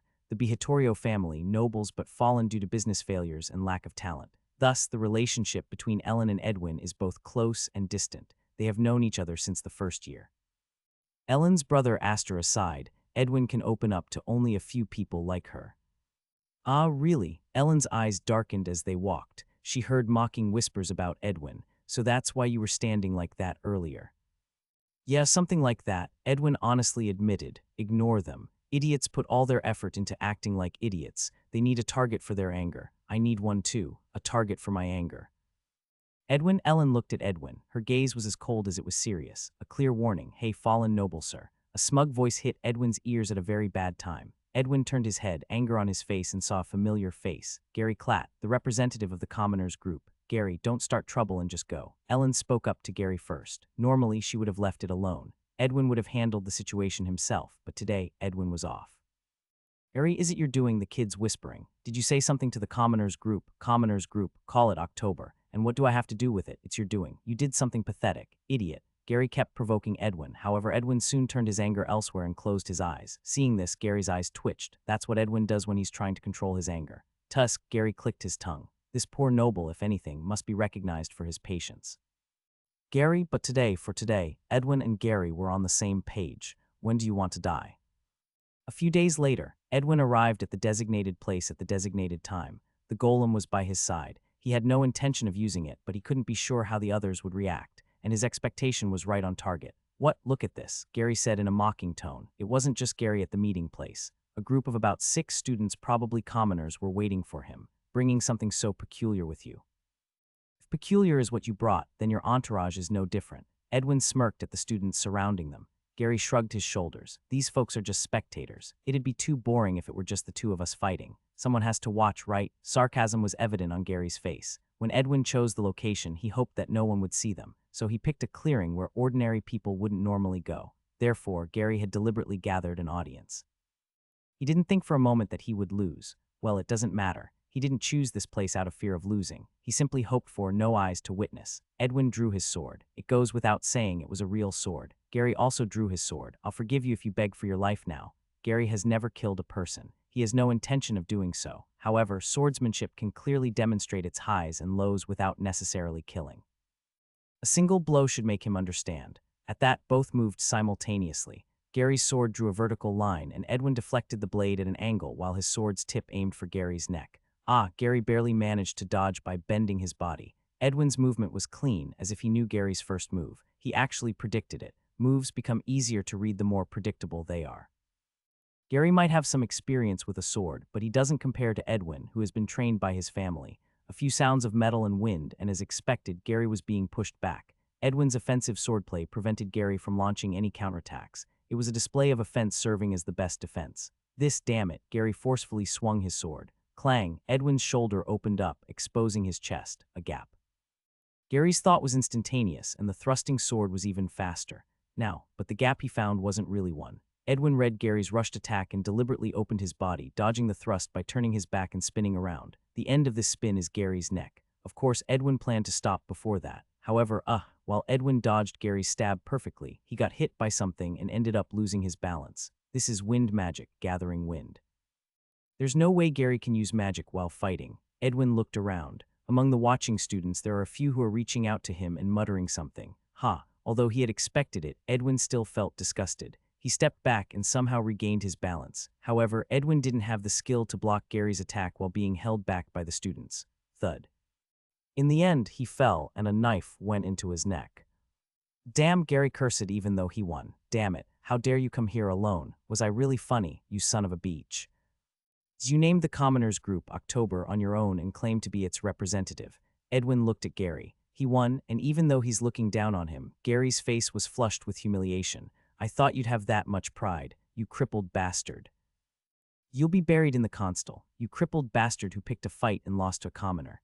It'll suit you very well, a ruined noble. Do whatever the hell you want. Edwin bowed his head. Is my mouth getting worse because my body is not in good shape? What about that jerk? Damn. Gary spat out another curse, still angry, and his eyes went to the sword Edwin was holding. Hey, drop that sword and go. I'll sell it. Don't touch my sword. Edwin growled fiercely. Okay. Gary turned his gaze to the spectators who were watching. Hey, take that sword away. The surrounding students slowly approached. He tried to get up, but stopped again when Gary's sword thrust toward his neck. Stay still, if you don't want to lose. Only then did a smile appear on Gary's face as if he was feeling a little better. He felt the urge to vomit. What are they doing? Why am I like this? Do I need to stay still like this? He had tried to have a fair match in his own way. Even if it didn't turn out that way, he still admitted defeat. But to have his sword taken away, Vittorio suddenly fell one day. He did nothing wrong. The noble's power caused the commoners to rebel. It had nothing to do with him. Turn it all upside down. Damn it. When he reached that thought, above his head he heard a thud. What Edwin saw was the cold arm of the golem, lifted high, gripping Gary's lower jaw. Gary's face was twisted as if crumpled paper, starting from below his philtrum. The jawbone shattered with a single squeeze of the golem's hand. Kirk. No proper sound came from Gary's mouth. Tears streamed down his face as he dangled helplessly in the grip of the golem. What is that? Run. The students immediately turned and fled upon witnessing the golem's actions. Edwin found himself reaching out involuntarily. No, if they go now, they'll discover about this golem. Even Professor Binky's just thinking that. The golem set Gary down and leapt. With that single bound, it caught up to the fleeing students in an instant. The sound of one-sided violence. Thud, thump. After a brief moment, all the students who had been here were down, sitting collapsed, or stuck somewhere. And the golem stood still as if nothing had happened, just following orders. Could it be? Surely they aren't dead. Fortunately, the golem hadn't used a spear. That could be taken as proof it hadn't killed, but Edwin couldn't bring himself to check. His hands were trembling. That tremor soon took over his whole body. Even trying to stand from his crouched position was difficult. The ground was spinning. Everything in front of him was pitch black as if it had flipped over. Go, golem, come here. The golem immediately stood by his side. First, this must be hidden. Even if the people here wake up and tell someone else, if there's no physical golem, their story loses credibility. In this case, it's fortunate they're part of a group called October. There's a chance people will believe they concocted and spread false rumors. If so, this incident might at most be categorized as manslaughter. That is if they're all still alive. But if the golem is discovered, it's a different story. He'd be stripped of his ownership of the golem, accused of starting trouble with Gary, and of committing violence against members of October. By all appearances, what he did was premeditated crime. Hurry to Professor Binky's lab. The way from here to the lab. It's not feasible, since it involves passing several facilities popular among students. The chance of not being seen by anyone is slim. I have to hide until night, somewhere other than here. Anywhere, as long as the people here can't find him once they wake up. Let's go. And so, until nightfall, Edwin hid in the nearby bushes. There had been no movement within the constal to find him yet. Calming his hurried heart, Edwin waited persistently. Then, in the silent darkness when the students had gone home for the evening, staying here any longer could risk being discovered by other staff or the custodians. Edwin decided to move. The ground cracked open, and dirt poured out as the golem buried beneath rose to its feet. Cleaning its dirtied body was a thought for later. Such concerns were secondary at the moment. Edwin moved swiftly, cautious of being pursued. He judged it better to make some noise than to encounter anyone at all. His judgment was accurate up until they passed in front of the training room. Edwin saw someone coming out of the entrance to the training room. He quickly looked around, but there was no place to hide. Wait, hold on. Focusing his vision, Edwin saw the figure emerging from the training room entrance. It was Ellen. Her eyes were open, but her face was expressionless, her focus distant. She's sleepwalking. Ellen's somnambulism was well known within the console. Edwin, being her friend, of course knew this. She claims it's not sleepwalking, but rather an efficient way to handle sleep and activities simultaneously, but to others it looks no different. Lucky, let's pass by carefully. Ellen in this state wouldn't wake up easily. She'd naturally wake up if she sensed danger, but there was no need to disturb her now. Edwin held his breath, reducing the sound of his footsteps to the minimum, slowly distancing himself from Ellen's path. The golem, being louder than Edwin, couldn't be allowed to move much. Still, it wouldn't collide with Ellen. Step by step, the distance between Edwin and Ellen closed. Edwin watched her, his gaze frozen as she approached. Ellen slowly walked towards where Edwin was and then passed by. Phew, he let out a silent sigh. Good, from here to the lab will be quick. Just as Edwin was about to move again, Ellen, who was leaving his field of view, briefly caught his attention. Edwin froze. Ellen was standing there, steps that must be walked, a sleep from which one will never awaken. If she doesn't sense the crisis, she just has to go her own way. But she stopped. Her back turned, her body was now facing sideways. A voice slowly trickling out as she tilted her head. The smell of blood. Edwin gasped. Ellen's focus returned. Her eyes sank deeply. She looked straight at Edwin. Ellen looked at Edwin's face. It was not clear due to the darkness, but the air around her told her that his expression had frozen coldly. What did you do? Edwin did not answer. Instead, he took a step back. Ellen's eyes narrowed at the sight. What's that next to you? Ellen took a step towards Edwin. Her right hand was already on the handle of the sword worn on her waist. Ellen glanced at the golem standing beside Edwin. Yours, a high-class metal, an incredibly high level of completion, overflowing mana. There was no way that Edwin made this thing. His knowledge and skill were not the issue, it was the facilities and funding. I smell blood from it. Ellen's steps were not hesitant. As she gradually closed the distance between her and Edwin, she saw fear in Edwin's expression. Surely this couldn't be. Did you kill someone with that thing? And no, then why are you trembling like a dog that has taken a dump? Hostility bloomed from Ellen's body. Ellen could forgive Edwin for almost any mistake. She was Edwin's friend and trusted him, but if he killed someone and it was a murder using a golem and he was trying to hide it on top of that. Edwin, I'll ask again. Ellen drew her sword. The blade, reflecting the moonlight sharply, was as cold as her eyes. What did you do with that thing? I just thought about it. Edwin's gaze wandered around as if he was avoiding something. I just thought that I shouldn't be caught, but this golem attacked the October guys on its own. Killed them on its own? No, it didn't kill them. Can you guarantee that? Edwin kept his mouth shut.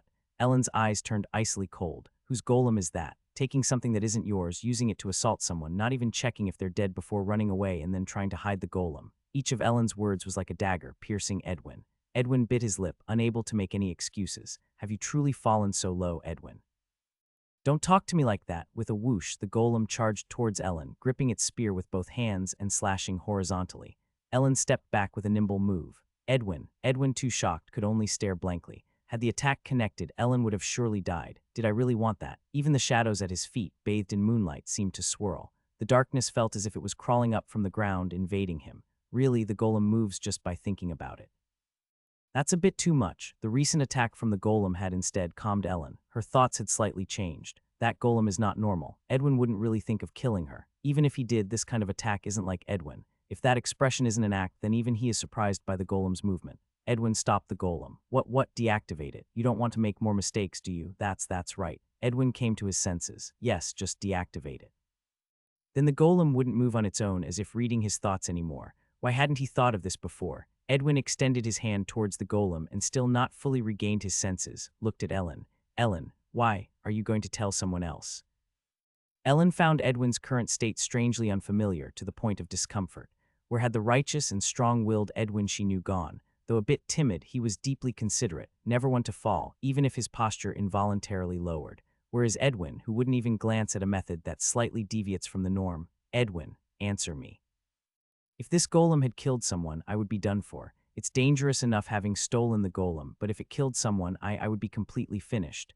Edwin had already withdrawn his hand that was extended towards the golem. He had no intention of releasing it. Instead, Edwin tried to persuade Ellen. Just let it slide.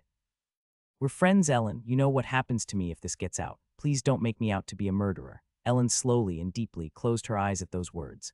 Ah, Edwin von Behatorio, you really have changed. Whether you're a murderer or not isn't for me to decide. We don't even know if those people are truly dead or not. Right, so. And Ellen gripped her sword and assumed her stance. Further conversation was pointless. It's not for you to decide either, Edwin.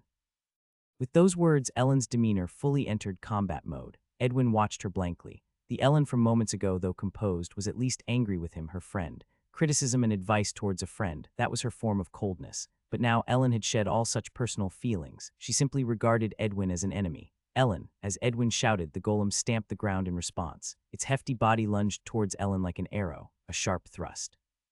Ellen dodged it and found an opening. Tusk. The golem's spear technique was precise. The gap that followed its thrust disappeared as soon as she dodged it, so it is a golem after all. It doesn't trust in its own durability or defense. It just acts according to what it's been programmed to do. If the golem had been a living creature, it might have easily found such a gap. Strong beings often rely on their strength. My chances of winning are slim. This golem is probably the work of some master. As a swordsman, Ellen ranks among the top class in the entire constel. That's why her brother, Aster, has never beaten her in a mock battle. Her swordsmanship wasn't inferior to the golem's spear technique. It was just a matter of strength. Even if the golem focused solely on defense, it could easily block Ellen's mana-charged attacks with room to spare. Even if she found an opening and struck, it was uncertain whether she could inflict significant damage. I need to finish this quickly.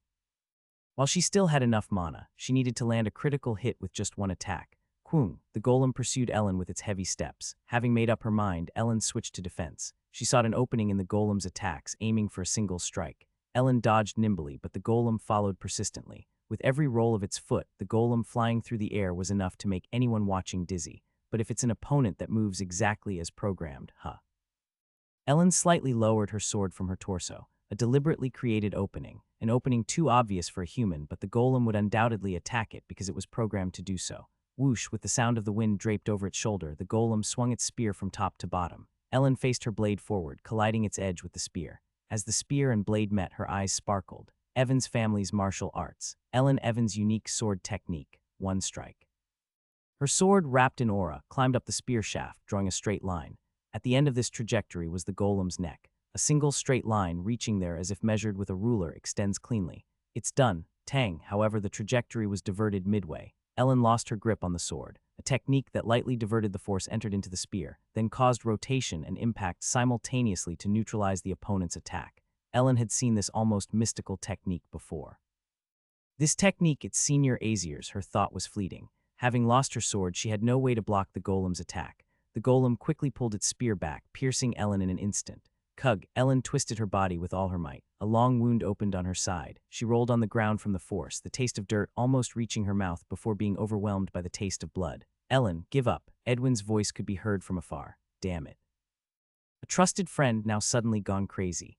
That alone had banished all sleep that had been plaguing her until now, and there was a pain in her side too. Ellen, as if responding to Edwin's call, the golem slowly approached. Its spear pointed downward, aimed at her as she lay on the ground. When the golem stood before her, the spear was already high above her like a guillotine. Edwin, I never thought you'd come to this. If Ellen really were to die here, then Edwin would cross a point of no return.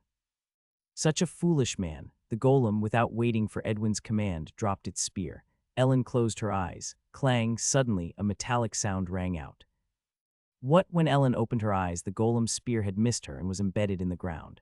Why? Ellen couldn't understand for a moment. Was the trajectory of the spear disturbed? How? It seemed reasonable to assume something was thrown, but there was nothing around. The golem itself seemed perplexed. The golem shifted its gaze somewhere, and thud, its jaw was struck. Crack, clang. With each harsh metallic sound, the golem's head swayed to and fro, clearly as if it had been hit by something. Something invisible to Ellen's eyes repeatedly lashed the golem's face.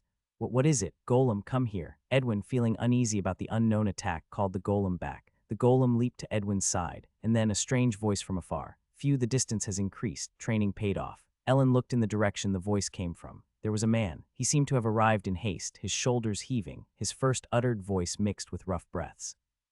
His eyes, reflected by the moonlight, looked at Ellen. A relieved smile. That slight grin brightened the evening's darkness. Though it was an inappropriate thought in this urgent situation, Ellen found herself thinking, I thought we would meet someday, and here we are, Frondier de Roche. The throwing distance of the dagger woven from the weaving has increased. The situation was so urgent that I threw it for the time being, and fortunately, it reached it in reality. If I had come out of the training room a little earlier, I would have been able to try it more safely. But what is that? With its enormous body and metal armor wrapped around it, it's definitely a metal golem. I looked at Edwin. From a distance, it seemed like Edwin was the golem's master. Senior Edwin, Frondier. Voice calling out my name is somehow dry. As if it holds all the resentment in the world, he calls out my name. You again. It's the second time I've met you. I approached Ellen, somewhat wary of Edwin. I knelt down and examined her condition. There was a wound on her side. Did Senior Edwin do this? At my words, Ellen blinked her drowsy eyes a few times. I can't tell if she's sleepy or tired. The golem did it. Senior Edwin is the one controlling the golem. Yeah, sorry. What are you sorry for? I stood up. Edwin's flames of anger were still directed solely at me, as if I were the last piece of the puzzle that he'd arbitrarily put together. No, don't tell me. Edwin's surroundings are tinged with purple. It's blooming from his body like a haze. I know what that is. In Edius, where there aren't many special privileges for players, it's one of the few things that differentiates them. A purple haze that only players can see. It's proof that a character has been corrupted. This, damn it. Why did Edwin become corrupted? He was a person who had never been like that, not even once. During the countless times that I played the game, he always stood up and restored the honor and glory of his family. That golem, if he did just 2 more years, he would have been able to create it with his own skills. The current Edwin's appearance is too unfamiliar to me. If I were to guess the reason, there is only one thing, me. A character that doesn't exist no matter how many times I play. Frondier is the existence known as Frondier de Roche causing Edwin von Behatorio's corruption. Frondier. That golem isn't Edwin's. Edwin is being controlled by the golem. I get it, so take a rest. Listening to the voice struggling with pain is difficult, being controlled by the golem. So does this mean the golem's movements aren't of Edwin's own volition? Senior Edwin. Why can you control that golem? Of course. As if to prove his answer, the metal golem moved. The golem indeed seemed loyal to Edwin's commands. No, loyal to his will. As someone who just intervened, I don't know why they were fighting, but still. Senior, have you killed someone with that? At my question, Edwin's eyes darkened. Of course they would. Even hearing it makes me feel bad, but it's a question that must be asked. This guy and that guy, damn, that question about killing someone. As expected, Ellen had asked as well. What would you do if I had killed someone? What would you do, you little shit? Whoosh, the golem took off. Its approach, swinging a spear at me, reminded me of a spinning top with a scythe attached, but more sinister than that, weaving. Workshop number 13. Grade Rare. Bastard the Lion's Greatsword. I unfolded the weaving and gripped the bastard sword with both hands. Such a brutish attack couldn't be blocked with a smaller weapon. At the moment of impact, the weakness of weaving, if not completely parried, it vanishes and I die. Clang, I parried the golem's spear and my weapon vanished at that moment. The golem, not understanding why its spear was blocked. Until now, it had been hit in the face several times with a dagger made through weaving, but golems naturally lack learning ability. So clang, clang, I hurled a dagger I wove at his face. If you don't learn, just keep getting hit. I'll beat you into a rag. But he advanced little by little. Since I can only weave one at a time, he gets closer during those gaps. I should have practiced weaving 2 weapons. Regret always comes too late. Ellen checked her wounded abdomen. The bleeding had stopped and the pain had eased a bit. Her trained body and accumulated mana diligently healed her. With a bit of leeway, she watched the battle of Frondier. I should let him escape. Why is Frondier helping? He doesn't know me. Even if he did, there's no reason to risk his life. She had heard a bit about Frondier from her younger brother, Aster. He said that Frondier was much more diligent and decent than his reputation as a human sloth. But from Ellen's point of view, it wasn't a very credible statement. After all, Aster felt indebted to Frondier because of the Misteltein incident. However, she knew nothing about his combat ability. If the rumors that he sleeps through classes and tries to skip practical and field lessons are true, he doesn't seem like he'd be good in combat. Even now, Frondier's movements against the golem lacked organization. But why? How is he blocking it? Frondier is empty-handed. Yet every time he swings his hands, the golem's spear is deflected, and the golem's head reels. At first, I thought of invisibility hiding one's weapon with magic. It's certainly a difficult technique, but worth it. But then, how did he save me? He threw something to fend off the spear thrust at her. I'm not sure what it was, but presumably a throwing dagger, and he keeps throwing them incessantly, as if there's no limit to the number. Even as she thought this time he seemed to be clutching something in both hands, swinging it around. He uses it to block the golem's spear. And sometimes he inflicts wounds on the golem's waist or legs from a very close distance. Dagger, spear, greatsword. It's frustrating enough not being able to see it, but its length is also incomprehensible. What a pity, yet Ellen anticipated Frondier's defeat. It might seem like Frondier is aggressively attacking, but all those attacks are meaningless to the golem. If such actions were repeated hundreds of thousands of times, maybe the golem would fall. However, Frondier's stamina would run out first. If only he had mastered the aura, he might have had a chance to defeat the golem. Sigh. Ellen took a deep breath. Thankfully, Frondier was buying time. She needed to recover quickly to create an opportunity for Frondier to escape, herself included if possible. It didn't seem like Frondier would suddenly be in trouble from the looks of it. That spear technique. Just then she heard Frondier's muttering. Feeling a sense of ominousness in his voice, Ellen looked up at the golem. The golem stopped its blind offensive and assumed a stance. It slowly swung its spear from that stance. Though it seemed slow at first glance, every movement was powerful, tracing a cunning trajectory that was difficult for the opponent to easily pierce through. The spear technique of Aesir. Ellen bit her lip. As expected, the golem was mimicking the spear technique of Aesir. Frondier's hand moved again, an invisible throwing weapon. Clang, but this time it was blocked by the golem's spear. The golem didn't see and block Frondier's weapon. The moving spear's trajectory simply didn't allow the dagger to penetrate. Targeting between those trajectories might allow for an attack, but stopping the golem now was impossible. Frondier, just die quietly. Edwin's shout could be heard. Ellen took a slow breath in and slowly exhaled.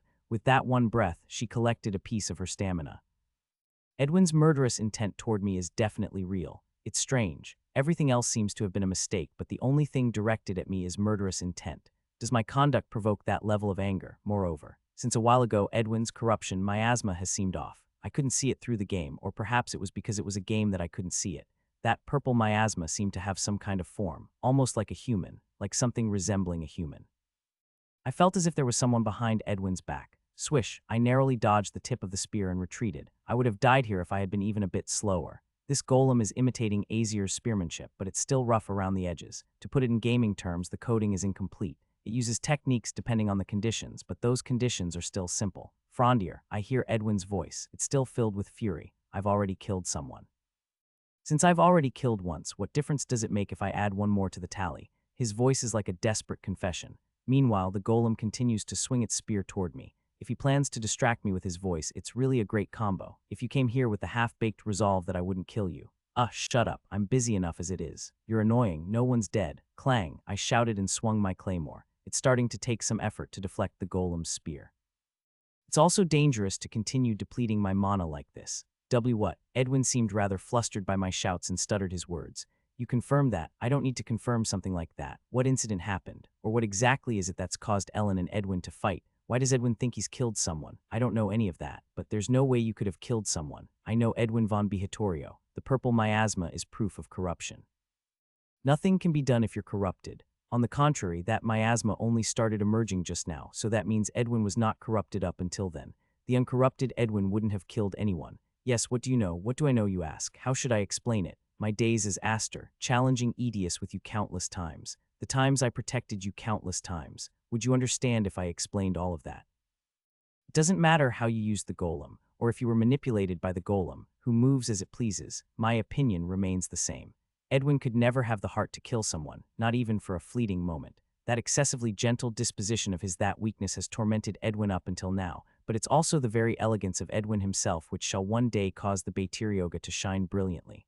Ah no, I'm a coward who ran away without even checking to see if those people died. Edwin seemed to be confused. In contrast, the golem's attacks were growing more intense. That dichotomous appearance would probably start to feel strange not only to me, but to Ellen as well. I can see it. The purple miasma clinging to Edwin is gradually transferring to the golem. Now I finally understand the true nature of this corruption. I've witnessed a god before. That small boy with black wings who tried to kill me by making it look like a suicide. Thanatos. I sense the exact same aura from that corruption right now, whoever it is.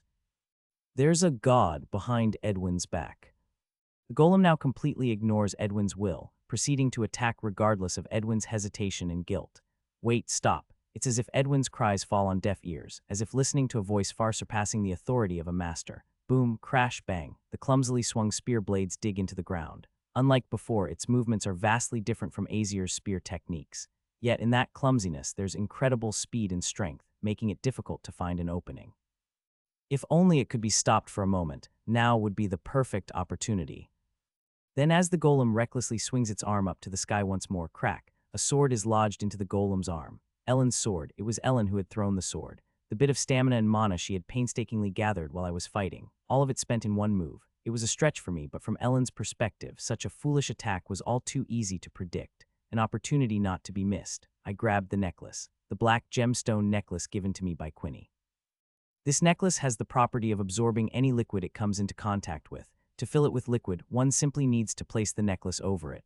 Furthermore, it's enchanted with spatial expansion magic, allowing it to hold much more than it appears. So how does one extract from it? Even simpler. Crack, break it. Weaving, obsidian, grade legendary.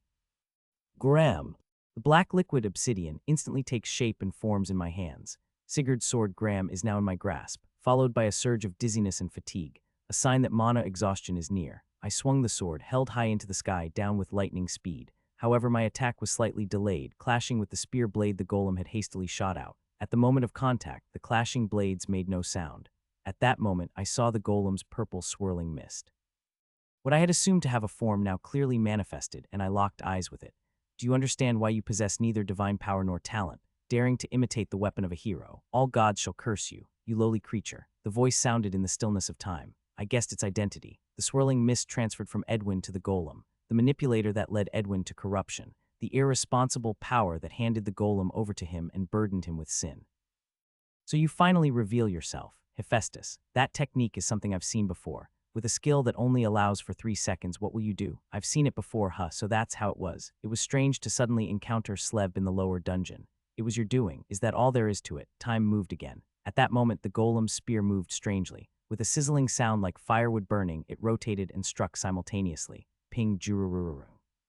At that moment, the golem's spear moved strangely. Clang, the sound of crackling wood, accompanied by rotation and impact. Ping grrrrr. Graham left my hand and flew through the air. Falling edge. Ah, I heard Ellen's short scream from afar, perfectly deflecting the opponent's blow and even making them drop their weapon.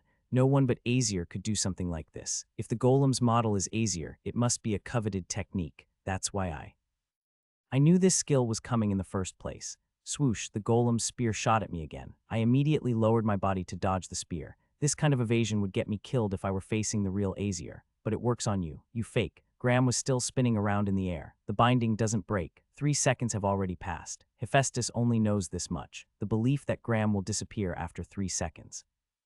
However, with the continuous repetition of mana control training and the ring Quinny gave me, I extended it by 2 more seconds there, idiot.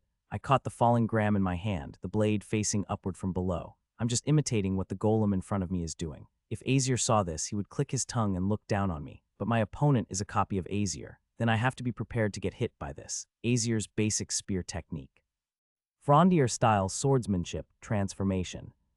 Gross slash. Swish, the diagonal line drawn by Graham. The golem fell exactly that much from the top of its body. Clang, the sound of metal is rough.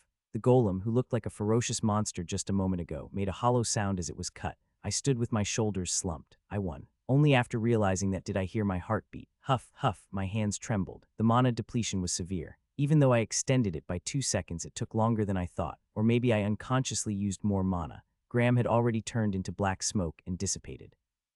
The sound of glass clinking against each other. The shattered necklace gathered itself back together, restoring to its original form. The necklace given by Quinny was imbued with restoration magic, meaning from now on, if I wanted to use the obsidian, I would have to break this necklace, and once the necklace returned to its form through the restoration magic, I could store the obsidian in it. Quinny really gave me something valuable. I named the necklace Black Lotus. Now then.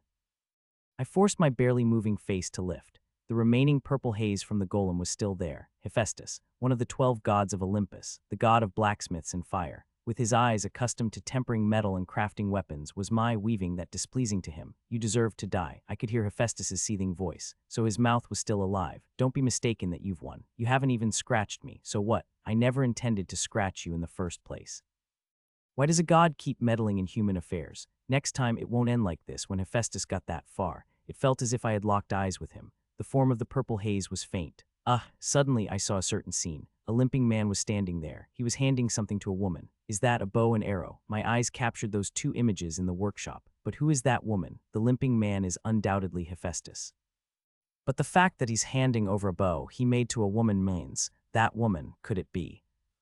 The scene vanished, leaving Hephaestus's rebuke. What did you see? You dare to freely delve into a god's past. What are you doing? Hephaestus was visibly flustered. I let out a hollow laugh. It seems I wasn't as ineffective as I thought. How much more do you need to insult the gods to be satisfied? Despite Hephaestus's outraged tone, his voice gradually faded away. Well, he had nowhere to put his divine power, so he couldn't continue to exist. Disappear. My voice was dry. It felt like I was pouring out tiredness with my voice. After Hephaestus's voice completely vanished, I was standing in the sound of a tranquil wind. Frondier. I turned my head. Ellen was standing next to me. She was holding her side, but she seemed to have recovered significantly. What are you going to do about Edwin? Ellen's voice was as languid as ever, making me feel even sleepier. Edwin had simply collapsed where he had originally been standing. There seemed no need to worry about him now that Hephaestus's interference had vanished. "Edwin, are you okay?" "Yeah." Ellen nodded quietly. She seemed to understand my intentions as well. To Ellen, that scene would probably be one of the moments she could never forget even if she died. A sword was born in the hands of a boy at one moment. With that sword, he sliced through the golem. Right up until the moment of slicing, the scene was almost like a piece of magic, and after the fight ended, the boy just stood there still. His hands were twitching, and his whole body shivered slightly with every movement. His eyes, looking somewhere, still shone with a forlorn light even after the fight had ended. His face was soaked with fatigue and a sense of powerlessness, but his eyes seemed to be looking somewhere. Ellen stood up and walked. His figure, drenched in moonlight, was incomparably beautiful. To confirm if it was reality, Ellen walked. "Frondier," she called his name. Frondier looked at Ellen. "What about Edwin?" "Edwin is okay." Despite such conversations, Ellen still felt like she was talking to a fantasy, even though she was looking at Frondier, even though Frondier was looking at her. Thus, Ellen resolved the biggest question she had. "Why did you save me? You don't know me. Even if you did, it wouldn't be a reason worth risking your life for." The moment he protected her, the voice shouted by Edwin, a fight like none she had ever seen before. All of it came to her like a dream. "Frondier, who are you? You are someone who shouldn't die." With those words, Frondier's body tilted. Ellen caught his falling body. Finally, Frondier became real from a fantasy, held in Ellen's embrace. His breath was even. His peaceful face met her gaze without any barriers. Ellen poked his sleeping face for no reason, a definite sensation. Ellen blinked several times and then exhaled a breath that was almost a sigh. Her drowsy eyes captured the moonlight. Ellen smiled. Sleeping people are heavy. It was a slightly ill-fitting comment for her. When I regained consciousness, I was in the infirmary. I quietly opened my eyes. Next to me sat a teacher in a white coat. She had an elegant face. Her brown hair fell lightly in waves, and her calm gaze touched the tips of her long eyelashes. I knew who she was, Melia de Roche, the health teacher at Constal. The information far more critical to me, however, is that she is Frondier's mother. What should I do? Naturally, I've never had a conversation with Melia. Melia isn't at the Roche mansion. Her position as a health teacher is for show to the students, and her main work is in magical research. Her lab is fully equipped with sleeping facilities, so Melia spends most of her time there. She was quietly reading a book. Should I surprise her? Wouldn't it help to break the ice and move the conversation smoothly, just as I was about to open my mouth? While looking at the book, Melia opened her mouth. "Did you sleep well, Frondier?" "How did you know? A mother knows everything." "She's joking, right? It's scary because it feels real." "Girlfriend? Ah, she must be talking about Ellen. She's not my girlfriend. I'm happy. Our son is handsome enough that it's rather late, isn't it? Are you listening? Mom. Did any other male students come here besides the girl?" "Ah, yes." Melia nodded her head. Her indifferent and calm expression certainly resembled the sleepy Frondier, he confessed. "Excuse me, he stole the golem and committed violence against the students. He confessed everything. You can see it on the news right now. Want to watch?" "Ah, no." There's no tension in Melia's voice. Did anyone die?" "No, fortunately. There's evidence that the students deliberately gathered to torment him, so the punishment won't be too severe." Upon hearing that, I buried my head in the pillow in relief. I see. Edwin was still Edwin. Without Hephaestus's interference, he was still the Edwin I knew. Hephaestus. The scene Hephaestus showed me, no, the scene I intrusively peeked at. The bow and arrow. Presumably, it is undoubtedly Artemis's bow. A set of bow and arrow is stored in my workshop. To weave it, I would need an amount of mana equal to or greater than Gram. And one more thing. I need to quickly learn how to weave 2 weapons simultaneously. I can only weave one item at a time. So when I fought with the golem, I could only throw the dagger once, which was a struggle. I eventually won, but the mana was on the edge and I fainted because of it. And most importantly, if I could weave Artemis's bow and arrow, I would have to hold each in my hands. Edwin was sitting in a chair. His mouth was parched, just as much sweat was running down his back. In front of him were the renowned teachers of Constal, all looking at him. Surrounded by them, Edwin sat as if he were a criminal. No, he was indeed a criminal. He was now attending a disciplinary committee meeting. Edwin, yes, the white-haired man sitting opposite Edwin. His eyes, wrinkled at the edges, held a fierce glint, and he was wrapped in a long robe that concealed his build. He was none other than the final authority and highest-ranking official of Constal, the Chancellor Zodiac Osprey. There's no need to explain the circumstances separately. You turned yourself in. Yes, that's right. Edwin quietly nodded. A young man on his right spoke in a thick voice. It was Alex, the teacher in charge of basic combat skills. You assaulted the students unilaterally. Among them, there were students who suffered serious injuries.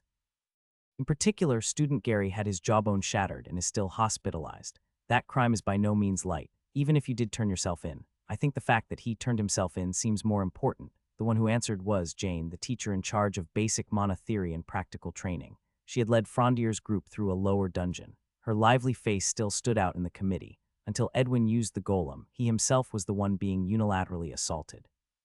The students who were injured all belonged to the commoner group, October, and it has already been confirmed that they were systematically bullying Edwin. Even so, they did not harm Edwin to that extent. That might be because Edwin's actions stopped at self-defense. It's not right to describe it as unilateral assault when it could be considered excessive self-defense. Jane and Alex are both full-time teachers at Constal who teach the common first-year classes. They had taught Edwin and Gary when they were first-year students. The conflict between commoners and nobles was intensifying around that time. Jane tried to distinguish individuals amidst the conflict, but Alex had been on the side of the commoners from the beginning. He himself had come from the commoner class, diligently and steadfastly building up his efforts. The stigma of being a fallen noble was worse than that of being a noble. Many teachers and students knew that Edwin did not fully belong anywhere and was an outsider. Yet Edwin persevered and had not been involved in any incidents so far. Therefore, Jane trusted Edwin in this incident, whereas Alex believed that this time Edwin was guilty. Both of you calm down, a graceful voice. It was Malia de Roche, the school nurse. It was curious that Malia, just a school nurse, was attending the disciplinary committee, but no one objected. You're not here today because of an assault case involving student Edwin, right? Right, the problem is the golem. Alex replied with satisfaction. Jane pursed her lips. From the teachers at Constal's perspective, this issue was more problematic than the assault case. Even Jane, who wanted to defend Edwin, didn't have much to say on this matter. Edwin, you stole teacher Binky's golem and used it for assault. Do you agree? Alex's question was malicious. Exactly as he said, Edwin had confessed before. Edwin closed his eyes and answered, yes, that's correct. The date you stole the golem and the assault incident are very close. It seems you stole the golem from the beginning to assault the students. Do you agree? Teacher Alex, Jane exclaimed. Alex's statement was just based on speculation and forced logic. However, the attitude and expression Edwin had shown since he first came here were already wilting with guilt. Such forceful reasoning could work. Why are you silent? Do you agree or not, Teacher Alex? You're going too far. I wasn't asking you, Teacher Jane. Alex stood up from his chair. His steps toward them were deliberate and imposing in their indifference. Approaching Edwin closely, Alex challenged him. Answer me, Edwin. If it wasn't to attack the students, why did you steal Teacher Binky's golem? Right after you stole the golem, you first used it for assault. If these series of actions weren't intentional, then what are you saying? Edwin still had his eyes closed. Alex's scolding did not shake Edwin's heart.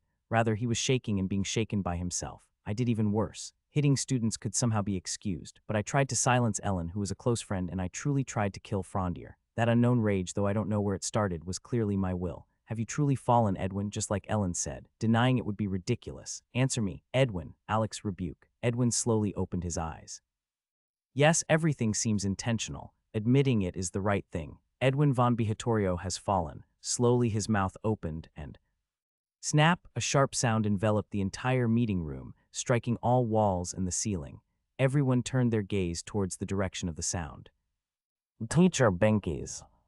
Teacher Binky's. Alex tilted his head, puzzled. Teacher Binky's hands were together. She had clapped her hands. Ah, I finally understand. What are you talking about now? Well, I was wondering why Edwin was here and doing this. I couldn't understand for a while, so Edwin is being scolded now. Teacher Binky spoke with a relieved expression as if she had finally solved the problem. This oddity made Teacher Alex frown. Doesn't student Edwin know better than anyone what he did wrong? So that's why no one said anything to me, because there was such a misunderstanding. Misunderstanding. Alex's expression grew increasingly displeased. He had a feeling Binky's was about to say something very unpleasant. Binky's, hands on her hips, said with a tone of great pride, I gave that golem to student Edwin. He didn't steal it. Surprisingly, it was indeed an unpleasant statement. What? As everyone knows, student Edwin has been my longtime assistant. Edwin is such a talented student that I am ashamed to say he was of great help during my golem research. The golem was a gift to him. Alex was dumbfounded and opened her mouth in disbelief. A metal golem, given as a gift by a teacher to a mere student. Was it something that could be bought with just a penny or two? Something that could be understood with just a book or two of knowledge? Something that could be made with just a day or two of skill? Certainly not. Alex looked at Edwin. Edwin, more shocked than Alex, was staring at Binky's with wide eyes. His lips were trembling, and his eyes were brimming with tears as if he was about to cry any moment. Looking at Edwin's expression, doesn't it seem otherwise? Ha, expression. At Alex's words, Binky scoffed. Where did all the proud logic and guesses you were just making to Edwin go, and now you're talking about expressions? Has Mr. Alex now become capable of reading people's inner thoughts just by looking at their faces? Ms. Binky's even so giving a metal golem as a gift. How does that make any sense? Don't you see? You're making an even more nonsensical argument than that. An even more nonsensical argument. At Alex's puzzled question, Binky's looked around the audience. With that gesture, everyone's attention was on her, and Binky smiled haughtily. Rather, let me ask you this. You all seem to think that Edwin stole my golem, but how exactly did he steal it? Well, he must have snuck into your lab. Snuck in? Heh, all the teachers understood Binky's intentions. They clearly understood her motives. Teacher Binky's was trying to protect Edwin, even if it meant resorting to sophistry, and it would be impossible to refute her logic at the moment. My golem is equipped with multiple layers of passwords and security. No one can tamper with the golem's design except for me. Judging from what you're saying, Teacher Alex, it seems you're well aware of the value of a metal golem. Do you think I would just leave such an object in my lab with no countermeasures? Well, it's possible if he has extensive knowledge of golems, metals, and magic, isn't it? I assure you it's not. Binky shifted her gaze. At the end of her gaze was Osprey. None of the teachers here, not even the headmaster, can solve the passwords I put on the golem. No one could say anything to that. They all understood the weight of her statement that even Osprey couldn't solve it.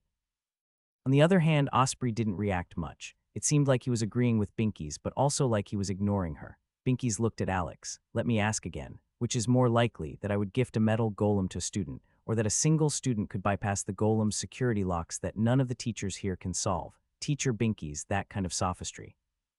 I'm not the one resorting to sophistry. While those words were being exchanged, Edwin just listened to their conversation as if it was background noise.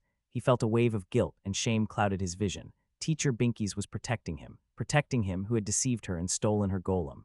Binky's was one of the few allies Edwin had, who was engulfed in the perception of a fallen noble. Edwin betrayed her, and yet she trusted him once more. That fact alone made his entire being tremble. Edwin bowed his head. Ashamed of himself, not even knowing what face he was making, he only looked at the ground. Osprey saw him, clutching his knees, his shoulders trembling, his head bowed. The Bihitorio family, he thought, had completely set. The days called prestigious were truly the heyday shared by the head of the Bihitorio family and Osprey. He thought they would age together as time passed. What was so urgent? What greed and stubbornness tempted you into downfall? He thought it had withered too quickly to ever rise again. Ms. Malia, Osprey, who had been silent for a long time, spoke. Yes. The scene where the golem was destroyed, I heard that a male and female student went to the infirmary with Edwin. That's correct. Did they say anything? Ah, yes. Edwin's eyes flashed open. It was about Ellen and Frondier. Lifting his head, his eyes met Malia's. Edwin, this is what the two of them wanted to tell you. Yes, yes. First, from the male student, Frondier de Roche. Malia's expression was softer than ever. Her gaze seemed to wrap Edwin in warmth. I'm sorry for breaking the golem on my own. Please convey that. Edwin lost his expression upon hearing that. Tears eventually flowed from his trembling eyes, and this is what Ellen wanted to tell you. Edwin didn't even think to wipe his tears, his dry face soaked with them. Seeing that, Malia wore a rare, playful smile. She said she was asleep and didn't know. The first thing thrown was a dagger, then, judging by the throwing stance, some kind of spear. After getting closer, what was swung was probably a two-handed sword. Ellen was watching Frondier's fight, over and over again. She could identify the invisible weapons of Frondier one by one from the countless times she had seen the scene replayed. She could guess the type of weapon, its length, and even its weight. And then, lastly, the sword with which Frondier had cut down the golem. That sword was not invisible. Ellen could clearly see it with her own eyes. Even though Frondier didn't use aura, he cut down the golem effortlessly, without losing the awkwardness of his technique. The weapon itself must be of a different class, but somehow, it seemed familiar. Ellen opened her eyes. She was in the classroom. Gisel, a classmate, was waving her hands in front of Ellen. What's the matter? The one who used to sleep only while walking is now sleeping in the classroom. Or is this actually more normal? Should I be relieved? I wasn't sleeping. She had been sleeping. Ellen, who had grown accustomed to sleep, had surprisingly reached a stage where she could dream the dreams she wanted. If it was about the recent event, she could even review her memories as she was doing now. Anyway, Frondier is a real mystery. Lazy, lacking ambition, talent that barely surpasses the ordinary, just a good-for-nothing living off his family's name. At least that's what the rumors clearly said. But rumors are not to be trusted, yet could they really be this different? What exactly did the people spreading the rumors see in Frondier? How's your side? Ah, it's okay. Having answered Gisel, Ellen checked her own side. She was still bandaged, but there was no discomfort severe enough to hinder daily activities. Of course, by her own standards. The fact that she had been deeply cut by the golem's spear, even though she had avoided it, was also true. Really, you always sleep, yet recover so quickly from things like this. I don't know if it's because you have good or bad physical strength. Me walking in my sleep is solely a method to conserve energy. Yes, I know. Giselle waved her hands dismissively, not wanting to hear Ellen's explanation she had heard so many times. Ellen felt a bit embarrassed and closed her mouth. Had she talked about it that much, even if it was for a friend's sake, it was too reckless to do it alone. You should have called for more people or told a teacher. It's good that it was resolved, but still, there wasn't time. Edwin's condition looked dangerous. While saying this, Ellen also felt a bit of guilt. As Giselle said, the other students at Constal think that Ellen solved this incident all by herself. In fact, there was one more person who contributed even more than her, but Ellen didn't mention it. This was because the person who helped her, Frondier, asked her not to. You don't have to lie, but please don't tell anyone that I was there that day. It would only make things more complicated. It could also cause unnecessary misunderstandings with Senior Edwin. That's what he said, so Ellen didn't mention that Frondier was there. Could it be that Frondier had been hiding his achievements like this all along? No way, you need to get a new sword. Yeah, I'm going to look into it today. After the fight with the golem, Ellen's sword was ruined. It was because of the technique the golem used to disarm her, Falling Edge. Originally, the original Falling Edge of Azedi doesn't even leave a scratch on the opponent's weapon. However, the Falling Edge that the golem showed her was too crude and rough, and her sword was already tattered after using it. It's a little annoying that she fell for such a crude technique. However, the blacksmith she was indebted to before was too far away. Ellen and her younger brother Aster had come this far to enroll in Constal, so she had no choice but to find a weapon shop or blacksmith near Constal. Giselle smiled pleasantly and said, "Should I come with you? You look like the type of person who would easily get scammed when buying a weapon." No, it's fine. Actually, she was going to ask first, but when she said that, she didn't want to ask. Yes, she should see for herself and decide. Getting scammed, what a joke. Customer, when it comes to swords, shouldn't you choose a lifelong companion? You're right, but still, yes. That's why you should use this sword made of our indestructible steel. It was getting ridiculous. Ellen's eyes were spinning from the merchant's long-winded sales pitch. At first, she was definitely examining the swords carefully with her own eyes, but then the merchant approached her subtly, recommended various weapons, and gradually increased the price range until it reached this point. She felt pressured and thought she would end up buying this sword. And she started to think that it would be okay to buy it. In fact, she had already decided to buy it, and all that was left was for her to rationalize it to herself. The astute merchant noticed this and became even more enthusiastic in his sales pitch. How about it? A legendary sword made from the highest purity viper steel does not negotiate its price, but should you acquire it, it can serve as a reliable companion for your safety and even protect the lives of your loved ones. Viper steel, you say? At that moment, a voice interrupted the merchant's pitch. Quickly, the merchant turned his head towards the man who had interrupted him, flashing a friendly smile. Ah, yes, indeed. It's steel forged from ore mined from the year-long glacier of Basters in the north, processed through a special method. The man just quietly looked at the sword, seemingly indifferent to the merchant's explanation. And Ellen, a bit surprised, stared blankly at the man. It was Frondier. Wouldn't you agree, sir? If you wield a sword, this item is particularly suited for you. At that, Frondier laughed. It was unclear what he found amusing about the merchant's claim, but he said, "It's like calling cubic zirconia a diamond." What did you say? The merchant was momentarily stunned by Frondier's calm statement, then quickly furrowed his brow. Ellen, also surprised, looked back at the sword. So does this mean it's a fake? Hey, who are you to suddenly show up and cause trouble? Are you saying this is fake? Yes. It's not even close to viper steel. It's mixed with impurities and hasn't properly become steel. In other words, it's base metal. Base metal. Hey, you young brat, let's see. You got any proof? Where do you get off spouting such nonsense?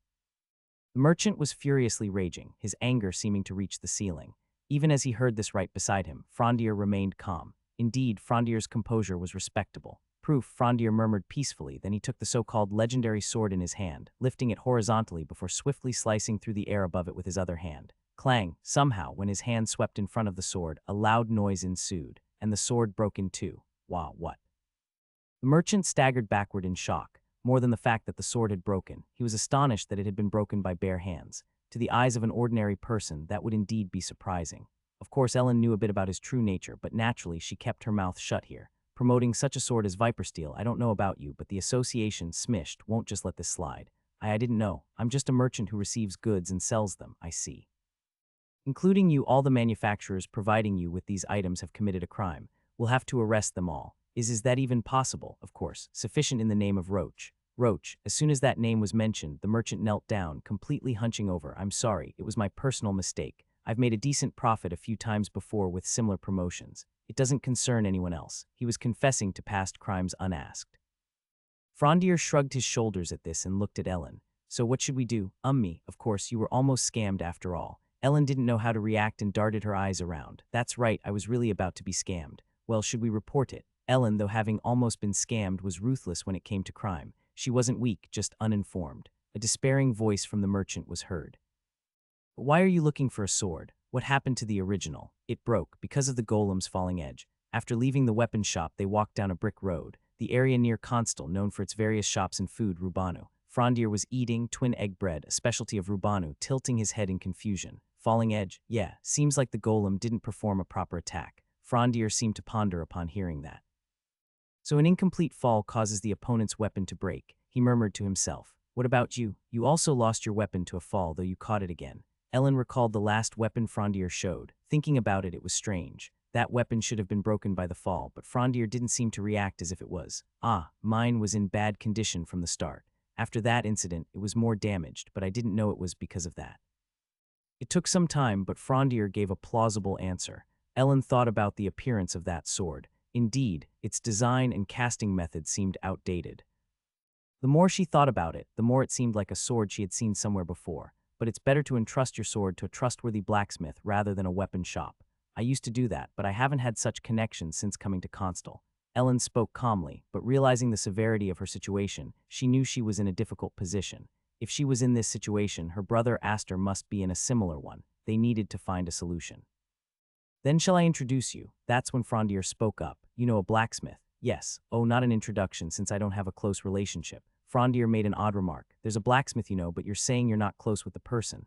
It's a bit too complicated to explain, but he really is someone you can trust. Ellen pondered for a moment, but her hesitation didn't last long. She decided to trust Frondier. After all, if she didn't, she might get scammed again. Better to stick with Frondier, who had just caught someone attempting to scam her. Then I'll shamelessly ask for your help. What for? Frondier replied curtly as if it was nothing. Ellen glanced at Frondier's profile for a moment. His face definitely looked languid. He seemed sleepy. I wonder if this is the expression I would see if I could watch myself sleep. Ellen thought suddenly. Frondier, yes, why are you helping me? Why both before and now? Ellen had asked before. Why did you save me? Right before collapsing, Frondier had looked at Ellen and said she was someone who shouldn't die. She didn't quite understand what that meant. If she thought about it in a simplistic way, it would end up being quite childish. The favor Frondier was showing her might. Ellen Sr. Frondier opened his mouth. He quietly looked at Ellen, as if he was pondering what to say. Even the gap in his contemplation, as if Frondier saw Ellen, you look like a child lost in the market. What, you have somnambulism. No, that's not somnambulism. It's a sleep method developed to conserve energy for emergencies, and you almost got scammed just now. I have nothing to say about that. Ellen admitted honestly, and Frondier laughed. There aren't many people I worry about. Everyone just worries about me. Come to think of it, am I being worried about by that human sloth Frondier? Me, who is called the best swordsman in Constal? That's somewhat humiliating. That worry is a misunderstanding. Earlier, it was because such things rarely happen to me, but I'll adapt quickly, and even if I'm walking around asleep, I'll wake up on my own if something dangerous happens. I'm more flawless than you think. So this is when you use the phrase, you're right. Frondier replied playfully. It was clearly a response that Ellen had given to the merchant a while ago. Wait then, how long have you been watching me talking to that merchant? From when the merchant said, customer, this sword is good, but how about this one here? Almost from the beginning. So you were watching me get involved with that person the whole time. Regarding the blacksmith, I'll contact them separately. Aren't you going to answer properly? A few days after the incident with Edwin's golem, done. I looked at the dagger materialized in both of my hands. Skill, weaving, has obtained a new option. Skill details. Weaving. Rank unique. Description stores the image of an object in the workshop and duplicates it. However, they are mere illusions. Option, simultaneous replication. Simultaneously generates multiple woven objects. Number of objects that can be replicated simultaneously, 2. I can finally weave 2 weapons at the same time. Up until now, I could only weave 1 weapon, so I had to make a new one every time it broke. However, if I can hold invisible weapons in both of my hands, I can perform more tricky attacks. The rate of fire for throwing daggers will also be faster, and I can also use a 2-sword style. Then now, I closed my eyes. Artemis, bow, and arrow. A set of those images were stored. Let's try it. The god Artemis is very famous, but her weapon isn't as well known. That's because it's overshadowed by her title of Artemis. Then wouldn't it be easier to weave than Graham? Let's forget about the arrows for now. Let's try making a bow first. For now, I just want to know if it's possible to weave it. So I'm leaving out the arrows. I can't shoot arrows here anyway. I stretched out my hand. Weaving, obsidian, rank divine. Chris Yor. I could definitely feel the mana draining from my body instantly, but it's less than when I made Graham. The rank of divine is higher than legendary. However, since I'm only replicating the bow out of Artemis' set of bow and arrow, the burden is lighter. Also, Graham is as famous as a divine weapon. I picked up the bow woven from obsidian, Chris Yor, the masterpiece that Hephaestus gave to Artemis. As expected, the golden bow shone brilliantly, just like its name. It's so gorgeous that it seems like a waste to use it as a weapon. Well then, I held the bowstring in my hand and tried to pull it, or rather I tried to, trembling. My hand clutching the bowstring was only trembling uncontrollably, not moving in the slightest. I can't pull it. I squeezed every muscle in my body, trying to apply force to the bowstring, but it wouldn't budge. Could it be that I lacked the strength? Meanwhile, my mana was almost depleted, so I reluctantly released the weave. Huff, huff, let's think for a moment. Chris Yor is the bow of Artemis. Since it's a god's bow, could it be that only a god can draw it, or maybe only Artemis herself can? However, in Aedeus, there are very few people who use the weapons of the gods. For example, the Chancellor of Constal, Osprey. Most of them receive divine power and discover the weapon led by that divine power, obtaining it as if by some destiny. But clearly there are exceptions. Either way, it's not that only gods can use a god's weapon. If it's not exclusive to gods, then maybe it's a weapon that only Artemis can use, or it's designed that way. Maybe Artemis requested something from Hephaestus. Or some kind of curse. Artemis, which god was she again? I tilted my head, deeply lost in thought. In the world of Aedeus, the gods are adapted to fit this world, but their essence and achievements generally flow similarly. Although the names and titles may have changed a bit, their nature and accomplishments are similar. Then it occurred to me, one possibility. However, it was a possibility that I couldn't exactly welcome.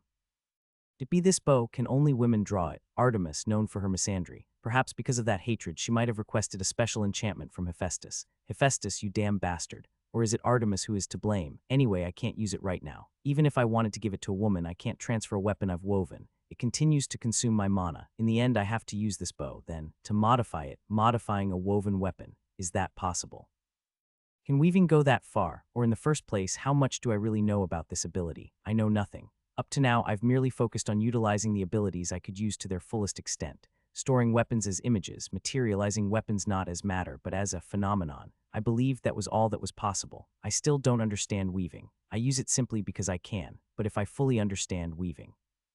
If I could grasp the principle behind storing weapons as images and the structure of the weapons themselves, modification wouldn't be out of the question. Anyway, I really need to check if it's truly only usable by women. Speaking of which, I have plans. It's just in time. I have a message received on my Sage phone a while ago. I'm a bit worried, but should I go? A hospital visit.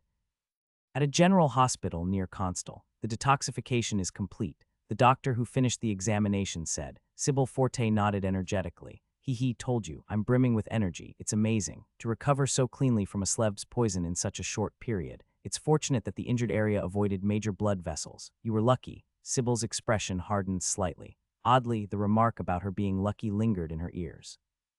Seeing her suddenly quiet, the doctor tilted his head. Aren't you happy? Oh no, I am happy, very happy. Ahaha, I'm known for being lucky. Haha, we'll observe your condition until today and proceed with the discharge process tomorrow. Please rest. Can I be discharged right away? The detoxification may be complete, but the body's aftereffects remain. So please rest. If you feel uncomfortable, immediately press this button here. The doctor pointed at a call button attached to the wall while speaking. Sybil nodded, creaked. The doctor and nurse left, and she was alone in the private room. Sybil exhaled, feeling the silence return. Slev, she was attacked by an outside demon. Later, she learned that the poison on the Slev's dagger was incredibly deadly. The paralysis poison is indeed a paralysis poison, a horrific poison that paralyses a person's heart and brain, causing death. Frondier, you lied. Sybil chuckled. So much for it being nothing. You said it had a sleeping effect mixed in. All of it was to reassure her, to make her fall asleep, to save her. Liar. Incompetent Frondier, lazy Frondier, human sloth Frondier. Liar. When you get down to it, his very existence seems like a lie. I don't know what Frondier did, but he took down Slev. He dealt with an outside demon. He reassured Sybil, took down the monsters, and carried her to the sanctuary, solving the dungeon. Sybil couldn't forget Frondier from that time. I don't believe in gods. It's etched in my mind and won't disappear, because I don't believe in fate. Maybe I'm hated. Sybil buried her face in her knees. To Frondier, who doesn't believe in fate, Sybil must be at the opposite end. Talentless Frondier. Sybil, blessed with luck and talent. It's hard to imagine how Frondier felt every time he saw her. No, why am I worried about being hated by Frondier? Lifting her head suddenly, Sybil seemed to snap back to reality. That's right. Originally, she wouldn't have cared about someone like Frondier. Her original target for the low-level dungeon raid was Aster Evans. But then, she soon thinks. Frondier must not rely on fate. She ends up thinking about Frondier again. Until now, Sybil had always believed in her great luck. However, the dungeon exploration with Frondier, to put it nicely, luck was not on her side. She fell into every dangerous trap. There were more than one or two horrifying situations. It was only because Frondier protected her each time. Otherwise, by now, I've been relying on luck. Everything she wished for always came into her hands. The situations she wanted always laid out like sturdy tracks. However, when faced with a situation that surpassed her luck, she felt powerless. She had never neglected her training. Had she become too absorbed in her fortune, taking it for granted? I want to ask, to Frondier, what he thinks about my luck, what he thinks about me. No, I mean, it's not like it has a strange meaning. Sybil blankly stared at the hospital room door. Sybil doesn't like waiting, but now she had to wait. Until she was discharged, went to Constal and met with Frondier. If Frondier would just open that hospital door and come in, but that wouldn't happen. Though she was beloved by fate, she decided not to rely on that anymore. Creak. The hospital door opened, and in came a man with black hair, languid eyes, a sleepy face, breathing a beat slower than others. It was Frondier. Upon seeing Sybil with that sleepy face, he greeted, "Hello." Sybil blinked her large eyes several times, then thought, maybe I should trust fate a little more. "Are you feeling?" I'm fine." When I entered, Sybil was awake. She had a somewhat dazed expression. Had she just woken up? This is tricky. Actually, I had hoped Sybil would be asleep when I arrived. Then I could have secretly tested whether Artemis's bow could be drawn by her hands. And for saving me. It was a dangerous poison, wasn't it? Ah yes, I'm glad you're all better now. Yeah. While Sybil thanked me, she seemed somewhat hesitant. She avoided my eyes and fidgeted like a small bird. It was more severe than when we were left alone in the dungeon. It seemed Sybil hadn't let down her guard around me. Well, that's understandable. People's perceptions don't change easily. Given that Sybil would have woken up in the hospital immediately after being attacked by Sleb, she wouldn't know what I had done. I must have learned about it from others. Information heard doesn't resonate well. Expressing proper gratitude to human sloth Frondier is in itself a remarkable thing. Well, it doesn't matter. What Sybil thinks of me isn't really an important issue. I'm a villain after all. By the way, yeah, what was the dungeon reward? Ah, she must be curious. Since I cleared the dungeon, only I know what the reward was. But how did you know, that I cleared the dungeon? I heard. From Aster and the teacher and Senior Quinny from Aster and the teacher. Why so many? Does it mean she heard it twice from Aster and the teacher? I don't know. The reward was, I'm not sure myself. I got a rune that seems like a magic symbol. After the lower dungeon, the Sanctuary of Truth, was destroyed, I acquired a magic rune called Menesorpo. But when I tried to use it in front of the mansion, nothing happened. To be precise, I don't know what happened. Since it consumed mana, it must have been activated. In fact, I hesitated a bit when I was about to tell Sybil this story. One must be cautious when handling information only they know. It's important to approach with careful judgment whether it benefits me or Aster. But Menesorpo is something not even I know. Because in the previous world, no player had cleared that low-level dungeon. If it continues like this, I might end up not knowing what Menesorpo is until the end. Then, it's better to obtain information from others. Sybil may be a villain, but her nature isn't evil. If it's a magic rune, should I ask my dad? Your dad? You know I use a rapier, right? Yeah, I saw it in class and during the dungeon. In truth, I knew that much earlier, from the very beginning. My rapier has a magic rune carved onto it too. I can't show it to you right now since it's at home, but it's a magic rune that enhances its durability and sharpness. As I mentioned before, Sybil uses her rapier, a thin sword, to slash rather than stab. My father carved the magic rune for me. He's a pro technician, incredibly famous and amazing. He might know if you ask him. Sybil said in an excited tone. Her eyes sparkled. Her words reminded me. Daud Forte, a master of magic rune techniques. In Edius, those who decipher magic runes, those who create them, and those who inscribe them onto weapons are all separate professions. Magic runes are usually activated on their own. In other words, the act of engraving a magic runes on a weapon like Sybil's weren't the true purpose of magic runes. That's why those who can do both are highly valued, because they can decide on and inscribe magic runes that are suited to the weapon and the user. Daud Forte stands out even among such people for his exceptional skills. I often met Daud when I was playing as Aster. However, I was honestly surprised. I didn't think Sybil would go this far for me. Sybil seemed to feel a stronger sense of gratitude towards me than I had thought, even while suppressing her hatred towards me. Sybil was briefly stunned by my words then. No. What? Ahahaha. No, this is, well, basic, she said, waving her arms. Basic. Sybil was a woman with a stronger sense of duty than I had thought. I exited the clinic after arranging a future appointment with Sybil, and the place I headed to was the library. Actually, the reason I went to Sybil wasn't because of Menesorpo, but due to Artemis' bow. I wanted to check if only women could use it, but I couldn't, so I was disappointed. I decided to search for information on weaving in the library. Frondier. However, as soon as I entered the library, I heard this. Librarian Ainen was looking at me. Hello, teacher. HMPH. Ainen turned her head away from me as if he was in a bad mood. Maybe she's not in a bad mood, but rather just dislikes me. You're lucky, Frondier. Pardon? Mistletoe, your bluff is still working. Oh, I guess so. Come to think of it, Ainen teased me in the library. When an adventurer party discovered mistletoe, Ainen cautiously tried to sound me out. She expected me to retract my opinion that mistletoe doesn't look like that. However, well, that mistletoe turned out to be fake. My bluff is still going strong. It wasn't a bluff in the first place, though. But why do you keep coming to the library? It doesn't suit you. I need to find a book. Isn't that what you said last time you came here? Did I say that? But this time I really mean it. I need to find a book about weaving. Perhaps among magic types it's an illusion maybe. Weaving is my unique skill, so it'll be incredibly difficult to acquire useful knowledge. I'll try looking for it with the same mentality as searching for a needle in a haystack. Right, take a good look. Ainen shooed me away with a flick of her hand as if she was shooing away a fly. It seems her fondness for me has dropped even further. That's a bit of a shame. As I've mentioned before, Ainen is a good source of information. She's a librarian who gathers information from both inside and outside the Constel Academy, and she herself enjoys gossip. Thus, she's a valuable person who informs me of minor or significant events that I might miss. If I were Aster Evans, that is.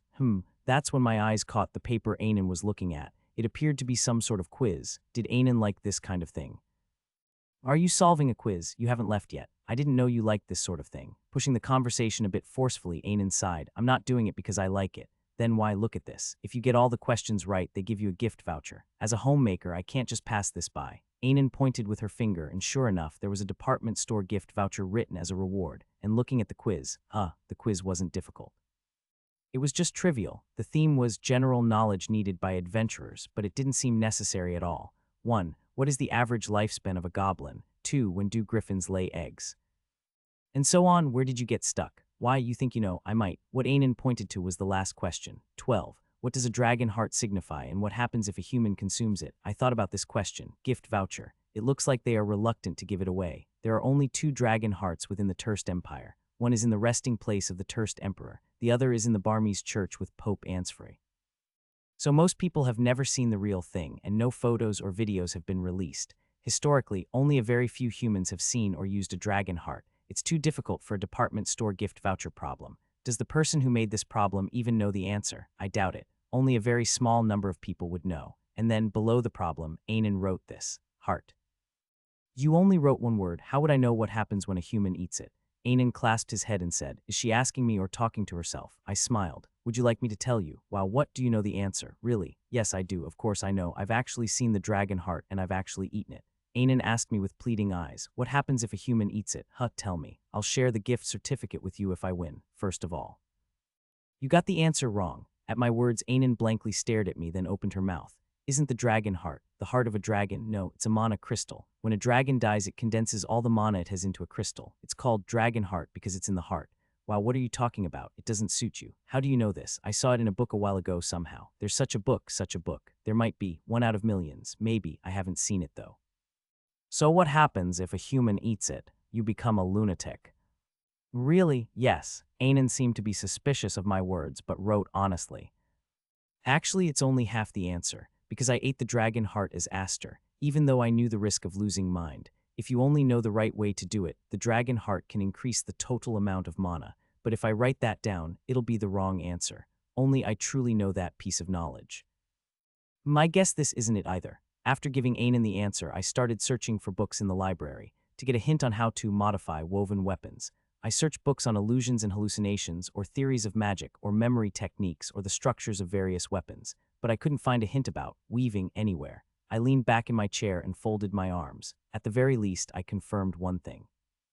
The images of objects in Frondier's workshop are identical in structure and skeleton to the real thing. In other words, the workshop doesn't just remember the images. It actually stores and replicates the skeleton of the object. That's why it can make them appear in reality for a short time, and why I can reproduce the actual thing with obsidian. Then I think it should be possible to modify them. Modify. Hearing the voice, I turned my head.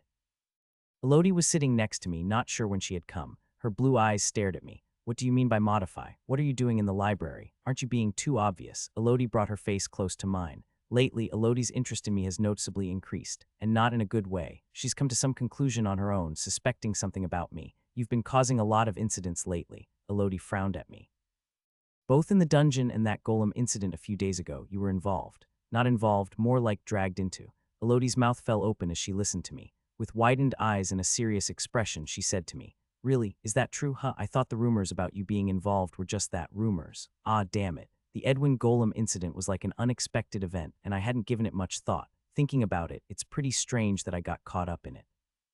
It was just supposed to be a rumor. I wonder how Elodie would react if she knew I had slain the golem. I'm a bit curious, but let's hold off." I evaded the question appropriately. Like I said, I just got caught up in it, ran away as soon as I saw it. Are you hurt anywhere? I told you I ran away. Despite my words, Elodie looked me over, checking for injuries. A serious face, careful eyes. That gaze wasn't trying to find any pretense in my expression. Well, she's serious. She's genuinely worried about me. Well, as long as nothing happened, that's good. Elodie coughed awkwardly, as if embarrassed. And a few days later, I headed to the address Sybil had given me. Thinking about it, this is the first time I'm going to a girl's house since coming to this world. Just as I thought this and arrived at the front gate. "Is it you, the idiot bothering my daughter?" "Dad, it's not like that," Sybil exclaimed with a flushed face. It's a bit awkward to say this, but such a line seems to be insulting Sybil. I feel like he's saying that only an idiot would bother his daughter. Sybil's father, Dodd Forte. In contrast to Sybil's delicate and beautiful appearance, he boasts a muscular physique and large build. His beard and hair are roughly grown. At first glance, he looks like a blacksmith with hands that easily slip, but Dodd is more akin to a delicate sculptor. Engraving magic runes on weapons is a difficult task. Well, that aside, honestly, it's a welcome face, though he probably doesn't know me. HMPH. Your eyes look dead, and you seem to have no strength in your body, Sybil. What did you find appealing about this boy to bring him here? I told you, it's not like that. Sybil hit Dodd several times as she spoke. Of course, Dodd didn't seem to listen. Your name was Frondier, right? Yes. HMPH, I've heard your request. I'll grant it since my daughter begged me so desperately, but leave immediately after it's done. Sybil's voice came from the side, implying, when did I ever beg you? I can't acknowledge someone like you. With that, Dodd turned his back. I'm not sure if it's just my feeling, but because of Dodd, it feels like my relationship with Sybil is ironically getting closer. I went inside the house and explained everything from the beginning in the room. Dodd said, "So you want to know the identity of the rune? So you want to know what this rune is?" "Yes, I got it as a reward from a dungeon, but I couldn't figure out what it was." "Did you activate it?" "Yes, I did, and it used up my mana, but nothing happened." Dodd stroked his chin thoughtfully for a moment. "Well, I can't tell you what it is based on that. Draw it for me." Dodd handed me a piece of paper. I hesitated for a moment. "What, are you not going to draw it? Are you going to tell me you left your sketchbook with the rune at home or something?" "No, that's not it. I can't draw it on this paper." "What, why not? It's too big." My answer made Dodd raise an eyebrow. Sybil, who was standing next to him, also gasped in surprise. "How big is too big?" "Well, I can't draw it here at least. I can't do it in a room like this. I need a wide open space. My house has a backyard." "Would that be big enough?" "Yes, that should be enough. It's good to have a bit of swagger, but don't overdo it." Dodd stood up as he said that. It certainly would sound like bragging. The size of a rune doesn't make it more powerful. In fact, if it's the same rune, it will have the same effect regardless of its size. But I said it, I can't draw it small. That's how dense the Menosorpo rune is with symbols and patterns. A rune that complex is very rare. At least I've never seen one. That's why Dodd thinks I'm bluffing. Even if I'm not bluffing, he probably doesn't think I need a whole clearing to draw it. Dodd, Sybil, and I went out to the clearing behind the mansion. I took out my dagger. I brought out the Menosorpo rune from the workshop and applied it on the ground. Barely I could manage to draw it. It's unexpectedly and enormously large, this rune. I bent my knees and began to carve the ground with the dagger. "What are you doing? Excuse me. Aren't you supposed to have something like a notebook or a phone, something with the rune drawn on it to refer to while you're drawing?" "I don't have anything." "You mean to say you can draw the rune directly, without even a picture?" "Yes." Upon hearing my answer, Dodd exclaimed as if it was a knee-jerk reaction. "That's ridiculous. The irregular patterns and geometry of a rune are something even those who have thoroughly studied the theory cannot completely memorize. Large runes are even more so. How can you draw a rune that's not even registered on your phone? Because I have it from the workshop. It's more efficient than registering it on a phone." I diligently copied the rune I brought from the workshop. It took a considerable amount of time, but Dodd and Sybil quietly observed without interfering. Phew. As soon as it was completed and I lifted my head, their faces were somewhat strange. Sybil was just gaping in surprise, while Dodd looked at me as if I was some kind of bizarre creature. "You really drew it all without looking at a picture?" "Yes, though in fact I was looking." "Elder, what do you think? What kind of rune could this be?" I respectfully asked Dodd. Dodd went and walked up to the rune. He meticulously examined the rune I drew, walking around it, sitting to observe certain parts closely. Finally, as if he had come to a conclusion, Dodd dusted himself off and stood up. And then he said, "I have no idea at all." Interpreting a magic circle is ultimately similar to translation. It's about clarifying what is being sought through the interpretation of a set of symbols, their directions, and positions. However, Dodd pointed to a certain part of the magic circle. I've never seen such symbols before. I can hardly find any of the symbols or grammar typically used in magic circles. If we're talking about translation, it's beyond not knowing what I means. I don't even know what a means. Dodd spoke with an assertive stance, as if no one else could know if he didn't. I scratched my face. Do you think I drew the magic circle incorrectly on purpose?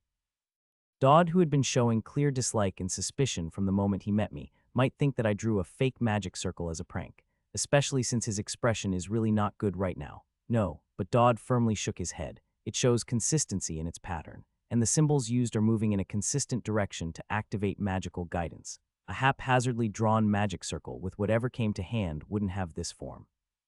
Regardless of what he thought of me, he was coldly assessing the magic circle. I was a bit impressed. I thought you might be upset, wondering if that was the case. I'm sorry, it's true that I'm displeased, but I'm displeased precisely because it's a proper magic circle, and yet I can't interpret it. Dodd stroked his chin, lost in thought for a moment. Then he spoke. You said you obtained this as a dungeon reward, right? What kind of dungeon was it?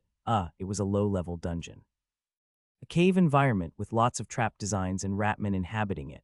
Not that. What was the mechanism for clearing the dungeon? A boss, a switch, a puzzle. How did you solve the dungeon? Dodd's question. I briefly glanced at Sybil. Sybil had not seen me solve the dungeon. I wanted to keep it that way if possible. It was a sanctuary. I blurted out a convenient truth. It's not common for a dungeon to contain a sanctuary, but it's not extremely rare either.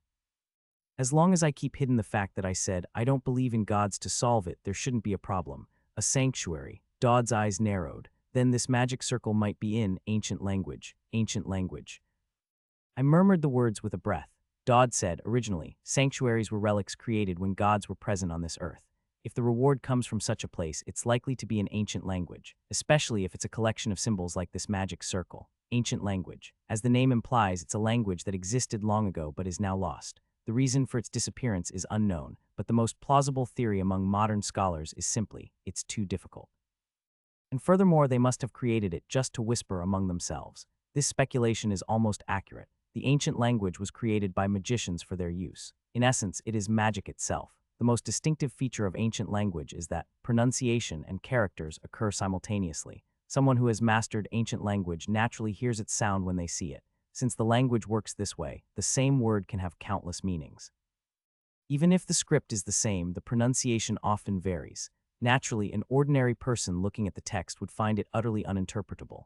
Ancient language. I took another look at the magic circle I had drawn. I too knew what ancient language was only as knowledge, unable to interpret it. However, I had obtained a hint. If this magic circle is an ancient language, I understand why nothing happened when it was activated. As I mentioned earlier, the ancient language encapsulates sound in its script. The magic circle isn't simply drawn and filled with mana. There's a need to speak the words out loud. There's an additional step to activate it. Speaking the name of the magic circle, Menasorpho, might make it work correctly. Just like when a character shouts out a skill name in a comic or a game, the utterance completes the magic circle. However, let's not do it here. We don't know what might happen. After Frondier left, for a long time, Dodd silently gazed at the magic circle drawn by Frondier. Sybil was standing by his side. Dad, are you still looking at it? In response to Sybil's words, Dodd pointed to a corner of the magic circle with his finger. It was Frondier. He started drawing the magic circle right there. The location was at the edge of the square. Frondier started drawing the magic circle there with a short dagger, creating its shape. And as I said, he drew an extremely large magic circle, right here in this square. Yeah, it's impressive that he remembered a magic circle this big in such detail, isn't it? That too, and one more thing. One more thing, Dodd asked Sybil as if posing a problem. Sybil, if you were to draw a magic circle, where would you start, assuming you were to replicate something this huge? Gum from the center. Exactly, that's the usual way. It's perfect for balancing the magic circle, but Frondier drew it from the edge. He drew the outside first, then filled in the inside. Why? Well, I don't know, Sybil shrugged, unable to grasp the idea at all. Dodd said Frondier knew the exact scope and spacing of the magic circle, almost completely covering this square with a magic circle without a single error. Do you realize how extraordinary that is? That's not simply memorization. It goes beyond the memorization of the shapes and symbols of the magic circle. It's also the designing of the overall size of the magic circle, the spacing of each symbol, and their placement. I don't know if this can be called memorization. If you call this memorization, then what humans have done up until now is not even memorization. Sybil exclaimed, her mouth open. It was impressive enough to memorize the shapes of the magic circle, but to have the spacing and dimensions of all the parts in your head as well. At first I brought a kid with no energy, but now I see something. What, really? He's good enough to be chosen. Sybil's face turned red in an instant. Stop saying that. How many times do I need to tell you that it's not like that? Don't be so embarrassed. Even I'm starting to look at him in a new light, although my mind hasn't completely changed. What am I supposed to do with those sleepy eyes? Why do I understand everything else you say but not this? Ding dong. Whether it was good timing or bad, the doorbell of the front door rang. I'm a guest. I'll be right back. No, I'll get it. Sybil stomped over, her voice still full of anger. Seriously, what am I supposed to do with my father's excitement? When she opened the door, there was a man standing in front of the door that Sybil didn't know. Hello, Sybil Forte, is it right? Oh, hello, are you a guest of my father? No, I came to find Sybil. Me? Sybil tilted her head as she looked at the man with a gentle smile. The man's voice was gentle and his face was like looking at a harmless herbivore. I apologize for the intrusion. This is my introduction. The man pulled out a business card and handed it to Sybil. Sybil checked the business card. Surf Daniel. Indus member number 9. Indus? Sybil quietly looked at the unfamiliar name. Yes, have you heard the name before? We are Indus, created to oppose the aristocrat's sense of chosen people. What business does Indus have with me? Upon Surf's words, Sybil recalled what the organization Indus was about. In the world of Aetius, where class exists, discrimination due to class is always a trailing issue. While most people do not even recognize this discrimination as discrimination, Indus was made up of those who felt the injustice of discrimination practiced by nobles and royalty and raised their voices for improvement. This organization was open to anyone, not just Constable students but also commoners. This man, Surf, in front of her, probably wasn't a Constable student either. He looked to be over 30 at face value. To Sybil, her perception of Indus was neither good nor bad. It was true that she hadn't been very interested. However, the influence of Indus was so significant that there was a saying, an enemy of Indus is an enemy of the common people. That's why Sybil, indifferent as she was, knew about such an organization. But as a commoner herself, she considered the existence of such an organization not a bad thing. I'll be straightforward. Would you consider joining us at Indus? Me. Therefore, she felt neither good nor bad about such an offer. It was unexpected and somewhat surprising, but not an unpleasant feeling. She could join depending on her mood or not. Her thoughts changed with Surf's next words. You could join the revolution now. A revolution? Yes. A revolution to abolish all unfair discrimination and leave only complete fairness and equity. Sybil's mind raced. Somewhere she felt uneasy. He seems to be intentionally getting on her nerves, all the more so. Specifically, what does revolution entail? You'll find out naturally if you join us. What is this, a con artist pitch? Something comes to mind when he says commoners. Edwin von Behatorio's golem incident. The incident where he assaulted numerous students using golems. However, it was revealed that a majority of the students had systematically harassed Edwin. The motive was simply because he was a fallen noble. The name of that organization was October. Surely this place called Indus isn't trying to do something similar. By any chance, is there something suspicious going on in Indus? What do you mean by suspicious? Eliminating discrimination and then targeting and harming a noble. Sybil was blunt. Surf looked troubled. However, he was still smiling. We simply want to amplify the strength and voices of the commoners. Are you or are you not doing it? In response to Sybil's sharp inquiry, Surf's smile grew wider. That sort of method is also one way of doing it. I will decline your invitation. It was a long way to come. Please go back. Sybil respectfully bowed her head as far as she could. At that gesture, Surf let out a helpless sigh and turned around. Sybil silently watched his unhesitating footsteps. Surf suddenly spoke while he was walking away. Oh, by the way, there is something I should tell you. As he spoke, his profile was in shadow, making his expression unclear. To borrow Miss Sybil's words, however, he is still clearly smiling. Our next target is Frondier de Roche. What did you say? I'm just letting you know. With that, Surf left. Sybil felt an indescribable discomfort crawling around the edges of her cheeks. The next day, I sat in my room, deep in thought. Menasorpo, where should I test it? Last time, I tested it in the mansion's courtyard. I thought it was just an insignificant rune, but now that I know it's an ancient rune, things are different. Regardless of the danger, it's unpredictable what might happen. It's a relief it didn't activate. This time, I've learned how to properly activate it. I have to say Menasorpo, but the problem is I don't know the effects of the rune.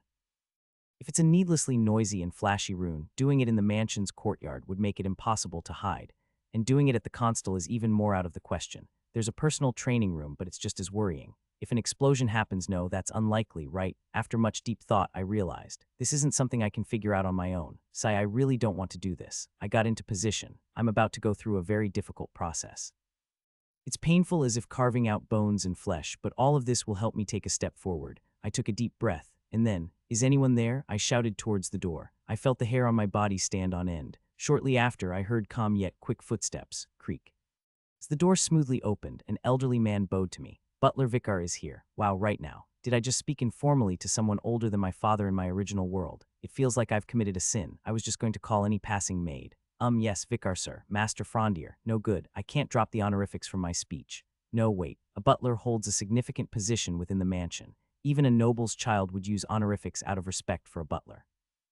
The problem is I don't know how Frondier would have behaved originally, but now that it's come to this, I decided to just go for it. Mr. Vicar. Recently, I've been troubled by various matters. I swallowed as I spoke, worried that my use of honorifics might sound strange to Vicar. Yes, I see. Vicar responded to my words plainly, but he was so plain that I couldn't tell if he found my words strange or not.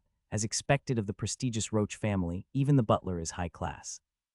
Is there a place where I can rest without being disturbed by anyone? To use Menesorpo, there must be no one around anyway. Even if there were a massive explosion, it should only be noticeable to passing wild animals. A place no one would find and isolated. Could there be one? Then how about the cabin you used to frequent in the past? The cabin? Yes, our family's secondary house. You used to play there often when you were younger with Elodie de Rishi and, oh pardon me, it's now Elodie de Nwise Rishi, right? Frondier and Elodie, they were really close. But this is problematic, I don't know the way. If you intend to go, I'll have a car ready for you. The chauffeur knows the address. Nice Vicar, nice chauffeur. As expected of the high class. Very well, let's go right now. Right now, you say? Yes, but then something I said seemed to make Vicar think as he stroked his beard for a moment. And then he said, however, Mr. Frondier, you have changed a lot. Thump. Have I asked nonchalantly, but my heart felt like it was about to leap out. Was it my tone that was strange, or was it strange to say I'm going right away? Normally, in such cases, you would have taken a rest in your room. The distance to the cabin is quite far. Honestly, I thought you would find it bothersome. Ah, that's what it was. So saying right away was what made it strange. I've become too lazy to even sleep now. Ha ha, that's so like you, Mr. Frondier. Then I'll go ahead and inform the chauffeur. Please do. Then Vicar bowed politely and left the room with smooth movements just as he had entered. I finally let out a sigh of relief. The cabin. It was the place I chose to test Menesorpo. The place where the old Frondier and Elodie used to be. I became slightly interested. I rode the car to the cabin. A little later, is he not here? Sybil stood in front of the Roach mansion with a distraught face. Yes, he left just a moment ago. The gatekeeper guarding the mansion entrance replied. Sybil's shoulders slumped in exhaustion. Of all times, Sybil felt the anxiety inside her grow. Yesterday, she heard an ominous word from Surf. Our next target, it's Frondier de Roach. She didn't think they would attack Frondier right after saying such a thing, but she thought she should inform Frondier in advance. Initially, she pulled out her Sage phone, then changed her mind. Texting or calling would be too risky. Surf intentionally told me that Frondier is the target. Why? There's only one reason I can think of. Surf wants it to be known. He wants to broadcast across Constal and its surroundings that Frondier has become a target of Indus. Though Frondier's reputation has somewhat improved recently, that comparison is meaningless. You can't escape being the worst in Constal by adding a few points to the worst reputation. Fake Mistletoe, Dungeon, Golem. The incidents involving Frondier are either unknown to the general public or not understood by them. Instead, his actions seem eccentric, causing some reputations to further decline. So is that why he's the target? Does Indus aim at the incompetent noble Frondier? But behind Frondier lies the colossal Roach family. Is Indus an organization that can touch Roach? Or do they have assurance that they would be safe even if they did? An organization seeking to empower the commoners. Indus wants to increase the influence of the commoners. To do that, they need to sway public opinion to their side. Then they won't attack Frondier outright. That would make them nothing but a criminal group. If being designated as a target doesn't simply mean they intend to attack, then Sybil can't carelessly share what she has heard elsewhere. If a call or a message from Sybil to Frondier gets leaked and becomes known in Constal, Indus would greatly embellish that leak with various additions. Since Indus operates under the guise of, for the commoners, the general public has a very favorable perception of them.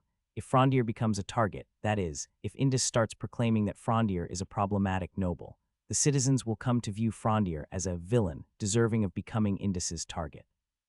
That's why she came all the way to the mansion. So where did he go? I cannot tell you. I am a friend of Frondier. Can't you make an exception? Mr. Frondier has requested not to be disturbed by anyone. The gatekeeper's words were polite and kind, but it seemed unlikely that he would divulge anything. Sybil bit her finger. It was the first time she realized that she had a habit of biting her finger when anxious. She had never been anxious in her life before. Sybil knew she couldn't rely on luck in this situation. Her ability to manipulate fate is extremely personal and selfish. It only improves her situation and has no concern for others. So far, that had been fine. Just as fate had no interest in others, neither had Sybil. But now. Replaying the past in her mind, Sybil was not the same as she was before. Her eyes were cold and biting her nails as she thought deeply. I need to think. She just met Frondier, that's why she didn't know much about him. It was impossible to know where Frondier is right now. Where could be the place where he could rest without anyone disturbing him? That's right, Sybil didn't know. If that's the case, the one who might know is Elodie. She didn't know if Frondier and Elodie were close or not. However, the rivalry between the Roach family and the Rishi family was well known. She even knew that they were regularly meeting each other to confirm their friendship. It looked like they were showing off to the other families. In that case, it was natural for Frondier and Elodie to have some kind of interaction. Even so, there's no guarantee that Elodie knows where Frondier is right now. The chances are very slim. She had never done this kind of desperate gamble. All right. Sybil made up her mind and turned around. She went to the Rishi mansion to gamble with low odds. However, is she really a child favored by fate? That choice was definitely the correct answer. The car stopped. It was almost evening. The sun had set. We're here. When the knight spoke, I got off without saying a word. On the left side of the car, there was a long path. It seemed like a cottage would appear if I followed this path. I hope so. Grudgingly. This small path crossing through the dense forest definitely showed traces of people passing by. This path seemed to have been around for quite a long time. This was probably a path that only the Roach and Rishi families used. Fortunately, there was no problem walking alone and the path was flat.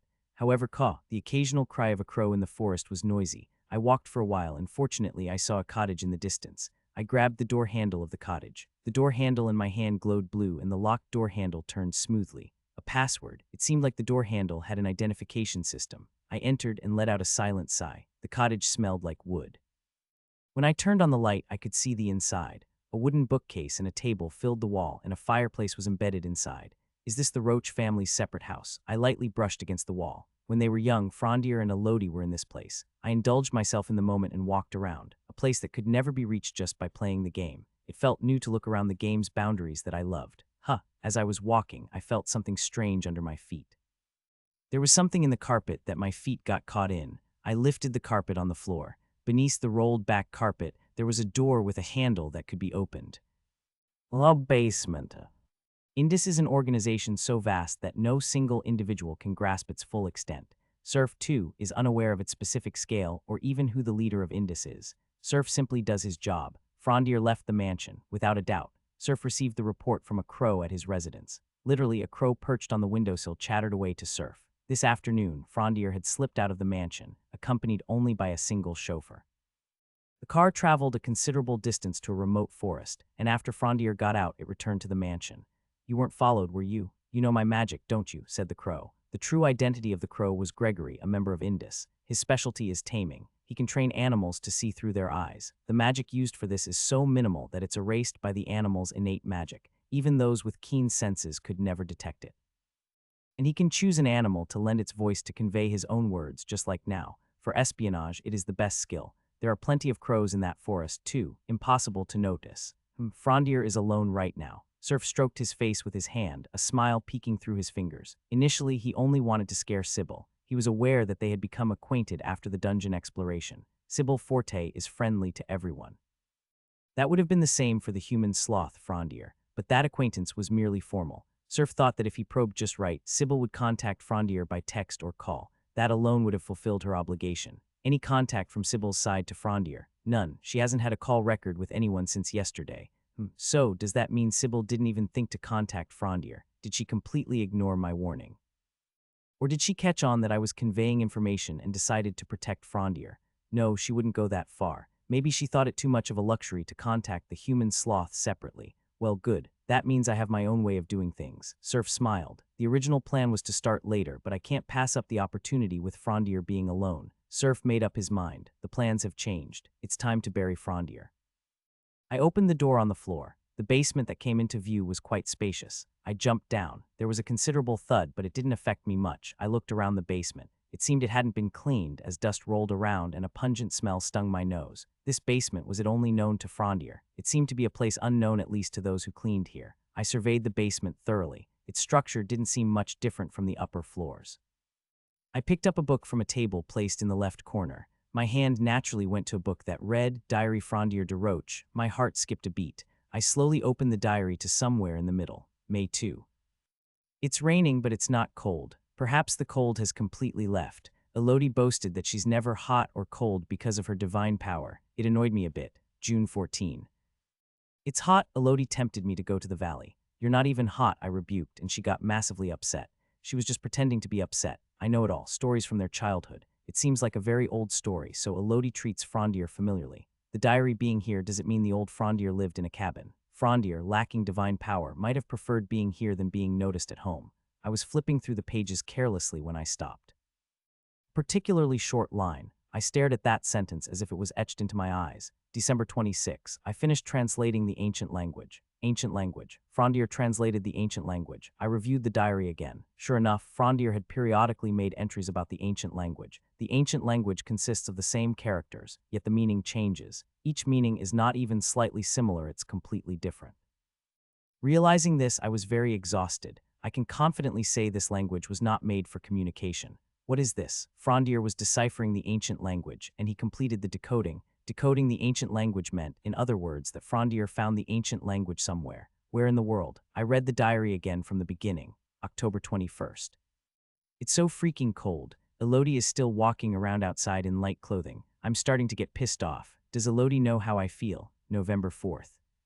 I'm tired of smiling. I'm tired of saying I'm okay. I'm tired of this situation where I have to say I'm okay every day. God damn it. FCK, Beach, please shut up. I feel an ominous feeling from the diary. The dates when Elodie is cursed at are becoming more frequent. In this thick diary, Frondier's loathing for Elodie is piling up as time goes on. Did Frondier hate Elodie? No, this isn't just a matter of hating. It's like hatred. November 11th. The 5 gods who love Elodie. Why Elodie? Why 5? Even just one of them could have come to me. No, it doesn't even have to be that. I don't need divine power, but it's annoying to have someone like that next to me. Get lost, Elodie. Get lost. Disappear in front of me. Don't smile like that in front of me. The 5 gods. Elodie, who is loved by the 5 gods. Frondier, who has no divine power or talent. Frondier's inferiority complex seemed more serious than I had imagined.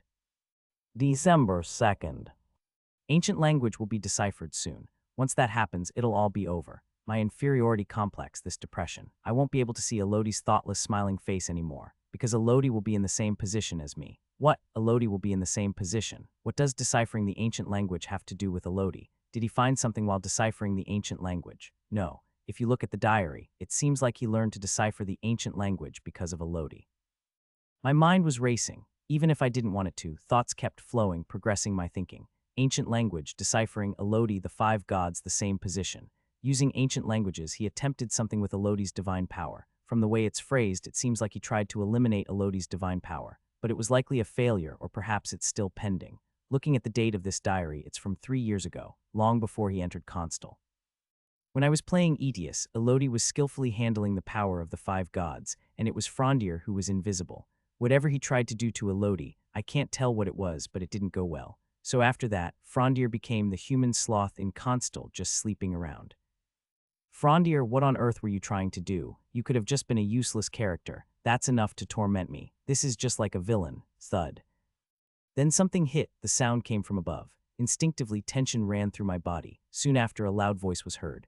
Hey, young master, are you there? A voice amplified with mana, sounding too casual. Despite using the word young master, it was utterly disrespectful. We know you're in there, young master. Enemies. I calmed my pounding heart and caught my breath. It would be better for you to come out quietly. If you don't open this door, we'll burn this house down.